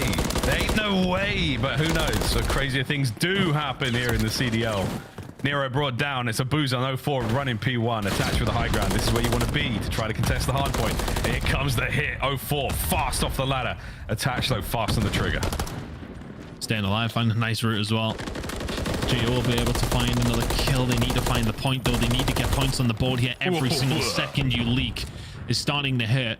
But if you can get a cruise missile on attach, is that something that you're going to be able to use to find a break? Or was the last time around? Nero's going to be there to steal that one away from him though. It's important. He's just send it. My God. Whoa! That was Crim 6 off the plane and checkmate back in Cold War, baby. Man, my God, sends it. Desperation starting to sink in here for Vegas Legion. You don't want to go to game 5 if you can avoid it. But right now, it seems inevitable over to Peak 2. That's where Vegas are now, though, Ton. Here we go. Is this the comeback? I'm well biased. Some comeback from here. There would be some comeback from here. You need a full 60 without question. You cannot let Surge just steal any of this time away. You need to be playing nearly perfect hardpoint, and 3 of you are already dead. Seattle Surge have not slowed down since the second round of control. Nero, the tyrant of Tuscan. Oh my God, a boozer just gives him the 1-2 goodnight in the back room. Big wins across the board, though. Oh, Trade Fest comes to an end. And look at this. It's a 1v1 on the hard point. A Booza wins it. That's his point for now on a 4 spree. Now cut down. You've got Brezzy with the guns up at the ready. And 209 to 62. The blowout is very much on. Is this the comeback, Ton? 17 and 7 from a Booza. He's been extraordinary for Seattle Surge in this game. Jesus. 04 just trying to get a way through. But the rotation's already there for Seattle Surge. Just trying to be a nuisance. Trying to keep that pressure on. And that's what they'll do from the drunk side as well. But rotation is in, and they can very much win it here. Seattle Surge, 209 points. Vegas Legion yet to break 100. Oh no, Vegas are going to have to absolutely bulldoze their way through the middle of the map, get a booze out this power position at 17 and 7. Good luck, have fun. The minimart now ready to go. Seattle Surge are serving some filthy, hairy hot dogs from behind those counters. Kills though from Nero. Is this the break? Is this the comeback, Ton? Can they find a route through? Nero's the only one who can. Needs a little bit of backup. The backup can't find the fights. Nero and Geo doing a fantastic job. Seattle Surge now 15 seconds away, 30 seconds on offer. Over towards P3. They're soaking up every single second. It's the last roll of dice for Vegas Legion. Here we go. 04 cutting them down. No one's getting close to that point. The pinch from Brezzy, the perfect time, the 5 seconds for the win. And we have a game 5. The start of the series was absolutely magnificent. And Seattle Surge have risen from the depths. Air in the lungs now, boys. They are raring to go. Vegas is starting to look a little shooketh. One more map to decide the series. It's crazy how quickly momentum can change. 2-0 up and cruising. It's slapped about on Karachi for 2 maps, and all of a sudden we're heading into a map number 5. It's just... They never found a break or a rotation. They couldn't do it to save their own lives. 250 to 84. That is a drubbing. A Boozer was a crazy that game. On so many different streaks. It's just so hard to deal with on that map. Over the last 2, he's been fantastic. Seattle Surge just absolutely dominant throughout. Yeah, that was a steamer from Seattle Surge. The game flow, reminiscent of a hardpoint we saw today. If you look at that, P1 to P2, 8. Again, we're seeing these very, very low scoring games. 250 to 84. Karachi has been the downfall of Vegas Legion in the series so far. For Seattle Surge, it is their ticket back into the green. Can we now, where the series began on 6-star, find out what happens here? 6-star S&D come up in a moment. What a back and forth this has been now, man. Each team, they've had their chances with one another. I don't know where I go. The Rio to 6-3, we saw some absolute madness. This time, though, 6-star is an entirely different beast. Very, very different beast. It's so fast-paced, but with the way the last 2 maps have went for Seattle Surge, you would fancy them at this stage. They've been so fast-paced. It's worked out for them. I'm number 5 incoming. Map number 5 on its way, folks. We're going to go to a quick break. When we come back, we find out who walks away with the 10 points and who gets a little bit closer to the winner's bracket here in the CDL. Vegas Legion taking on Seattle Surge. Game 5, 6-star search and destroy after this.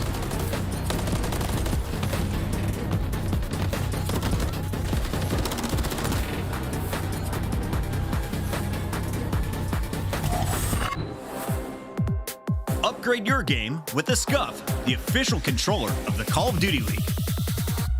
The Champs Tracer pack is available now. The bundle includes the Reaper Operator skin, Ripper Weapon Blueprint, Death Stare Weapon Blueprint, Cuts Deep Charm, 2 calling cards, 2 emblems, and 2 weapon stickers. Use these items in both Call of Duty Modern Warfare 3 and Call of Duty Warzone. Available in store now using Call of Duty points.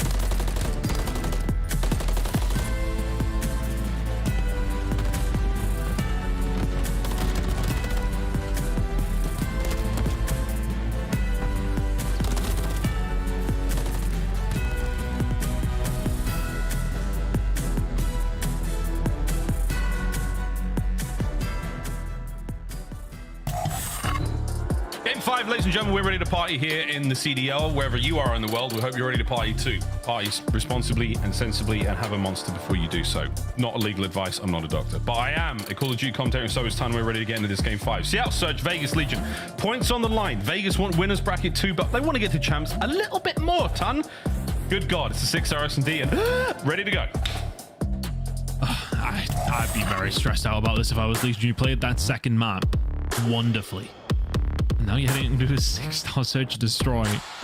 When Hook and Abuza have been playing like that over the last 2 maps. Dangerous proposition. A 1.4 on map 5s this season. And you're heading into a 6-star? You hate to see it if you're a Vegas Legion fan, but you never know how these ones are going to play out. The statistics tell us this should be a Seattle Surge reverse sweep. But, yeah. We like the big butts here in the Call of Duty League. We'll find out if Vegas can pump the brakes on the reverse sweep. Over towards A we go. Oh my god, the timing. Turn around, you might see it. I think the play is now on. Plant towards A has been halted. Turn, here we go. Vegas know what's going on and they're trying to make it happen. Get the way though. Oh no, this is where things just get so chaotic.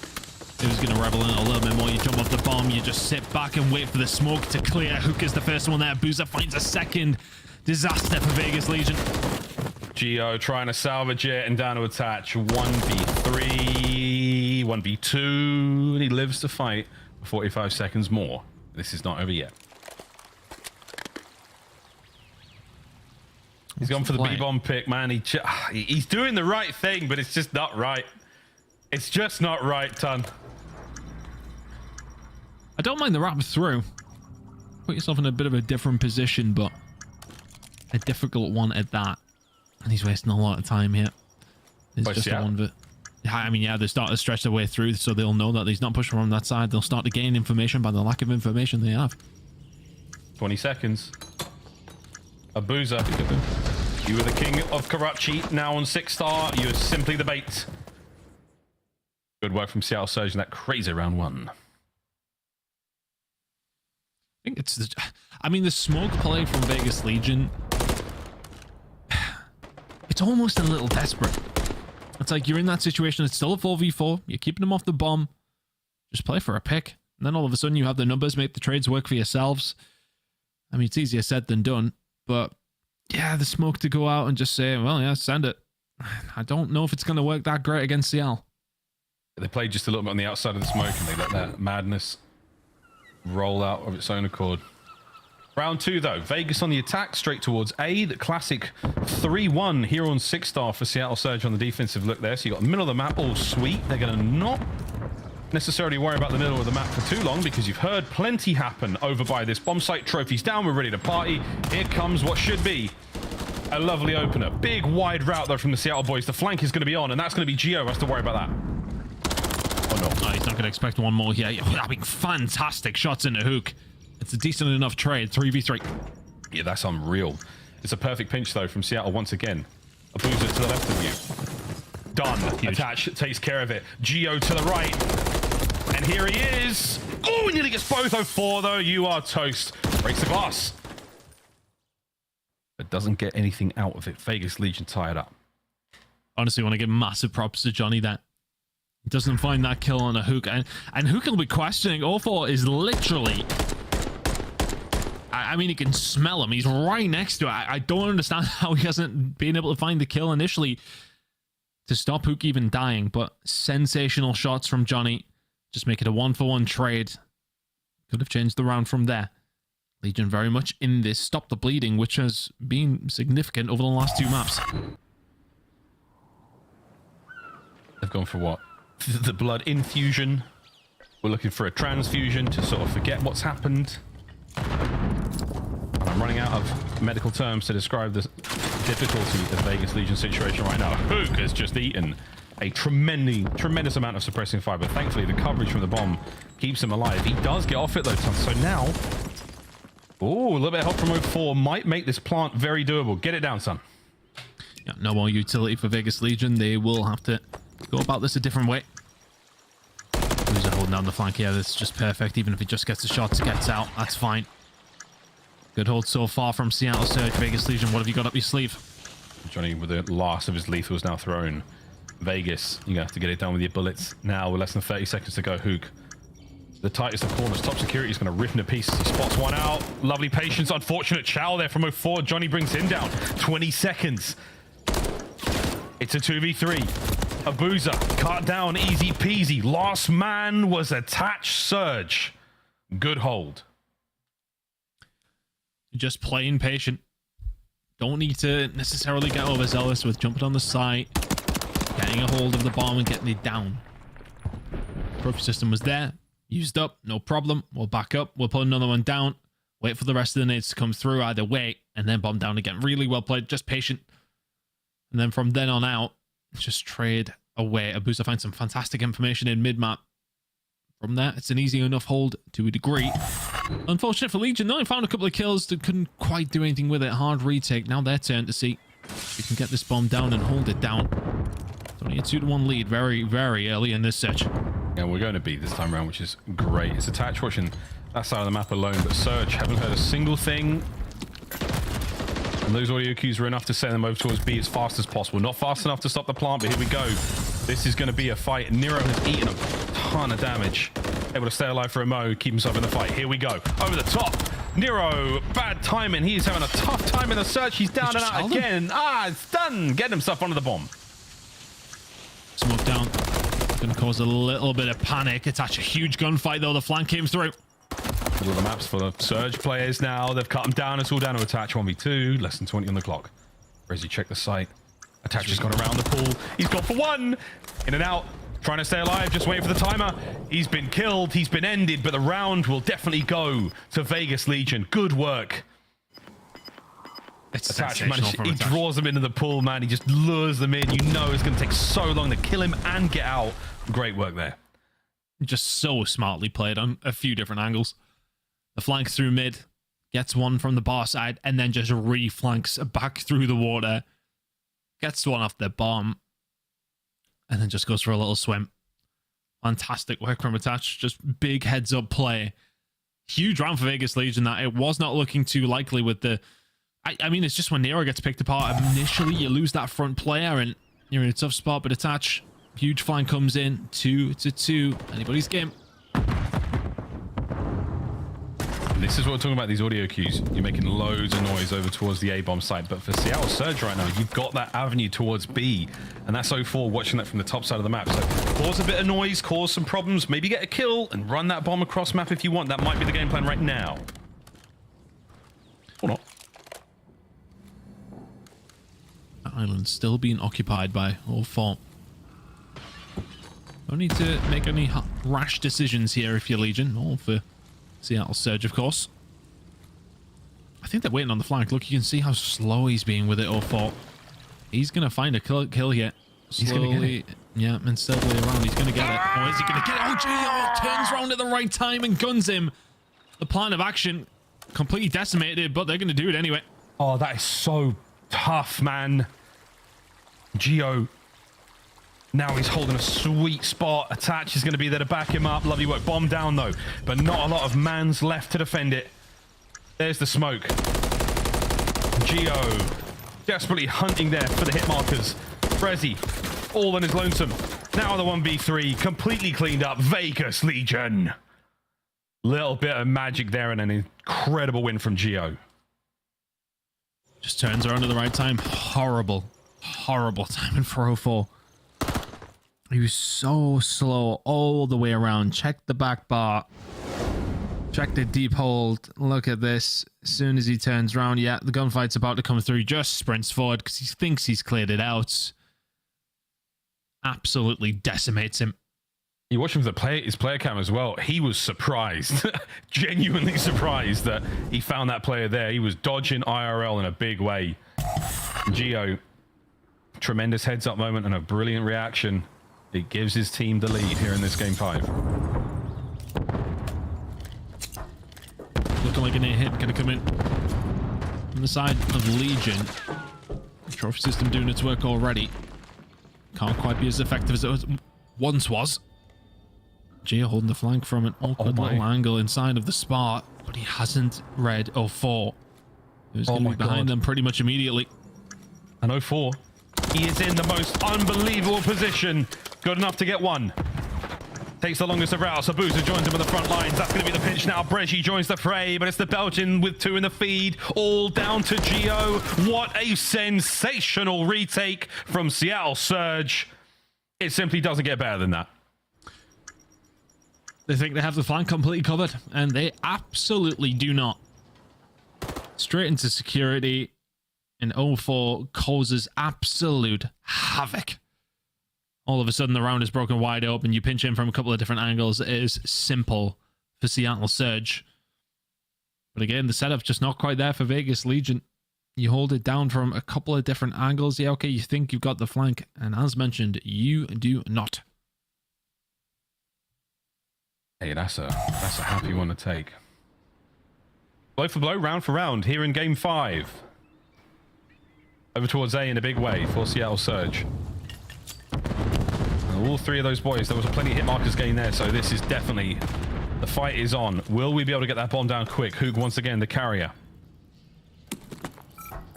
This time we should be seeing the plant through. Defensive setups in all good for now. Watch out for attach in that left pinch as well.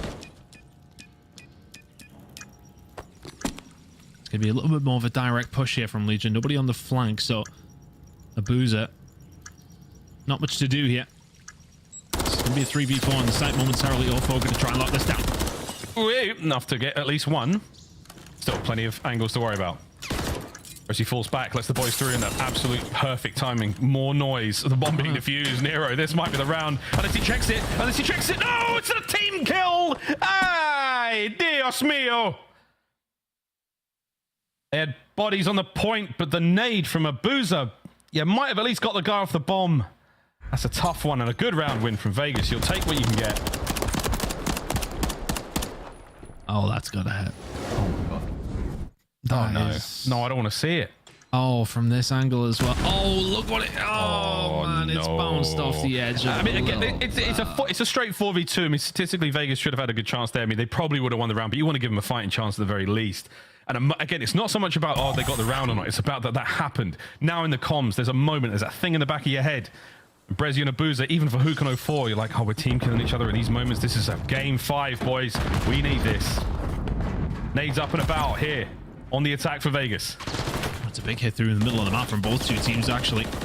Having an absolute scrap inside of the bar. 04 will find another. Yes, he does. Nero falls down, so that's 2 for 04 in the middle of the map, causing absolute havoc. And this is what you do not want to do against Seattle Surge. He's working on the ace.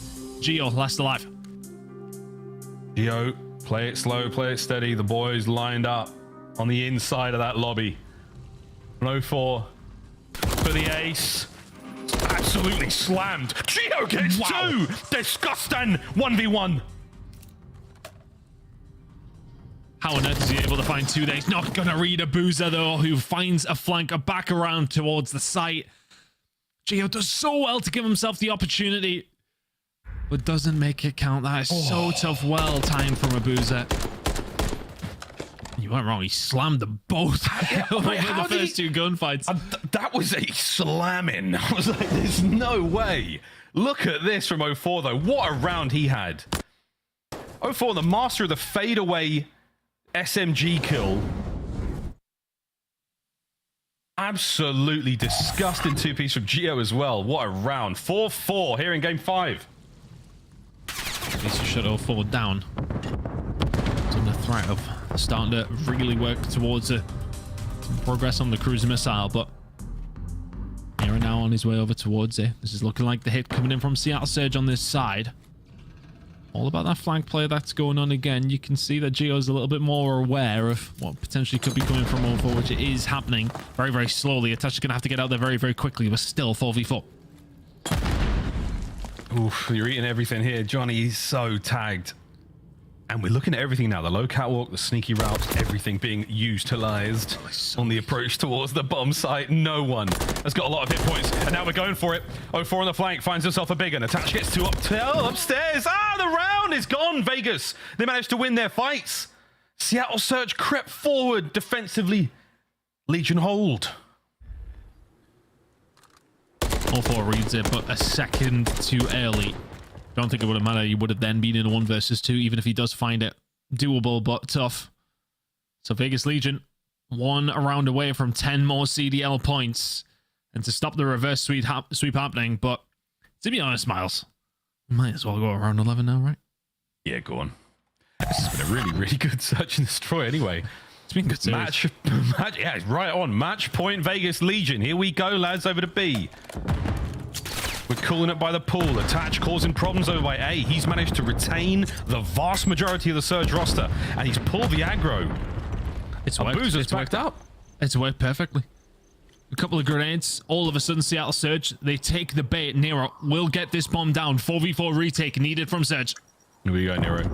You get another kill on the board. That's going to help out a lot. Johnny with the coverage from upstairs. 04 is going to... Oh, my God. The timing there on the stairwell. They're in now. Johnny rings the alarm bells. The first in the feed is going to be Geo. Nero, do what you can to stay alive. Can't get it done. Geo finds another 2v3. And the push is so direct as well. 0-4 will find one, but you're down on your own. Johnny finds the kill. And Legion get the job done. Oh man, and a sigh of relief and a smile cracked from Attach. God, they needed that. Vegas back in there with the points. And a dangerous position to be in. Seattle Surge. Not a lot of fingernails left on that team as very, very frustrating loss in the game 5. Frustrating series for them in general. I mean, apart from the Karachi, which was absolutely the shining star of their series. Vegas. Whew. That road to champs, gosh, it's a bumpy one. So much still to play for Vegas Legion. Let's go, Nero.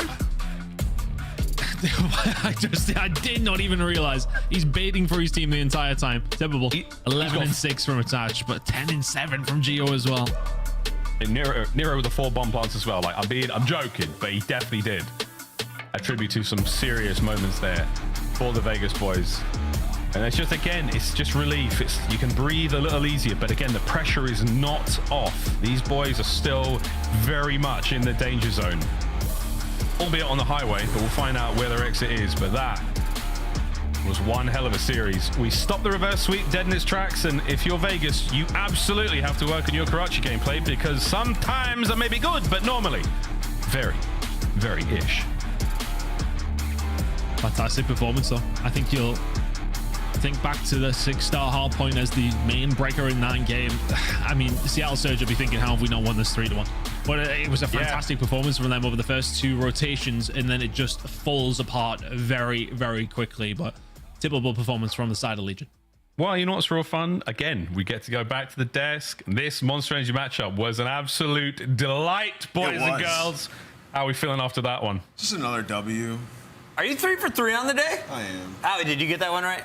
No, I did not get that one. So are you and I tied? No, you were You're basically still like as smart 11 as me. behind me. We're equally smart. No, you're still behind about 10 Let's predictions. take a look at how much better Nameless and my team was. It was just about 20 seconds in the first Hardpoint, and as you heard from Miles and Ton, that could have been the difference maker in this series. If Surge wins that first Hardpoint, we do not go to a second search and destroy. But break down this game 5 for me.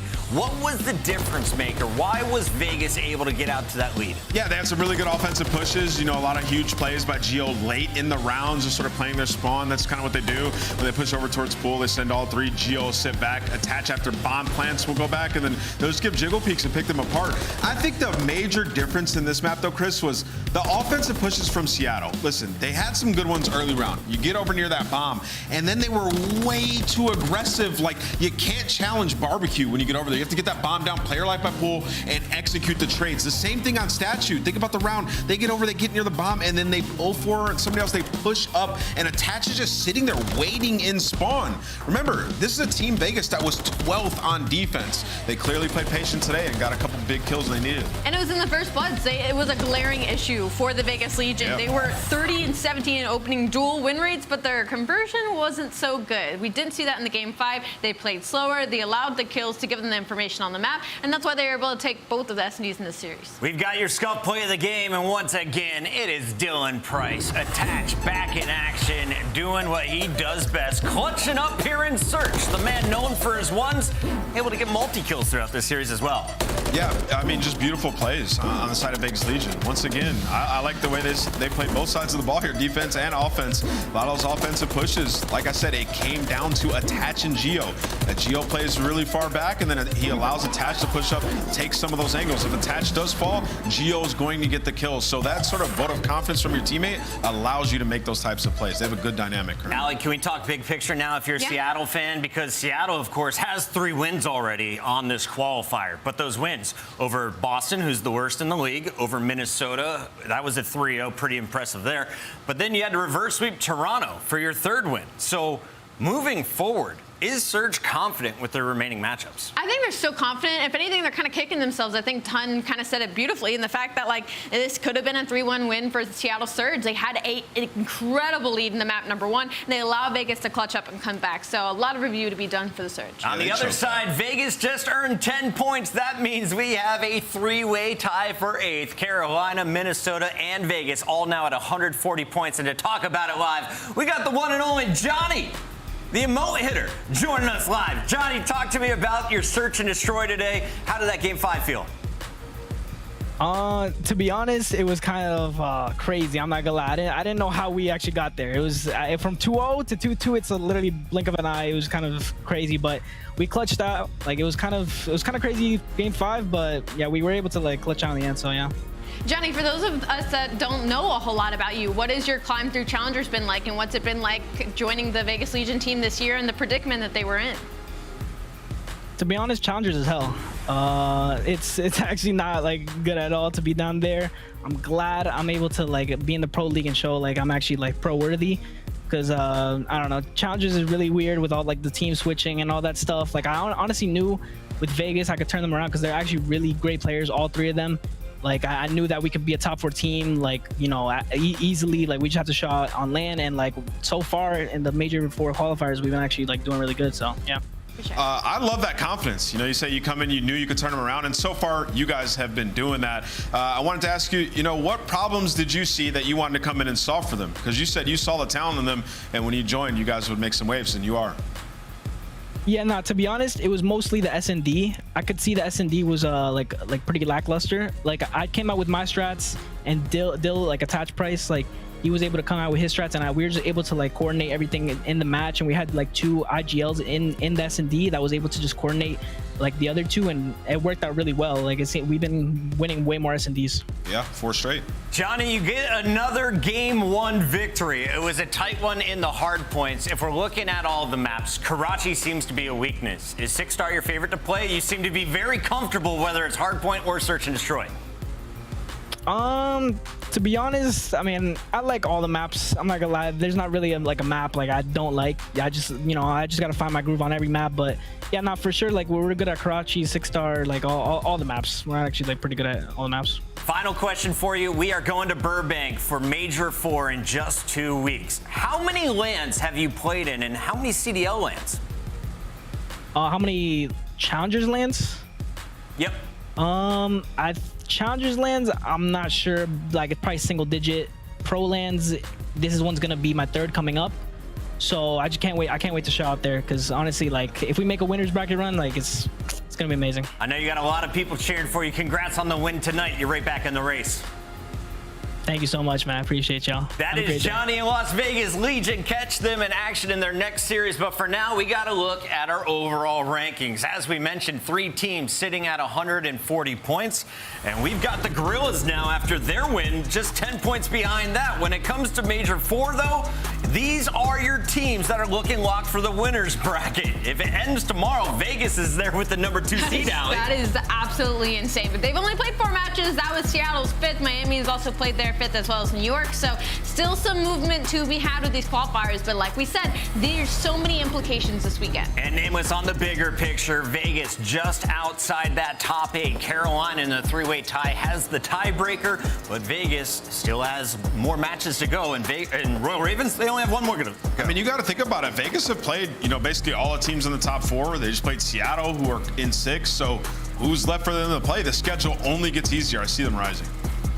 Incredible Super Saturday. We got our 4th match coming up live here on youtube.com/ConLeague. When we return, can Dan Ghosty lead his team to victory over Scrap? Stay tuned. Find out.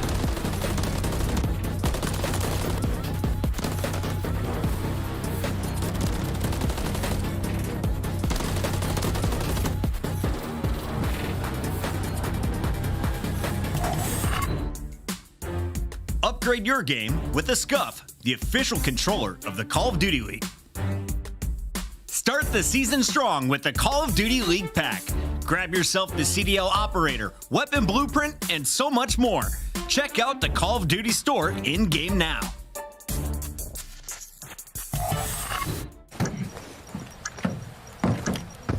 Hi, Callie. In the building.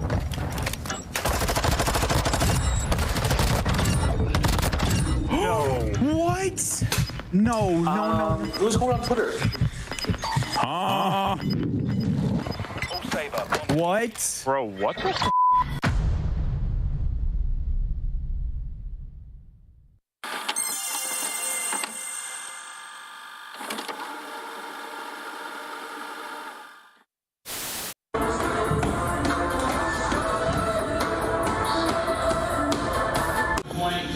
absolutely loving the Rio addition to the asset. And you get into the Karachi SD just so. Where? Trade.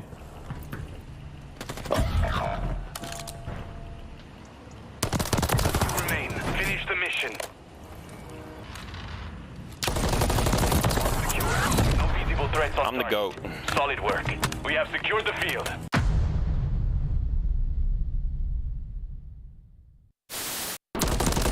El otro, cerca del... El otro tiene que estar por el under, creo. Going alley. No en el Eli,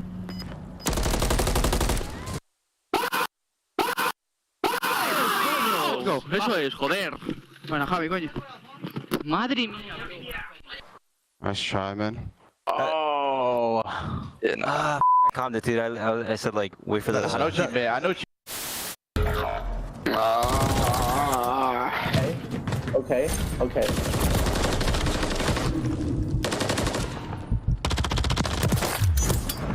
Keep running down here. Okay. Finish the mission. Okay, hold on. Wait a minute. Oh my God! Go crazy! That guy! Yeah, that guy! Yo, he's good.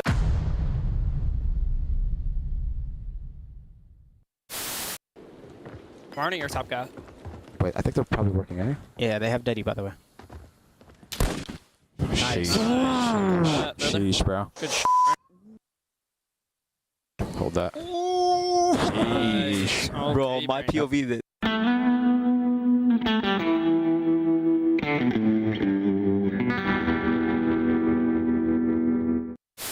Secure the target area. Kobe.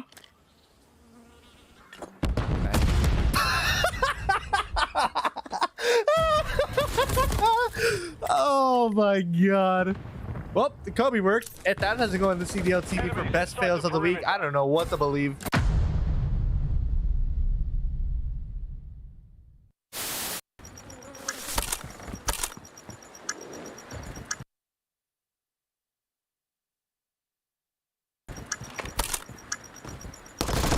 He just pushed you out. To your right. Oh my god. He jumped right in front of you, my boy. That was unlucky. Literally jumped in front of you. That's him. Bro.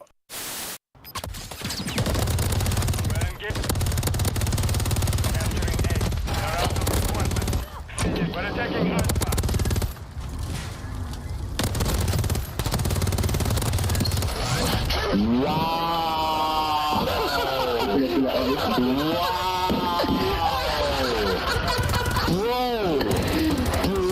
You gotta show your face again.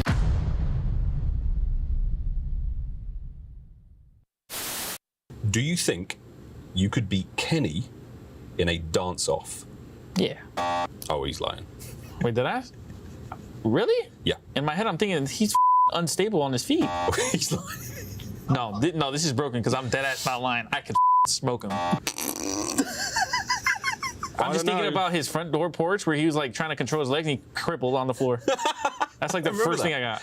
Damn, I'm lying on that? That's bullshit. What? Amazing. I'd smoke him. Where is he? Y'all need to lock in! I'm trying to make ends, I don't want to make amends, and I came to the lens. I mean, seriously! 1, 2, 3, 4, 5. Yeah, I'm turning up to the sky. Yeah, I go up till I get right. I ain't feeling trip till I get by. Yeah, I'm going up to the top, Dubai. If you think I'm playing, just know it's on site. What you on? Hit you with the more tight. You don't kick till you don't, bitches on site. Try to walk in with the limelight. I come up with the kush right. You know better than a shot right. What is Yeah, I'm cooking. Yeah, I'm coming in, feeling super saiyan. Oh my god, you think you was it? Use a little. Yeah, I'm coming in. Stop playing. What the you talk about? What you saying? I love when the good news coming in on a day-to-day. Already know what's happening. I don't gotta shake the hay. Big moves, big stepper in the right direction. The trick continues. Every double use a psychedelic. I think they gon' need a minute. Look, I'm interested in making as opposed to making friends. Double bags, I've been paranoid, having a safe place. I'll take a check. Finishing this drink should only take a sec. But Mark just cut me off, he told me that I go on stage in 10. I tell my own shit on the main event. Givenchy, my cologne after the show. She told me that shit was a favorite sense. Sprint advantage, spacious, we could take it friends. What happened next? You could take a guess. Welcome back, everybody. We got Toronto taking on LA Thieves, and Thieves right in the mix of things. 145 points is going to put them above of Carolina and the rest of that bubble, but you're not safe in 7th right now, and you go up against a juggernaut. Allie, we have the maps and modes. The players are ready to go, so let's jump right into it. Who do you see having a statistical edge when we look at these game types? As far as map pools go, Toronto has one of the deepest, if not the deepest in the league, so definitely Toronto will try when it comes to the series. But if you're LA Thieves, like you're looking at the Rio and the 6-star at the beginning of the series and you're feeling great, I would imagine this probably goes to 4. Yeah, Toronto's testing some maps here. You know, high-rise control, their worst control they'll be playing in this one, and then Vista Hardpoint, also their worst HP. So LA Thieves feeling pretty good when you get to the middle part of the series. Time to make our Scuff Pick'ems official. Nameless, can you make it for 4 for 4?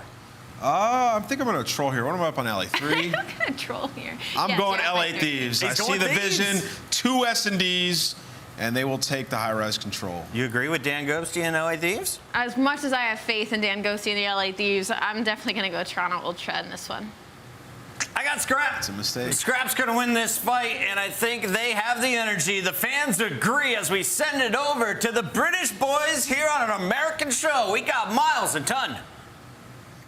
I'm not going to acknowledge that one. I am going to acknowledge Nameless's pick, though. If he gets this one right, Ton, honest to God, I mean, that's some Nosferatu. No, I think some Nosferatu stuff. Like, he really does know. He wrote the script. Today was his script.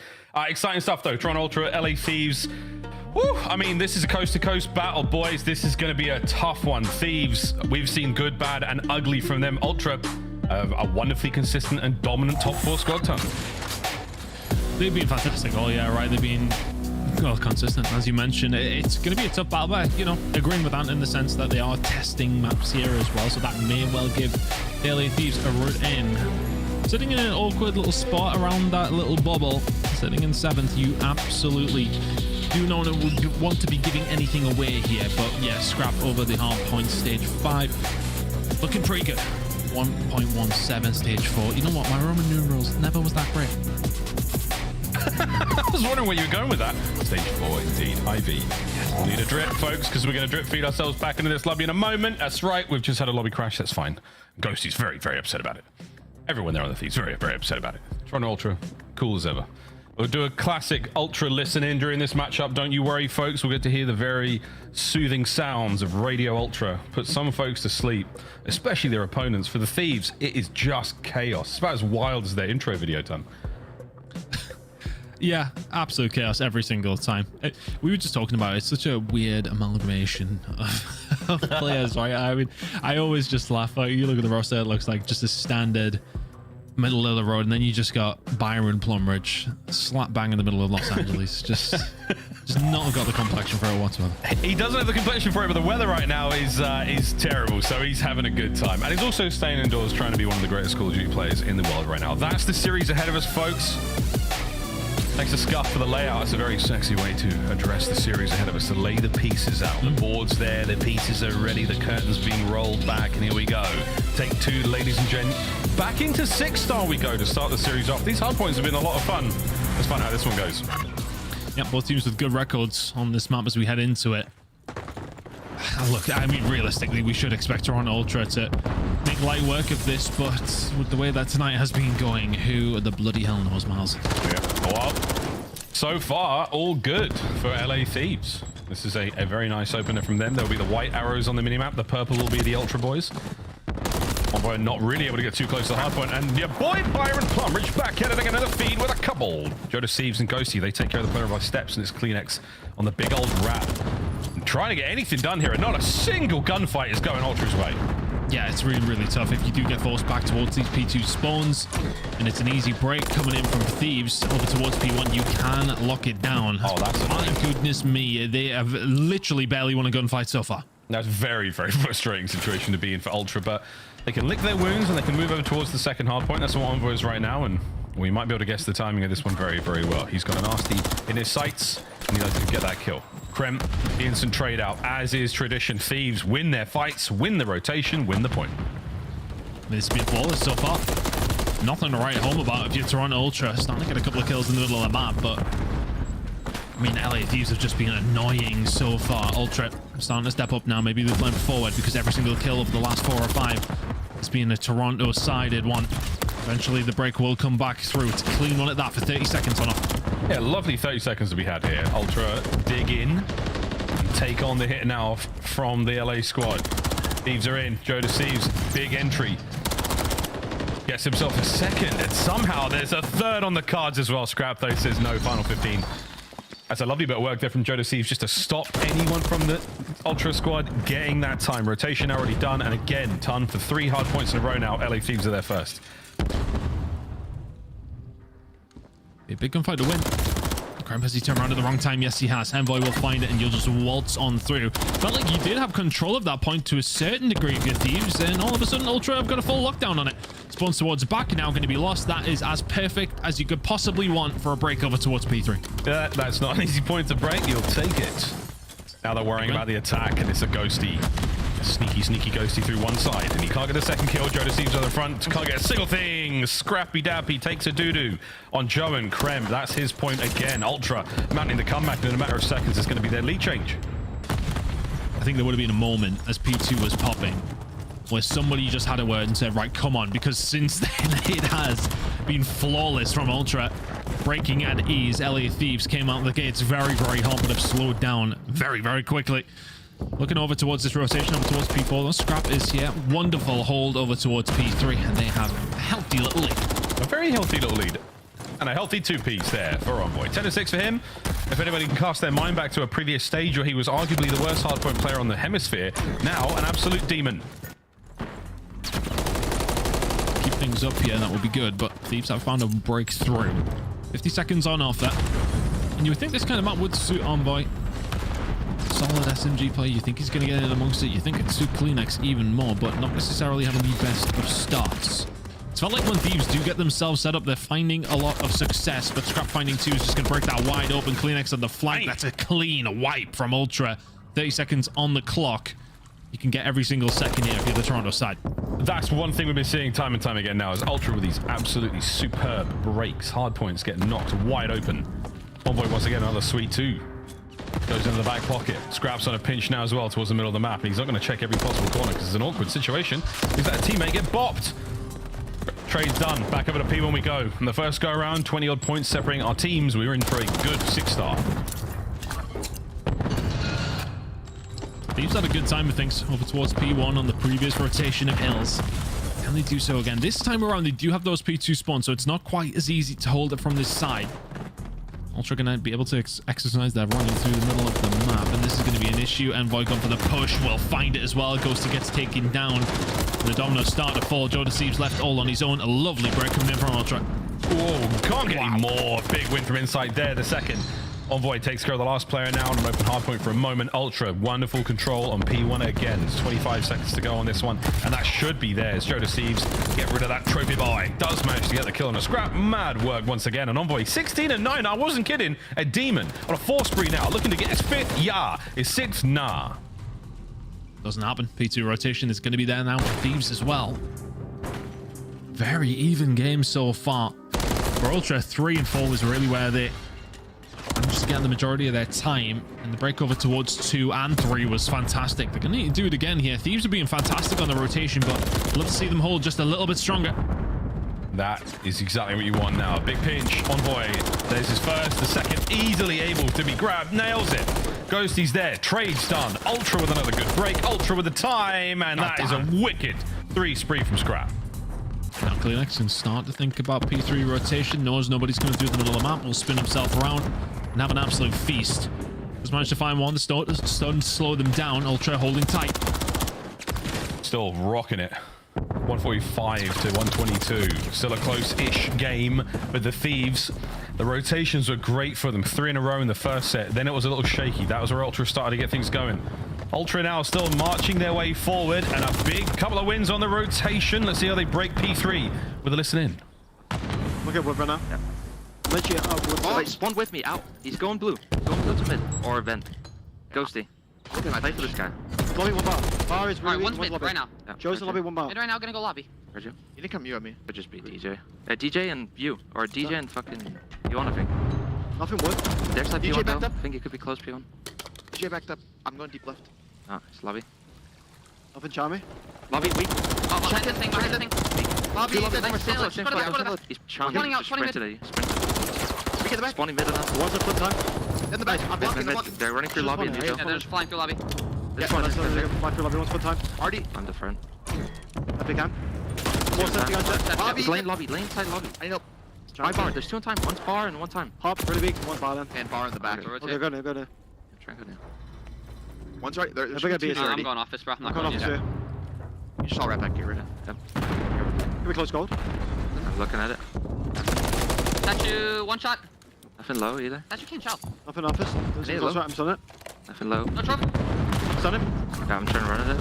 In you. You don't. Planted. And you dead. I'm watching.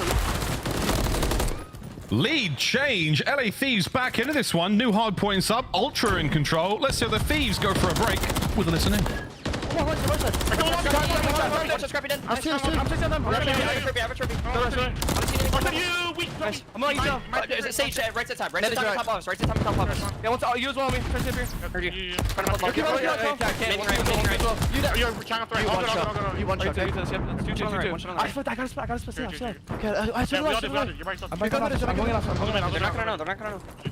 Check up, Simon. Yo, listen, they play one time. They know.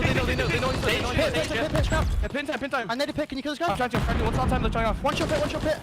He flanked the office. He pushed it. He's back office. He's back office. I'm rotating. One back office. Oh, no, nice. What's the office now? Are you Toby? Dead. No street. This is back office. Watch out. I'm on ring. When you get you ring dead.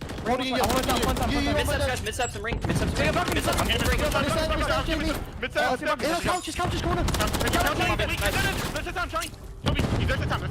Take a section, guys. Take a section. Nading their set time. Time that. One more.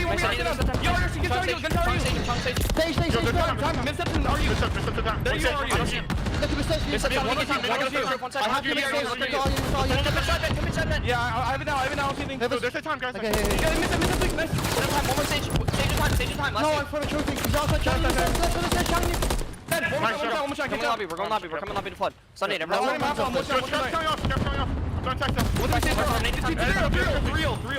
I'm going in.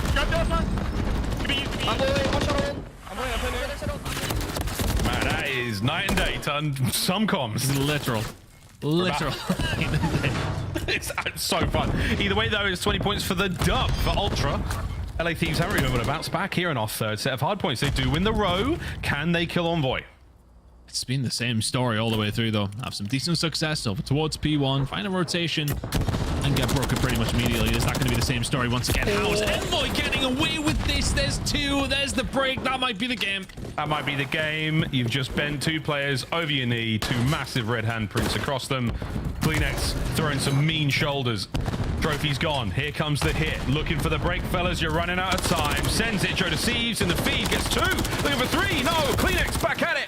Can't get any more. Kremp wins it. Stays alive for a second more. Still doable, but for Throne Ultra now, it's just about the rotation. 20 seconds of time. It's going to be fed over towards Thieves for absolutely nothing. Apart from a setup that you're going to have to make very, very difficult to break. You've already lost a gunfight in the middle of the map, though. It is going to give Thieves time to force their way up. Inside going to have to backtrack here just ever so slightly. A good break here for Thieves. Makes it very difficult for Ultra. That's not going to work out. Thieves, you're trying to bang your way through the front. Can they get it done? Hardpoint's now ready to go. Oh my God. Kremp and nasty find there. Scrap staying alive. Insight doing it as well. That's a massive two. Finishes it up. That's game. Toronto Ultra. A strong showing on 6-star. Just absolutely brilliant breaking. And orchestrated by that man there. That is Flack recently, of course, but my goodness, that was a fantastic performance. Just absolutely everywhere across the map, and the breaks were all spearheaded by him. Ultra, a very, very well played game. But for Thieves there, it's going to be a frustrating one. It felt like they won plenty of rotations and had absolutely nothing to write home about. 33 and 19 for Envoy. A star every single time. He's getting a gold star, an A-star. He's getting good marks there. Well done.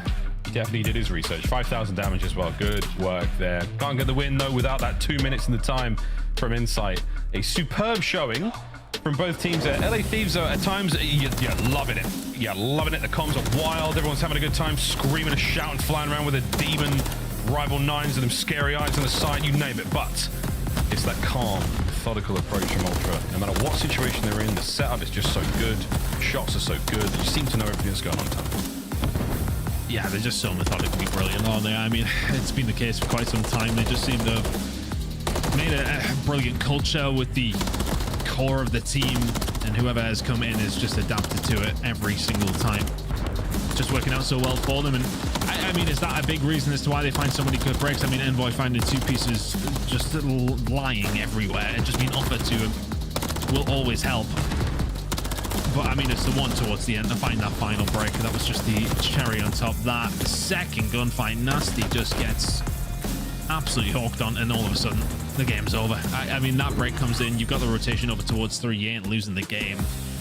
But it was a back and forth one, but Ultra just not necessarily rotating brilliantly, but the breaking was superb.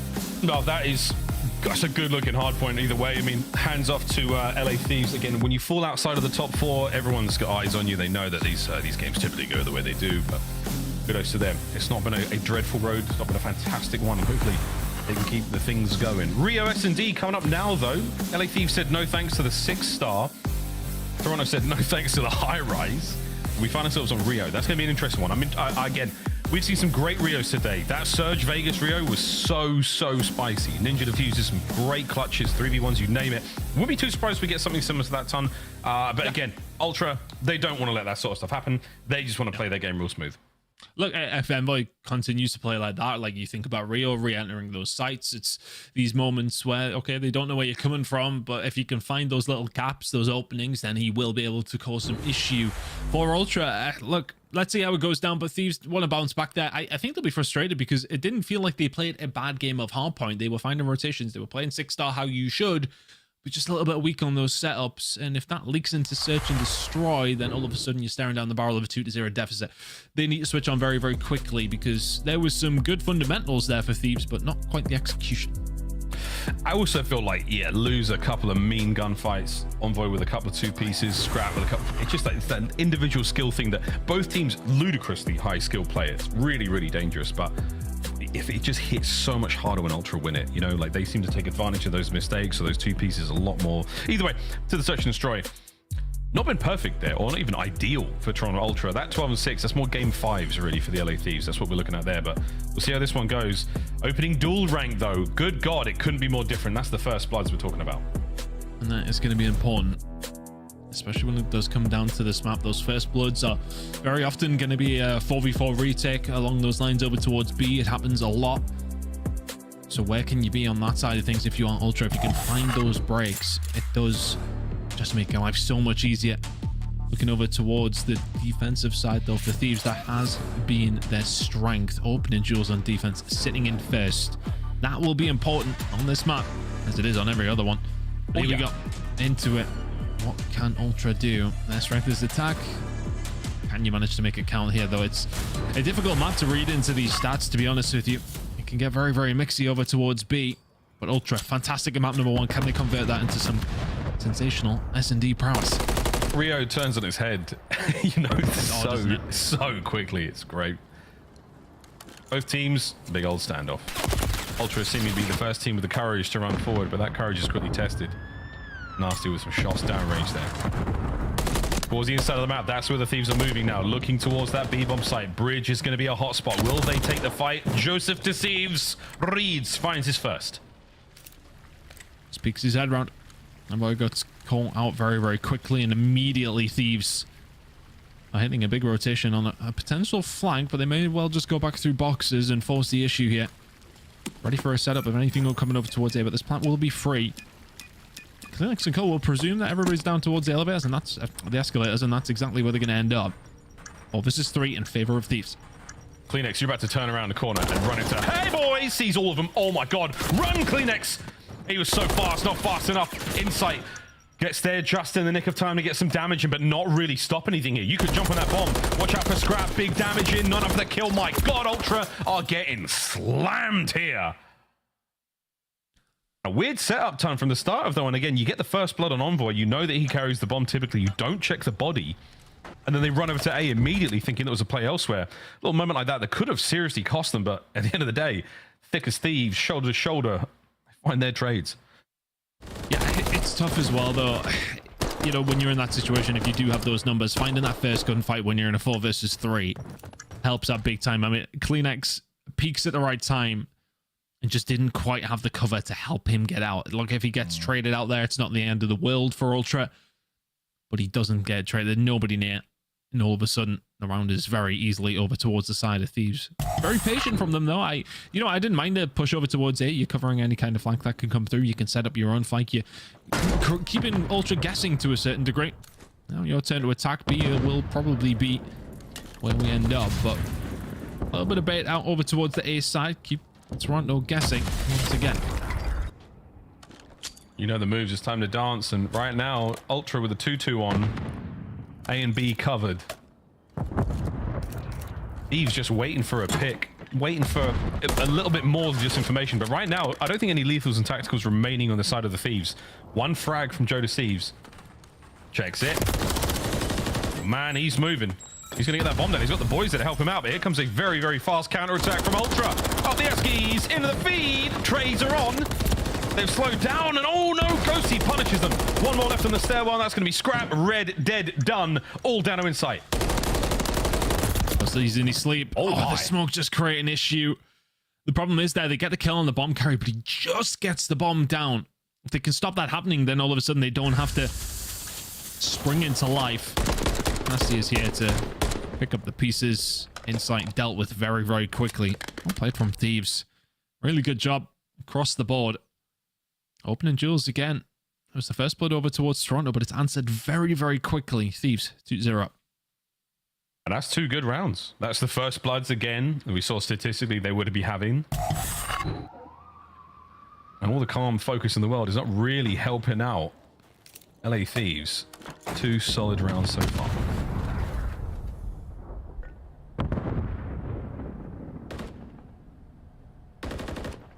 Having a peek over towards B again. Teams are running this game, though. Will be forced away. It just feels as if they are a step ahead at the moment. Ultra just testing the waters. Big flank coming through, though, and Insight will deal with it. It's the first clean first blood that Ultra are going to find. Now they absolutely do have an advantage on B.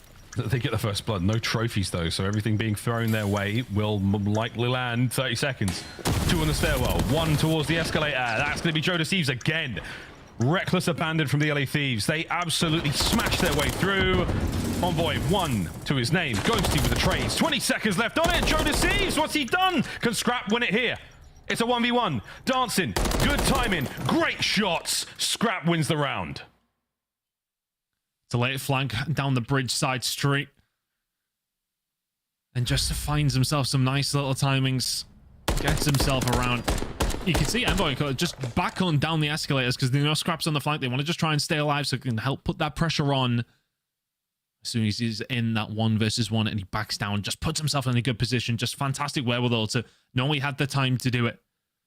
Spins round, gives Ghosty a couple of bullets and finds the first round for Toronto Ultra.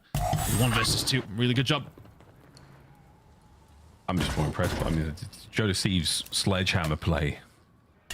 The way he checks all the corners of this B-bomb site with a little hop from the top of the Eskies is time and time again proven to be great. CleanX eats a lot of damage from that trophy. That's going to push him back a little bit. Oh, lovely first. What the bloody hell? A bit of an awkward second. Pinch is there. Not enough time to save him, though. What a wicked set of trades. Ghosty now swinging for the fences in the 1v2, and it's done. See you later, that chaos.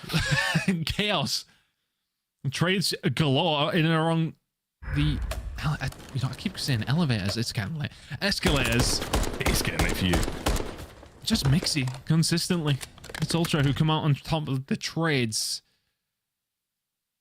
Yeah, I mean, what else do you say? It was just a 4v4 fist fight. Ghosty's, I mean, he's down and out, mate. Oh, he's back. There he is. I was going to say, though, I mean, word to Mitch Hedberg. When those Eskies stop moving, they're just stairs. How convenient.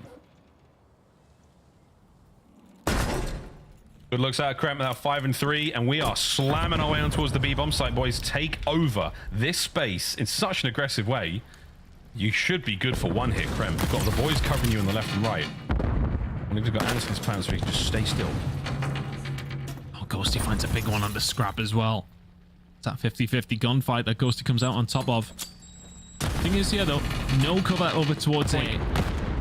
If anybody from Ultra has a little peek here, they know how they have this site dead to rights.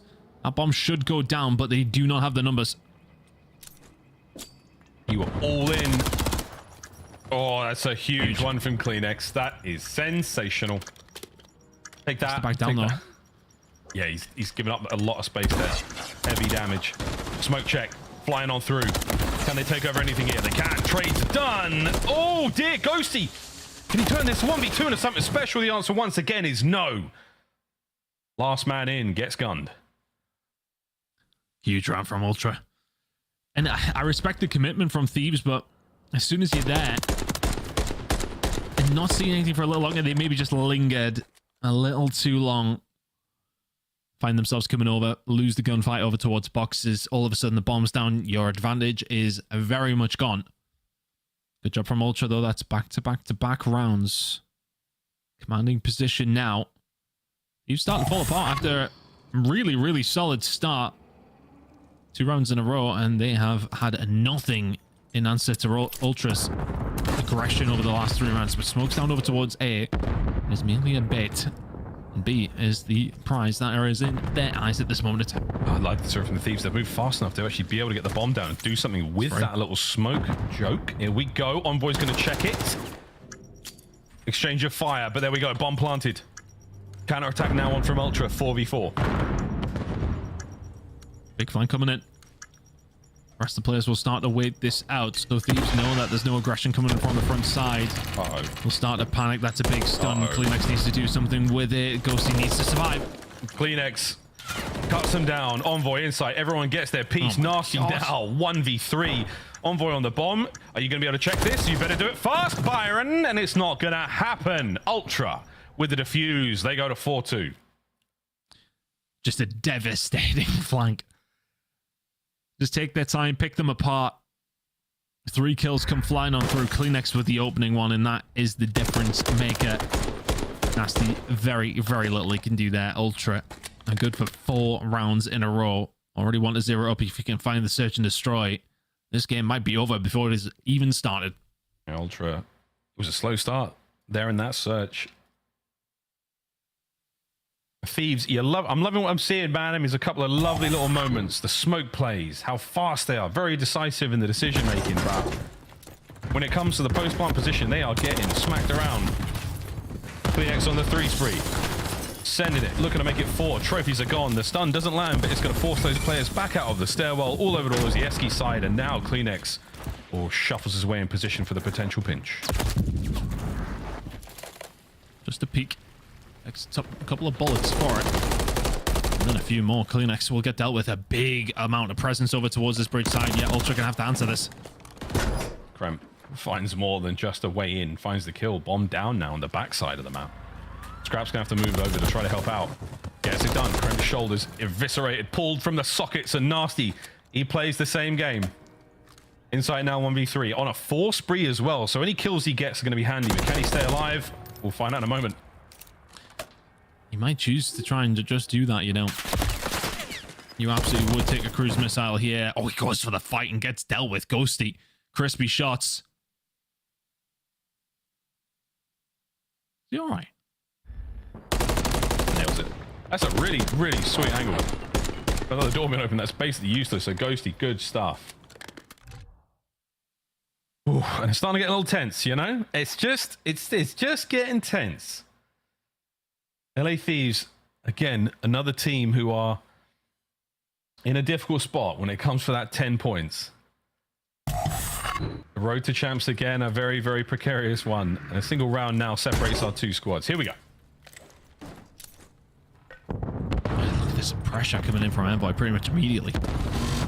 We'll be expecting him there, at least on his own. Let's see if he can find anything. Smoke down. Welcome to hell, and that just forces them away. They don't want to get any. They want nothing to do with it. Oh yeah. Smoke works out in his favor. He's got no help there as well, so he's basically up in that top mid position completely alone. Now, bomb over towards A. Kleenex is going to see absolutely everything on the cross. He might not be able to do a lot about it, but his teammates will. That's not There's the smoke. Here we go. Man number one. It's a big kill from Kremp, and that should be the bomb down. I thought the smoke was maybe just a little bit short, but they will eventually get this bomb down. Kremp in a dangerous position. They know he's going to be close by. I think he might have got called out by Insight there as well. Expecting the flank, not going to come. 3v3 retake needed. Kremp so close to the boxes. Aye, finds one. A superb bit of damage to the next player, and now it's a 1v1. Nasty on Scrap. AR on AR, and Scrap with a perfect little heady there. He's going to be able to nail this one. Could even dive on the bomb. But it doesn't seem characteristic of Scrap. He wants that fight.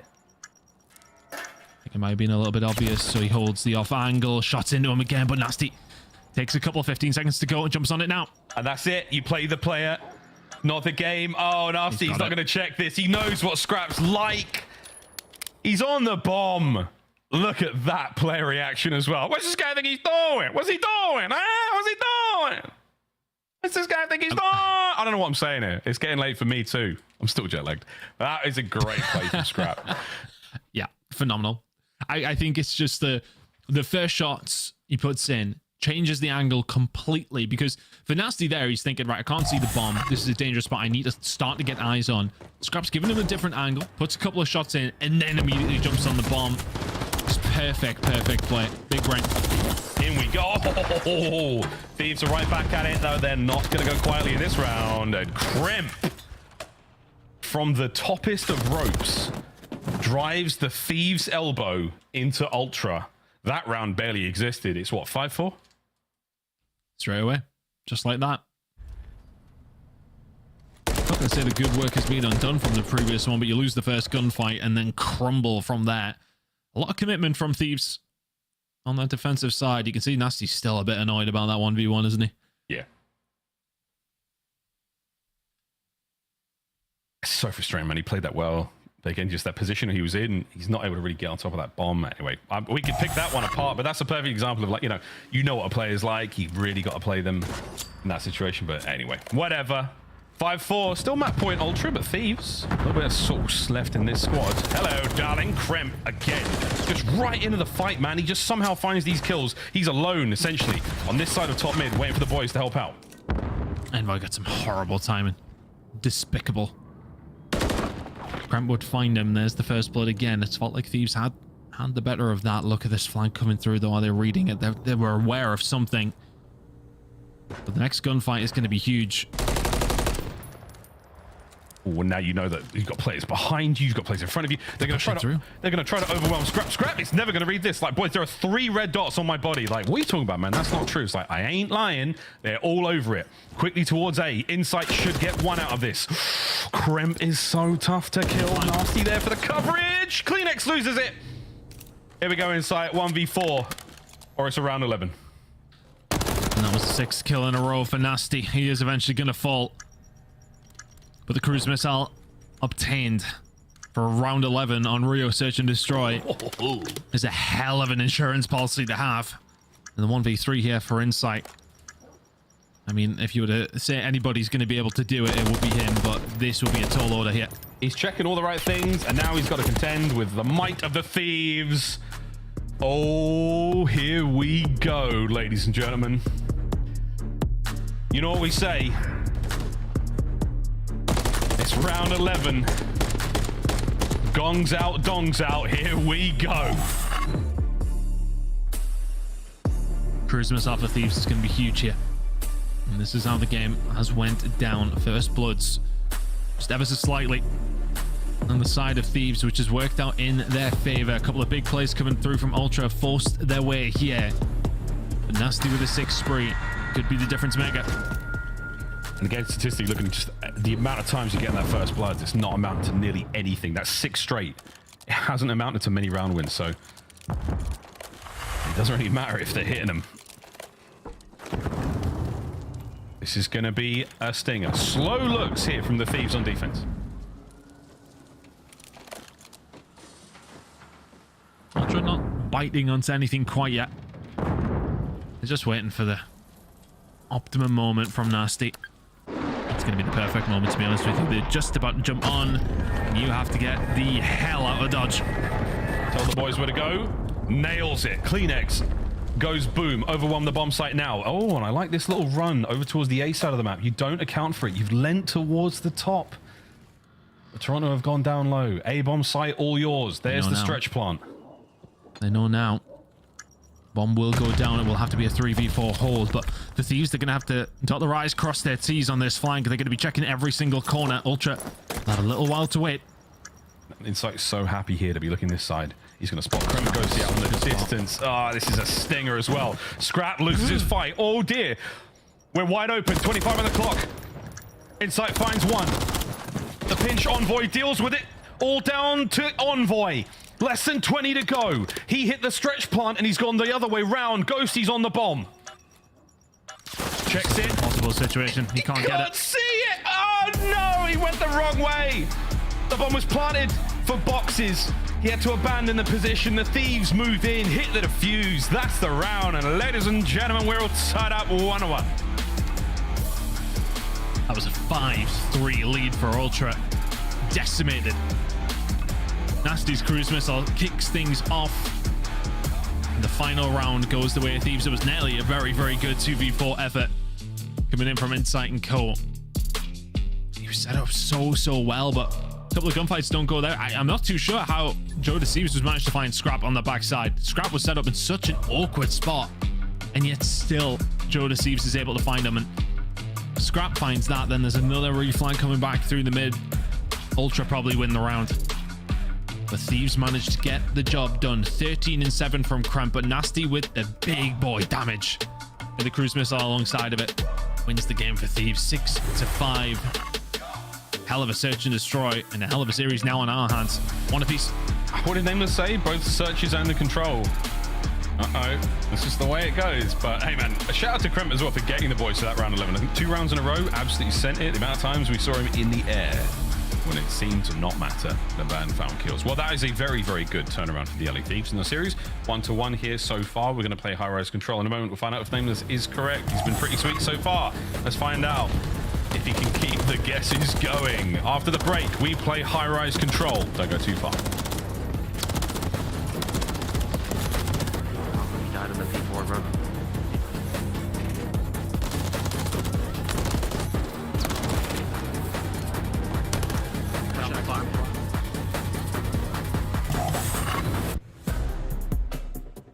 Upgrade your game with the Scuff, the official controller of the Call of Duty League. Start the season strong with the Call of Duty League pack. Grab yourself the CDL operator, weapon blueprint, and so much more. Check out the Call of Duty store in-game now.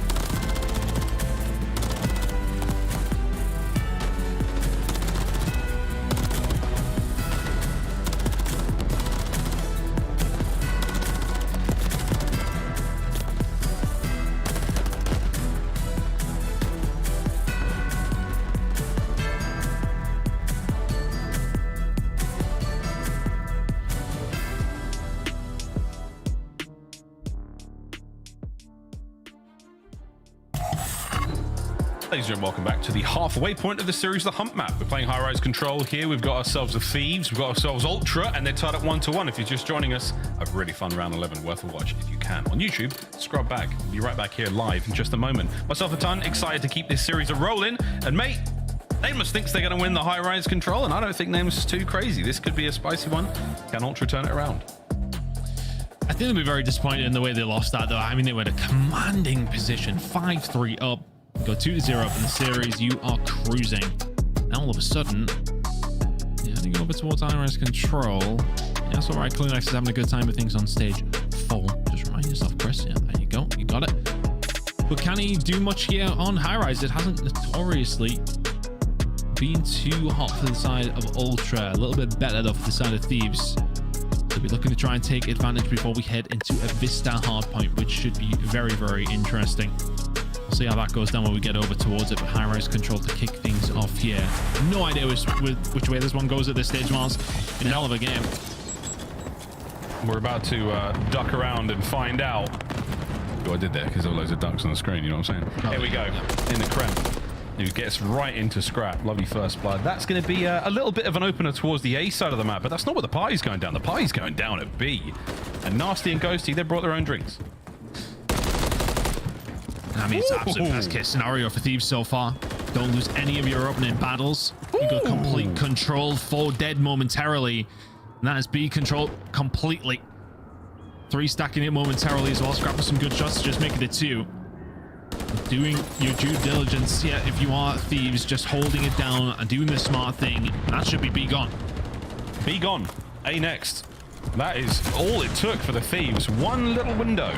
And they managed to get themselves right into the point and right onto it. Lovely damage in the scrap there as Ghosty. Can he find that 4th kill in a row? What a battle it was. Whoa, there we go, though. Ultra, bounce back, find some space. We were very upset that he didn't kill Scrap there. I don't know how many hit markers I've seen, but there were quite a lot. Just be careful here now if you are Thieves. I mean, you may well have had a good start to the round, but now Ultra can start to set up camp somewhat. Good shots from Kremp will find the shot onto Kleenex to find the kill. They will find a little bit of respite, will find their way out, but only momentarily. You have to be careful here. Yeah, that's another massive set of wins from Ultra. Yeah, this is getting real bad. Choosing the other foot now on the Thieves. They are being stomped into their spawn and soon into dust. Can they find at least 2 of these Ultra members? The answer is possibly, but Scrap, he says no thanks, lads. He gets right in your spawn. Nasty finds his, and that's another big cleanup. The other side of the map now safe. Ultra should be good to go for a moment or 2 more. Just a little bit of inroad, though, for Thieves to try and get yourself out. Ghosty could have done with winning that. 1 HP for Kleenex. And Inside just surviving. We'll be calling that out. They will know where the players are. Players pushing over towards this B side, though, and the worst gunfight in the game there. That's a very, very tough one. Kreb will be able to find it. So potential for LA Thieves here. They already did capture B, so they've got plenty of time. Wow. Lives, well, not quite on their side. That's a lovely bit of a headshot there from Joseph to Sieves. His teammates start falling around him. Final 30 seconds here of the opening round. Can't even get close to the A zone. It has been a magnificent hold from Ultra. Still an opportunity, though. It's as far up the map as they have been pushing in quite some time. Ghosty can't find the shot onto Kleenex. Nasty looking for it. Can't find him. 10 seconds to go. Oh, he can't get the gun down any further. We're still looking for Kleenex to get 1 more kill here. Potential for it. And he gets himself a cruise missile. Here it comes. For a few moments there, his boys were on the zone. That's going to be the cruise, and it is an outstanding round from Ultra to kick things off. You keep A safe and secure. You get a cruise. You get on the board. Clean as hell, that. Just so clean. I think, you know, the opening push, you can start to get a bit panicky when you do lose B as quickly as you did. But to just chip away, a couple of gunfights, a couple of steps forward, and then start to farm them. Fantastic work from Ultra. Methodical again to a certain point, and then just brutal towards the end. Kleenex with a 6, though. That's definitely going to help. And considering the start that Thieves had to the round, I think I'll be disappointed with that. Yeah, they got B so quick. And it was basically one hit, and it really did it. What was that? Down Kleenex goes to the depths of high rise, now towards the bottom side of the map, waiting for just some info. Single set of kills again is all you really need, and if you can make him clean, you get the stack, you get the zone. Hello. Finds the flank, starting to work on something over towards the B side. Goes to kind of find something from top heli. Find another one as well. Clean the 12-4. So really good job here from Thieves trying to force the issue, and they aren't going to be able to. Nasty finds Scrap. Important that Envoy found that though. Inside looking for something himself as well. Just can't get trapped in here. You know what happened to the side of Thieves when you trap them in? You don't want the same fate. And Nasty is proving to be much more difficult to deal with than Toronto previously expected. He's still going down there. All he's doing is drawing the aggro. Envoy brought down again. Nasty finally. It took 4 men to kill him. He's but a man. He bleeds. And they do manage to get on a B now. A contested as well. That's now been cleaned up. 2-man stack on a B. The last 2 remaining members of Ultra on the map for now. Gonna start squeezing the net though. Kremp will find one. All of a sudden, Insight left all on his own. Yep. Just get the hell out of dodge. Or nothing to do with that. Nasty will find him. Really good job from Thieves. Finding kills across the board. Just making the right moves. Scrap trying to find an opener now for the boys to get on towards the A side of the map. Envoy there with a big, beautiful pinch. That's lovely work. On towards A. Now, Envoy will be the tip of the spear. Slow the reinforcements, allow his teammates to get up the map, and that's just what he's doing. Lovely shots. Dylan Hannon, 11 and 9. 3 Spree Ultra are in a sweet spot here. Just going to stack it. Just so difficult now for Thieves to try and get yourself out. Everybody backs up just to jump on the point. Look how quickly that one is coming in for Ultra. A 2-0 lead. If you can get a hold of B, forgot they didn't get that, Miles, but the hard part is done. Yeah, they were a man on B the entire time.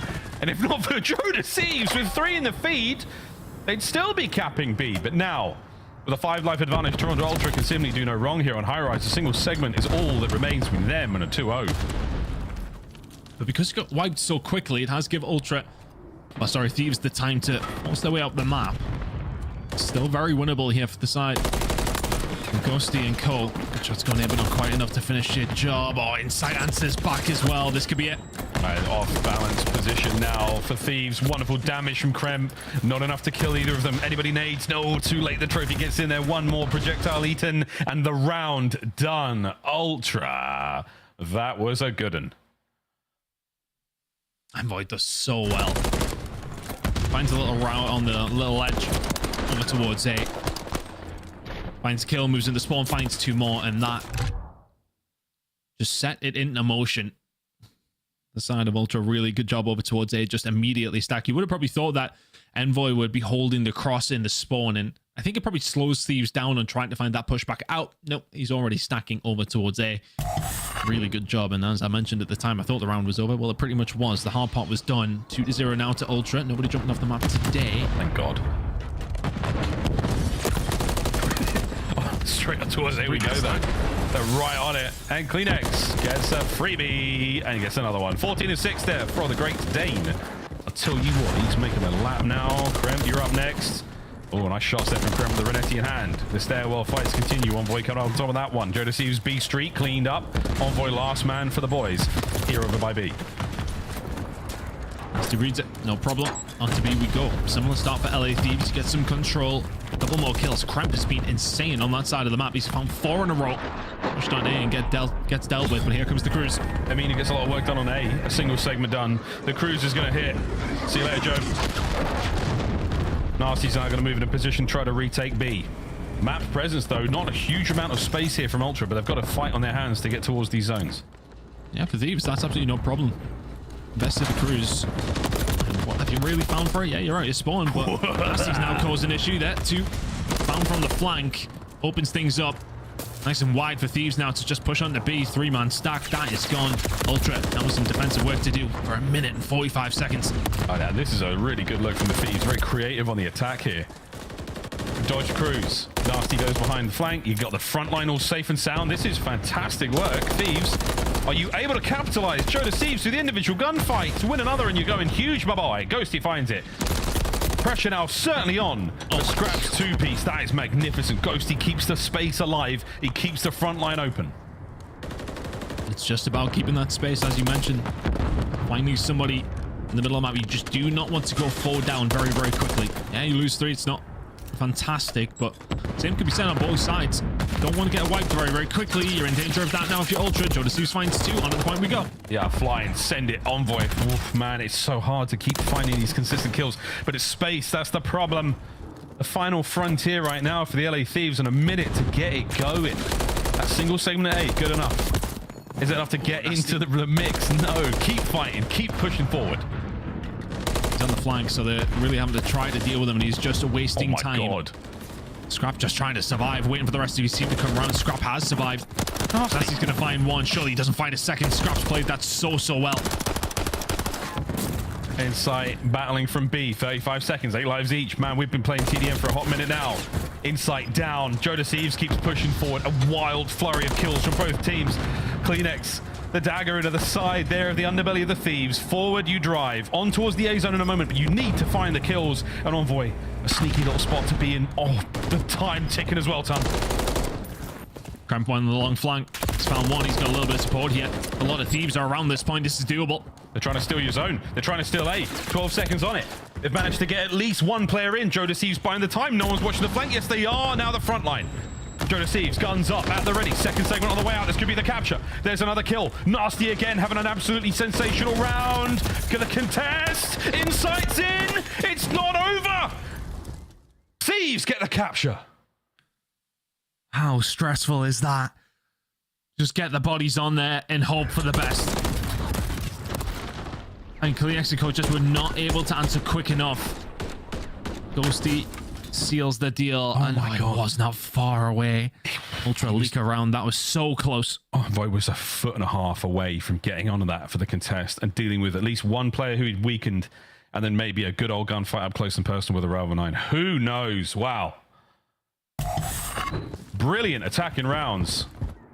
Ultra staying very much, you know, on the A game, but Thieves, you've managed to buy another round. What are you going to do with it?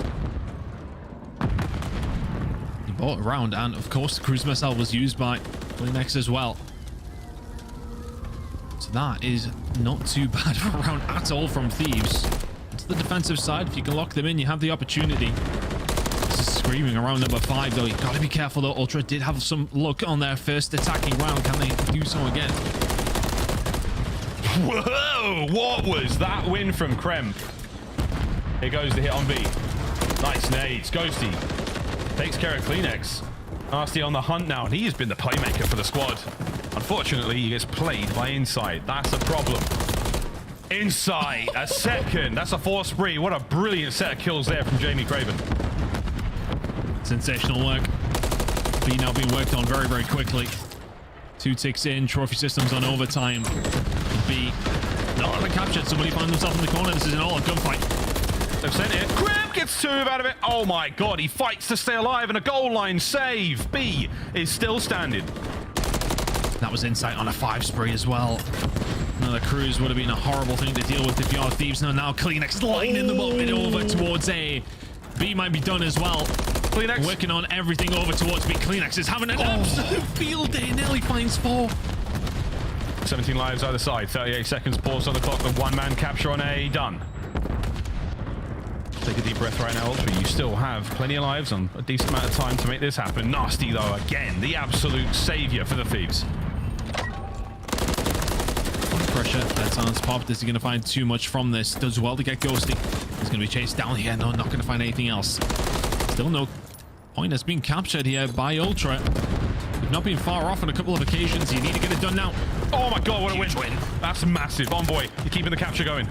B opened up. No problem for now. Kleenex is going to get back into that one. Whether you get A or you get B, you've managed to get bodies across the map. Stay alive as long as you possibly can, Kleenex. My god, it's a barrage on the B zone. Here comes Joe Deceives, the cherry on top. And that might be the end of the round. Final few moments here. The Thieves have fought tooth and nail in the final 10 seconds. Can you deal with this? One more player, yes. Oh my god, son, we're doing another round.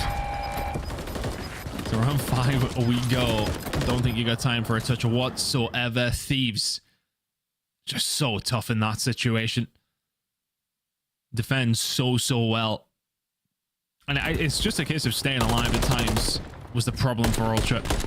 They had so much presence over towards B, that one opportunity to get a hold of it. They never finally solidified that extra minute. Just maybe working on 2 different fronts a little bit too much, but it's the distraction of A to allow you to get B, and then hopefully you can concentrate all your efforts over towards A. But we are going to be heading to round number 5. Both teams winning an attack and a defense. Which one would you rather have? At this point, I don't care. It's just absolute madness. It's whoever can get that clean 3 down and who can find those brilliant individual fights. Both teams having a great time here on High Rise. Once more, onto the breach, pals. Finally takes the lead in this series, and I'm just waiting for it, man. I mean, Thieves have been so strong on the attack. They've been very decisive. Can they do it again here? A couple of huge moments in that previous round as well. Insight, one off the cruise himself. Joe Deceives was 2 away there before he does get shut down. Ultra trying to get a bit of control. Ghosty says absolutely not. My God. Incredible from him, and Kleenex was momentarily the only one left alive. Now all of a sudden he does have a little bit of help. How has Krem found that? And now locking down B. They've got a big opportunity here now, Thieves. They've got one segment done. Joe's playing it slow. Insight is creeping up that middle street. Ghosty on his left-hand side. It's a perfect hold right now for the Thieves, and they have dictated the pace. They've pumped the brakes here. And they're dealing with this little onslaught from Ultra very, very well. Watch out for Envoy on that flank as he is schmoving as he does. They haven't finished B just yet, though. Nasty playing for the flank again. I love that from Nasty. Just dip off. Could have kept it going, but they would have known where he is. Just to allude into a start as we have 20 lives remaining on each side. Round 5 control records over the season. 11-4 from Ultra. 1-9 from Thieves. Big kills. Insight should be good for 1. Uh-oh. Timing. Doesn't work out. Envoy's trying to stay alive. Onto B we go. This should be the capture. And that's an additional minute of play. That is absolutely grande. Nasty again. The pinch every time. Krem trades. Onto A we go. Oh my God! It's the giant exploding propane tank! I thought we patched it. Play still alive. Oh, I know. Oh, that's just so hard to bear for Thieves. You in a perfect position. Ultra all back in their spawn, still have not recovered. 12v15 in favor of Thieves. Oh my word, it might come down to lives. Joe, another win. 33-30 for the youngster. Same to Envoy on the other side of the map. Tags up Krem. His head is on a swivel right now. As Ultra playing this defense very, very tight and close to their spawn. Watch out for this hit. Here we go. Onto the zone. You have no other option than to play it tight. They haven't had a chance to get out of their spawn, but there may be one here. Now Scrap can find 2 somehow. The rest of the teams need to start chipping in. Kleenex with 1 more, and Joe Deceives will be back down 9v8. In terms of the live, in favor of Thieves, but Joe Deceives staying alive and finding a kill just gives them that momentum. They found 2. There's another opportunity here. 6v9. It's a matter of lives, a matter of time, and oh my goodness, what is going to fall first? Nasty, delightful shots at range. Insight posted up inside of his spawn. You're never going to read Scrap lying down the outside of the map like that. Not a chance. There it is. A massive win. 6 lives now either side. Krem through the fence. Can he get the second? No. Middle of the map tagged up, but no one there for the trade. Final 15 seconds. Final 5 lives. Envoy finds another. Oh, and he's dipped out as well. 1 more opportunity here for Thieves. Oh my God, final 5 seconds. Thieves got to dive on it. You got to stop the clock, boys. Wait for Joe. Find the kill. Gets it. Slides on the time. On the time. He's there. Kremp. The trades are done. And it's over. Oh my. The deepest sigh of relief there from Ultra. The prophecy has not been fulfilled. And a matter of seconds and a matter of kills. And the LA Thieves fall on high-rise control. And Ultras can scarcely believe it. Envoy goes on a 6 or 7 spree to close the round out. Even Ultra are kind of an investigation on how that was so close. I don't know how they even brought it back. It never felt like Ultra had that much control in the defensive rounds there. It felt like it was very, very stressful every single time. They will get the dub, but they don't necessarily look too happy about it. Some work still to be done on high-rise control. 39 from Envoy. He's having a series. He is Mr. Respawn right now for this team. Huge work across the board. 30 non-tradeds. 30. That's a lot, boys and girls. Same with Joe Deceives. Big flank plays. A lot of opportunities from both teams, but I mean, at the highest level, it's very, very tough to make these sort of things work out. Wild game of control. Tons of fun as we're going to look across these highlights. I'm not sure how far we're going to go into this series. Maybe this hard point will be the last one. Maybe Ultra have just managed to break the resolve of the Thieves there. We'll get to that. But either way, it has been one hell of a show. Kudos to both teams for really bringing the thunder. I mean, every single map tonight has been sensational. We've had so many back and forths. Everybody is just lean forward, sprinted everybody else, and see what happens, essentially. It's just been ridiculous pace all throughout.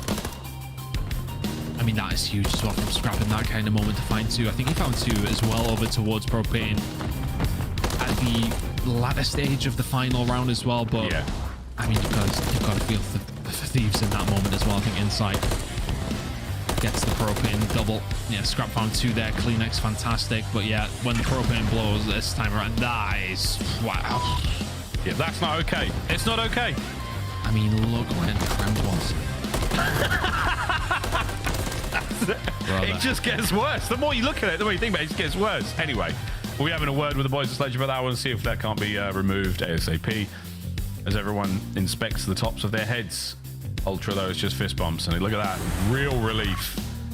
Just going down 2-0 in a series against the Thieves, not something you want to be. Vista Hardpoint. Sheesh.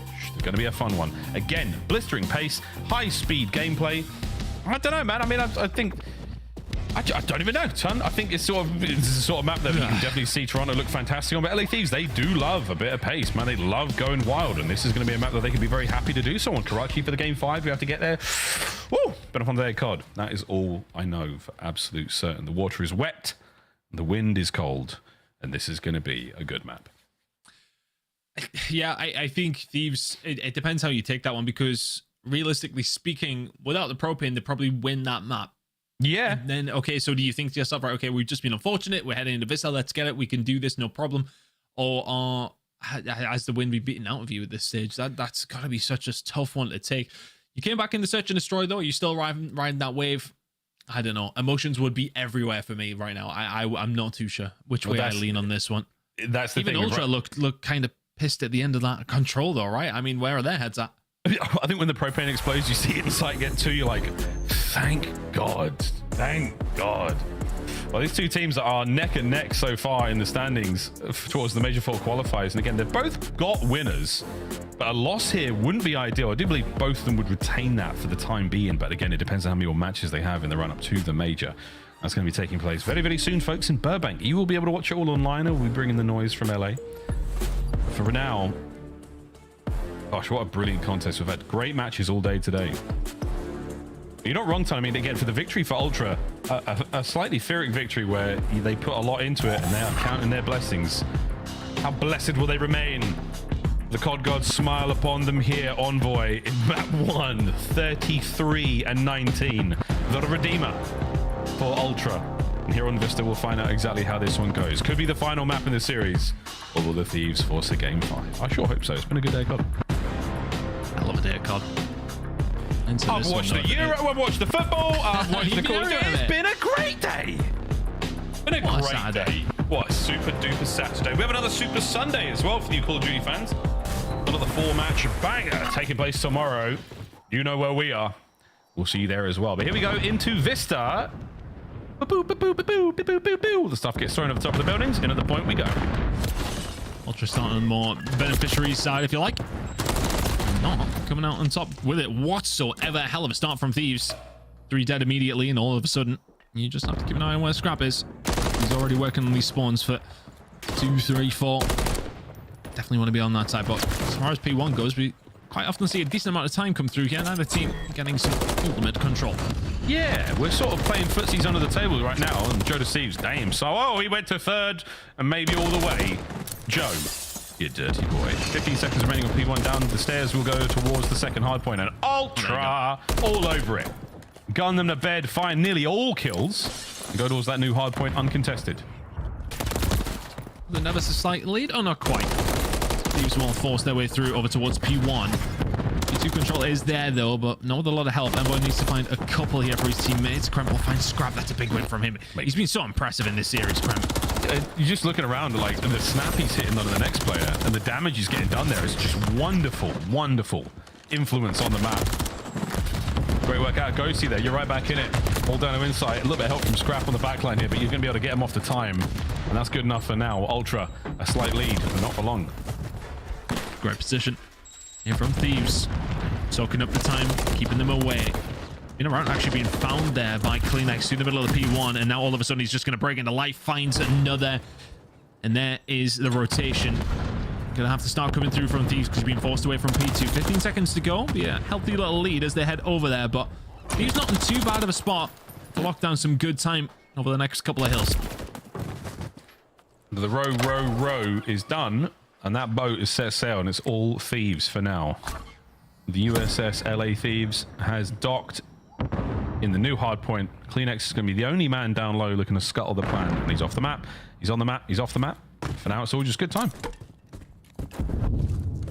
Scrap finds one on the flank, so they're starting to get some spawns towards the backside, hopefully for Ultra. Kleenex finds 3. It's Insight to clean it up in the end.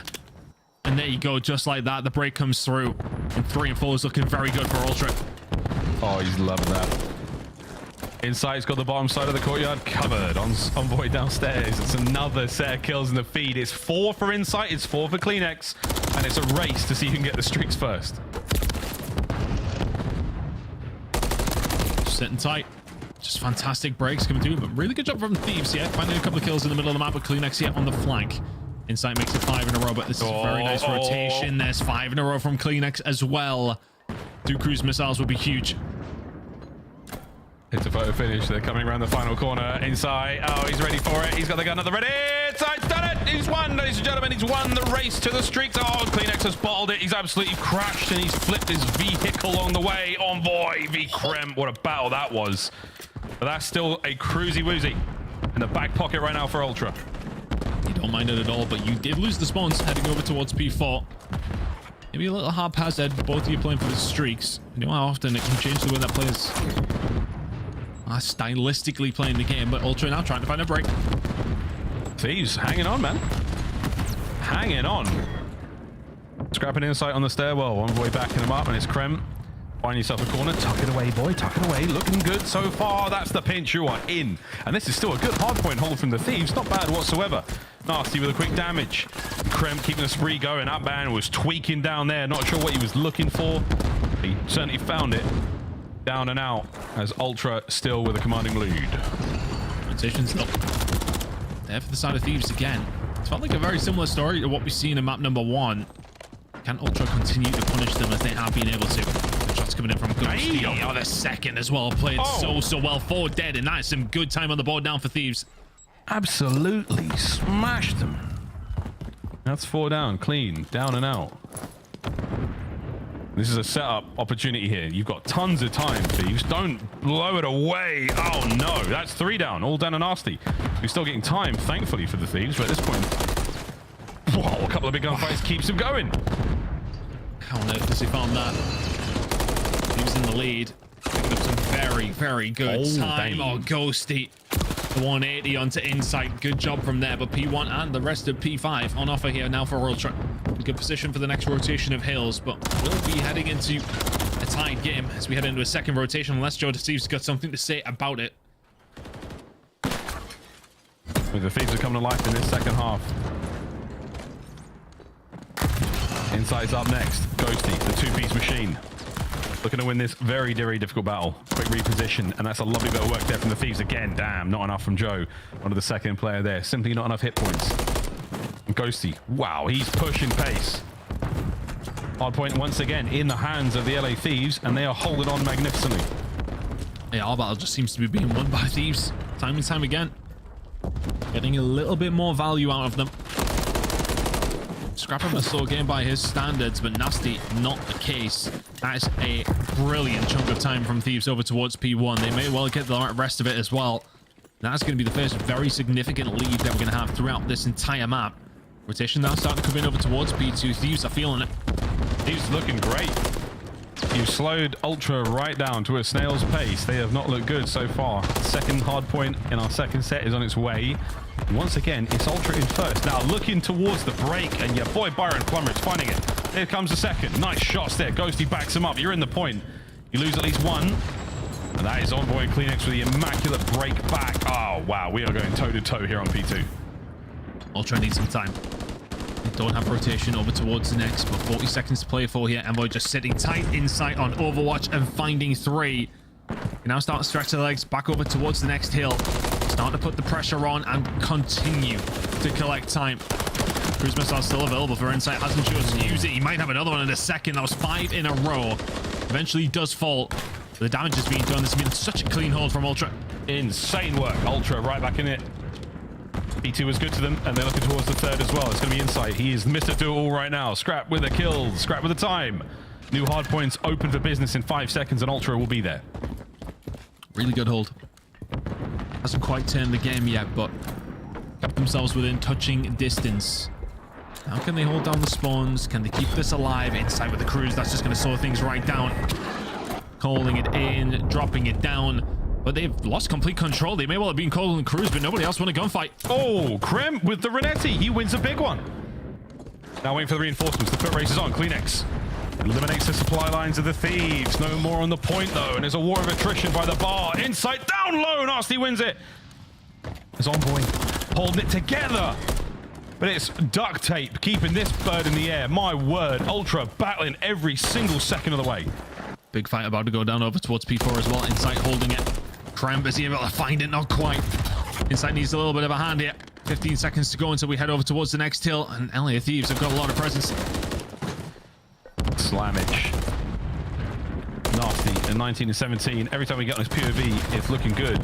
Statistically, both teams battling here on Vista. Again, this is for the map for Ultra.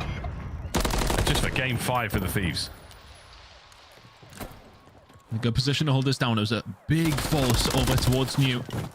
50 seconds still remaining on there, and they have been able to pick them off Ultra. 2 kills fall through. 1 player push it in. Envoy looks like he just destroyed Kremp. And Nasty's the only one left alive. All kill spree for him. Needs to stay alive. Does not. There's the break from Ultra.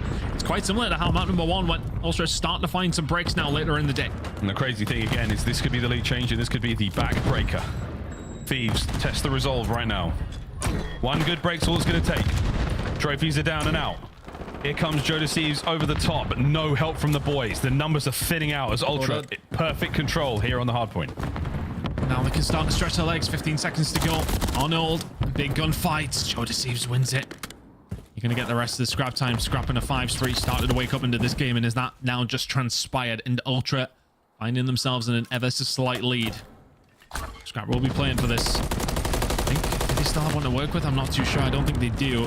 So getting a hold of this would absolutely make it easier to find the break over towards the bridge point, but he needs some teammates to help him with as he secures it. Whoa, okay. Scraps on a 7. I mean, it's absolutely disgusting work from him so far. Insight has that left flank covered. Hard point now. That's where we're directing our attention, and that's where the last members of Ultra are. They've been wiped off the map. Again, for a scrap. 8 spree now comes to a close. The hard point is anyone's game. Held them at bay for so long. They might need that cruise missile pretty much immediately. Here it goes. Target rich environment. There are so many members of the Thieves down there. They've got to spread out. It won't be able to get all of them. You will be able to push him out into the fight. Kleenex sends it right to the point. Envoy from upstairs. All down and out. That's huge from Ultra. The walking UAV. He would have called them all out. Scrap just shooting everybody on the map apparently. Teammates getting it as well. That's some good time. Over towards the backside. They will break 200. They're in a good position at P1 here as well. Thieves, you need a decent break now. Oh man, it's still so close though. This was the way we saw it in the last set. Scrap. Massive work. Envoy backs him up again. This is it. Last chance for the LA Thieves to get a big old break here and not let this get too close. And it is non-stop individual wins. Everywhere you look, Ultra win the fights. Again, I don't think anyone from the Thieves has picked up a kill in quite some time. It's been brilliant from Ultra. The call-outs coming through. The comms would have been clear. Everybody just working at 100%. They are 15 seconds away from closing out this series. Total dominance right now. Ultra keeping it together. A couple of kills go the way of the Thieves. Envoy finds 2. The third, no. You're into the point at the very least. Over to Scrap. Gets himself another 6. There's another cruise. It is done. Ultra, you have absolutely run Vista from start to finish, and that's an explosive ending. Scrap had a slow start, but the middle and end were explosive. It's back-to-back 6 or 7 sprees over the course of 3 hills. He took over the game, and LA Thieves Well, there still may well be smiles on their faces, but Ultra ran through them in that second rotation. Disgusting work. Kudos to the boys of Ultra. I mean, I thought it was going to be a closer game than that after the way the first hardpoint went, but man, the last few, that was a complete and total trap. They were spawning top right by the bar. There was no way they were getting out of there. All angles covered, and it shows in the kill feed as well. Look at that, 5K for both CleanX and Scrap. That's 33 and 20, 31, 27. Magnificent work. Ultra should be proud of that one. That was a dominant finish to a very, very hot series. But they're looking good, mate, and that changes things somewhat for the LA Thieves run when it comes to the winners bracket in the upcoming major. But nice bit of back and forth there, as you would expect. Some delightful hard points in today's play. Yeah, just brilliant. And when you look at it from P2 to P1 for the Thieves in that second rotation, I mean, you get 36 points over the stretch of 5 hills. It's a big difference maker. And the other side of things for Ultra is a 130-point run. Fantastic work from them in the last stages of that hardpoint. Deserved winners here in this series. Go search and destroy close across the board, really. It was only really a 50-point game, comfortable one for Ultra in map number 4. Other than that, tight game.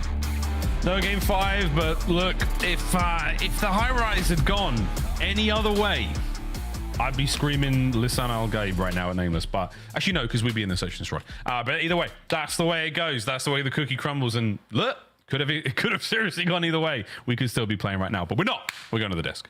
Thank you, gentlemen. And reminder, Father's Day is tomorrow. Get Miles a gift. Allie, let's start with a high five. We got a correct prediction. Ton and Miles got to watch our prediction come true.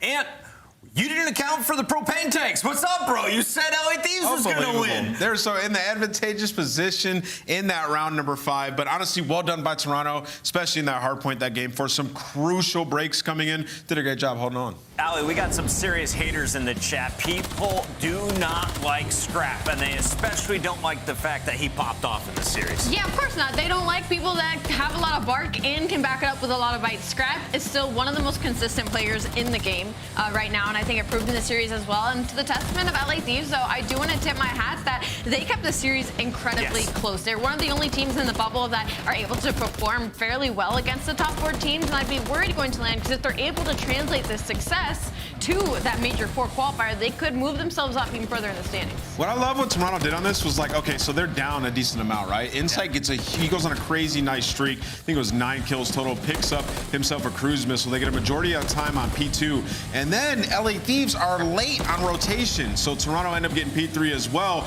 And what happens is like the chain reaction, LA Thieves, like they know they're up like 30 seconds or so, and they just got lazy. It's exactly what they got lazy throughout this map. And Toronto Ultra capitalized on it, man. Back-to-back breaks on bridge. Thieves had a full setup. You see a couple players get through mid here, find some kills, they break bridge, and from then it's like game over. That just can't happen. It's sloppy on the side of LA Thieves, but another team sloppy, the other team has the clutch. Shout out Toronto. As fun as it was watching the ARs, our scuff play of the game belongs to one of the front men. It's Envoy. And why, Allie? Because he dropped 101 kills across 4 games. I mean, and this is the Envoy we have just kind of been waiting for, right? It's very nice to see him back in the front line when it comes to the SMG conversation. And honestly, I'm surprised Toronto Ultra isn't shutting out teams even more so with having him back on the board. But that's just a testament to kind of how strong the entirety of the league is. The Envoy really making a statement in the series. And obviously, the map set also was incredibly favorable to him and his SMG duos. Yeah, talking about Envoy, that's like back-to-back 6 stars. I remember him just starting off on a heater. He was like 20-8 early on, just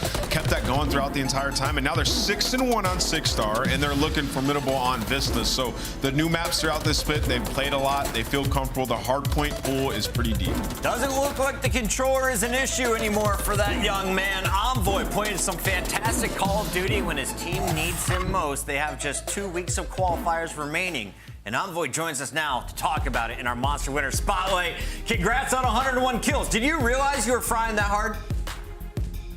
I didn't realize maybe that hard, but I had been setting some serious pace in Hardpoint recently, especially on 6-star, Rio, Vista. So, yeah, just working on my Hardpoint game, and it's showing.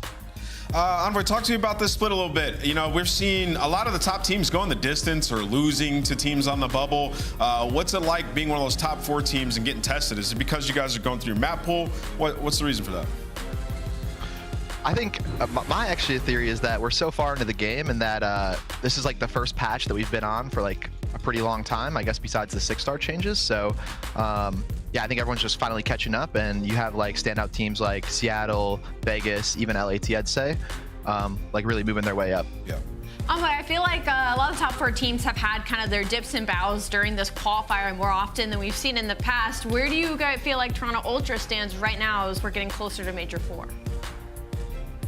I think we're in a really good spot. I think what really helps us is our S&D, and obviously we've always been really good at respawn. So as long as our S&D stays good, obviously we lost that one 6-5, but otherwise we've been playing really well and making calls on the fly. And I think that's what separates us probably from the other top 4 teams is our S&D has been pretty good all year besides of my really bad split of Major 2. So we're just looking to clean everything up going into Major 4 and champs. Final question for you. Everyone's thinking you're going to be a top 2 seed come Major 2. You're currently sitting at 3-1 with your only loss at Game 5 to Seattle. Any worries that you would be playing Optic in round 1? And would you be ready for them? I'm ready for anyone, fuck it. I mean, whatever happens, happens. And I mean, it's LAN, so I'm sure everyone will enjoy playing whoever you sit in front of us because nothing gets better than that. Final question for you. LA Thieves, Rocker, Carolina, Legion, Gorillas on the bubble. Which 2 go in? Wow. I think I got Legion going in, and I don't know, man. It's kind of easier for me to pick out who's not going to make it. I don't think Carolina, Minnesota, LAG, or Boston are going to make champs. So whatever it leaves the others at. So hopefully that doesn't jinx myself either, but. Thieves in Vegas, man. We appreciate the honesty. We love to hear it from a pro's perspective, especially one who's putting in as much time as you are. Appreciate it, fuck it. That's Envoy, that's Ultra, and that's another dub for the Toronto squad that is looking to reclaim their throne. They went to champs last year. They got 2nd place. They brought that man on. Can they do it this year? I think they can. I mean, they look great right now, especially if Envoy's shooting like that. Let's take a look at everything that went down today. Toronto got the last win, but at the very start of the day, we saw a very fun series. Nameless, walk me through what Miami did to Carolina. Yeah, I mean, they came in, they got a much-needed victory. I mean, I think a lot of it comes down to that round 11. It just was intense, man. They make a huge play. Real, they send him out on a dummy mission, and he comes up successful with 2 kills. We go into that Karachi, and you'd think it's some life. Maybe reverse sweep was in the cards for Carolina. Well, we get to Vista, and it is just straight dominance on the side of Miami, just not letting up in Hardpoint today. 200-point victories. Go ahead. Yeah, that map 4 was great. I love that you pointed it out simply because they were not only out rotating them, but if Carolina has anything in the league right now, it's that their setups, their points per break is one of the best in the league, and that's what Miami capitalized on. They didn't allow them to get those setups to give them a chance to put themselves back to the game. So Miami, again, they want to be part of that top 4 conversation, that top 6 conversation. I think they already are. Metal's becoming one of my favorite players to watch. Lucky always right there with them, breaking those setups incredibly well in the hard points. Carolina still looking for 150 points. They're currently on the bubble in 9th at $140. When it comes to Boston versus LAG, this was the 12th seed versus the 11th seed, and LAG made this one look easy. We were talking about it. If Boston goes down to challengers, would they win? Maybe they might lose to FaZe Black in a final, but LAG is on another level than the next series of players. Yeah, for sure. I mean, it just showed the disparity, right? Like, the points actually make sense when you look at the standings for the overall season. There's a reason that there's such a big bubble because all those guys are comparable, and they've done it on LAN. The only team that hasn't has been Boston Breach, right? So they get thrashed today. LAG improving in some key things. We talked to Diamondcon. He said it's really search and destroy. The only way we're beating any of the top teams is if we lock up our S&D, and so far, so good in the last couple matches. And tomorrow we get that LAG Legion battle, just 10 points separating these 2 squads, and they'll close it out with a fight against Surge next weekend. But speaking of Surge, that is another squad that had a chance to keep pace with Miami Heretics. They wanted to keep their 5th seed. Legion said no. Yeah, this was not a good outcome. If you are any of the teams sitting below Seattle Surge, you were very much cheering on that the top seed would be the favorite in this series. With Vegas Legion not going down without a fight, still keeping those dreams alive for making that top 8 heading into champs. It is a grueling Game 5, but it is through the search and destroys that Vegas Legion are able to take the W. And Vegas is done with the hard matches. Let's look at what we got left. The 11-seeded Gorillas. You got LA Thieves and Rocker, all winnable matchups if you're looking at the stats. Yeah, I think they went out. I truly do. I mean, I think they go in, they beat LAG. They're just better at the things that LAG is good at. You talk about Thieves, Legion are just a far better respawn team, at least from what I've seen throughout this split. And then versus Rocker, they would be the favorite as well. So I think they went out and secured themselves the top 2 seed going into Major. Well, if our local Dune Star is correct, that would mean Vegas is going to finish 6-1, which is probably good enough for a top 2 seed going into Burbank, and the fourth and final major before champs. Taking a look at our standings, Toronto's win puts them up at 420. We got Miami Heretics breaking a $160 and past the Seattle Surge. Legion right outside the bubble in that 3-way tie with Carolina and Minnesota Rocker, and Gorillas right behind them. I mean, there's just, again, still so much movement to be happening, and we still have 4 more matches tomorrow as well. It is a super, super weekend. There's your look at Major 4. It's all going to change by the end of tomorrow, though, Nameless. And I got to ask, which of these battles are you most excited for? We got Toronto, Minnesota, LA Thieves, Atlanta, New York, Texas, and LAG Vegas. That ain't even a question. Optic Texas versus New York Subliners. That match will tell us everything we need to know about Optic because they have to bounce back. They lose that, they will be in loser's bracket. 3 losses for Optic, 2 losses for Subliners. A huge matchup for both teams fighting for their spot in the winner's bracket. We will see you all bright and early at 2:45 Eastern, just before noon out there on the West Coast for another round of Call of Duty. Yeah. You gotta hear, you can feel it right. Light it up till it's feeling bright. On the move like we feel it groove. Out of sight like we got a mic. Bustin' in like we finna fight. Get the pin right, I'ma pin it right. Kinda doing I'ma win it tight. Heat it up like some minute rice. Bet I beat you to the finish line. Cause we out to get it feeling fine. Keep it up or we'll be creeping up. Running up the mountain, sleeping rough. Jumping over hurdles, beat the rush. Hold it like a girdle, going out the burners. I'ma keep believing till I touch. Get another level on the clutch. I'ma get up in your face. Whoa. Steady keeping up the pace. Whoa. Get the beat that you can taste. Whoa. Squeezing by your license pace. Whoa. Feel your confidence and race. Whoa. This is the beginning. Ain't no way to spin it. Headed for the finish. Mission again. I told you. Now we caught up in the flow. We gon' give a little roll. Ready, set, go. Are you ready for the show? Now we caught up in the flow. We gon' give a little roll. Ready, set, go. Ready, set, go. Ready, set, go. Ready, set, go. Ready, set, go. Are you ready for the show? Now we caught up in the flow. We gon' give a little roll. Ready, set, go.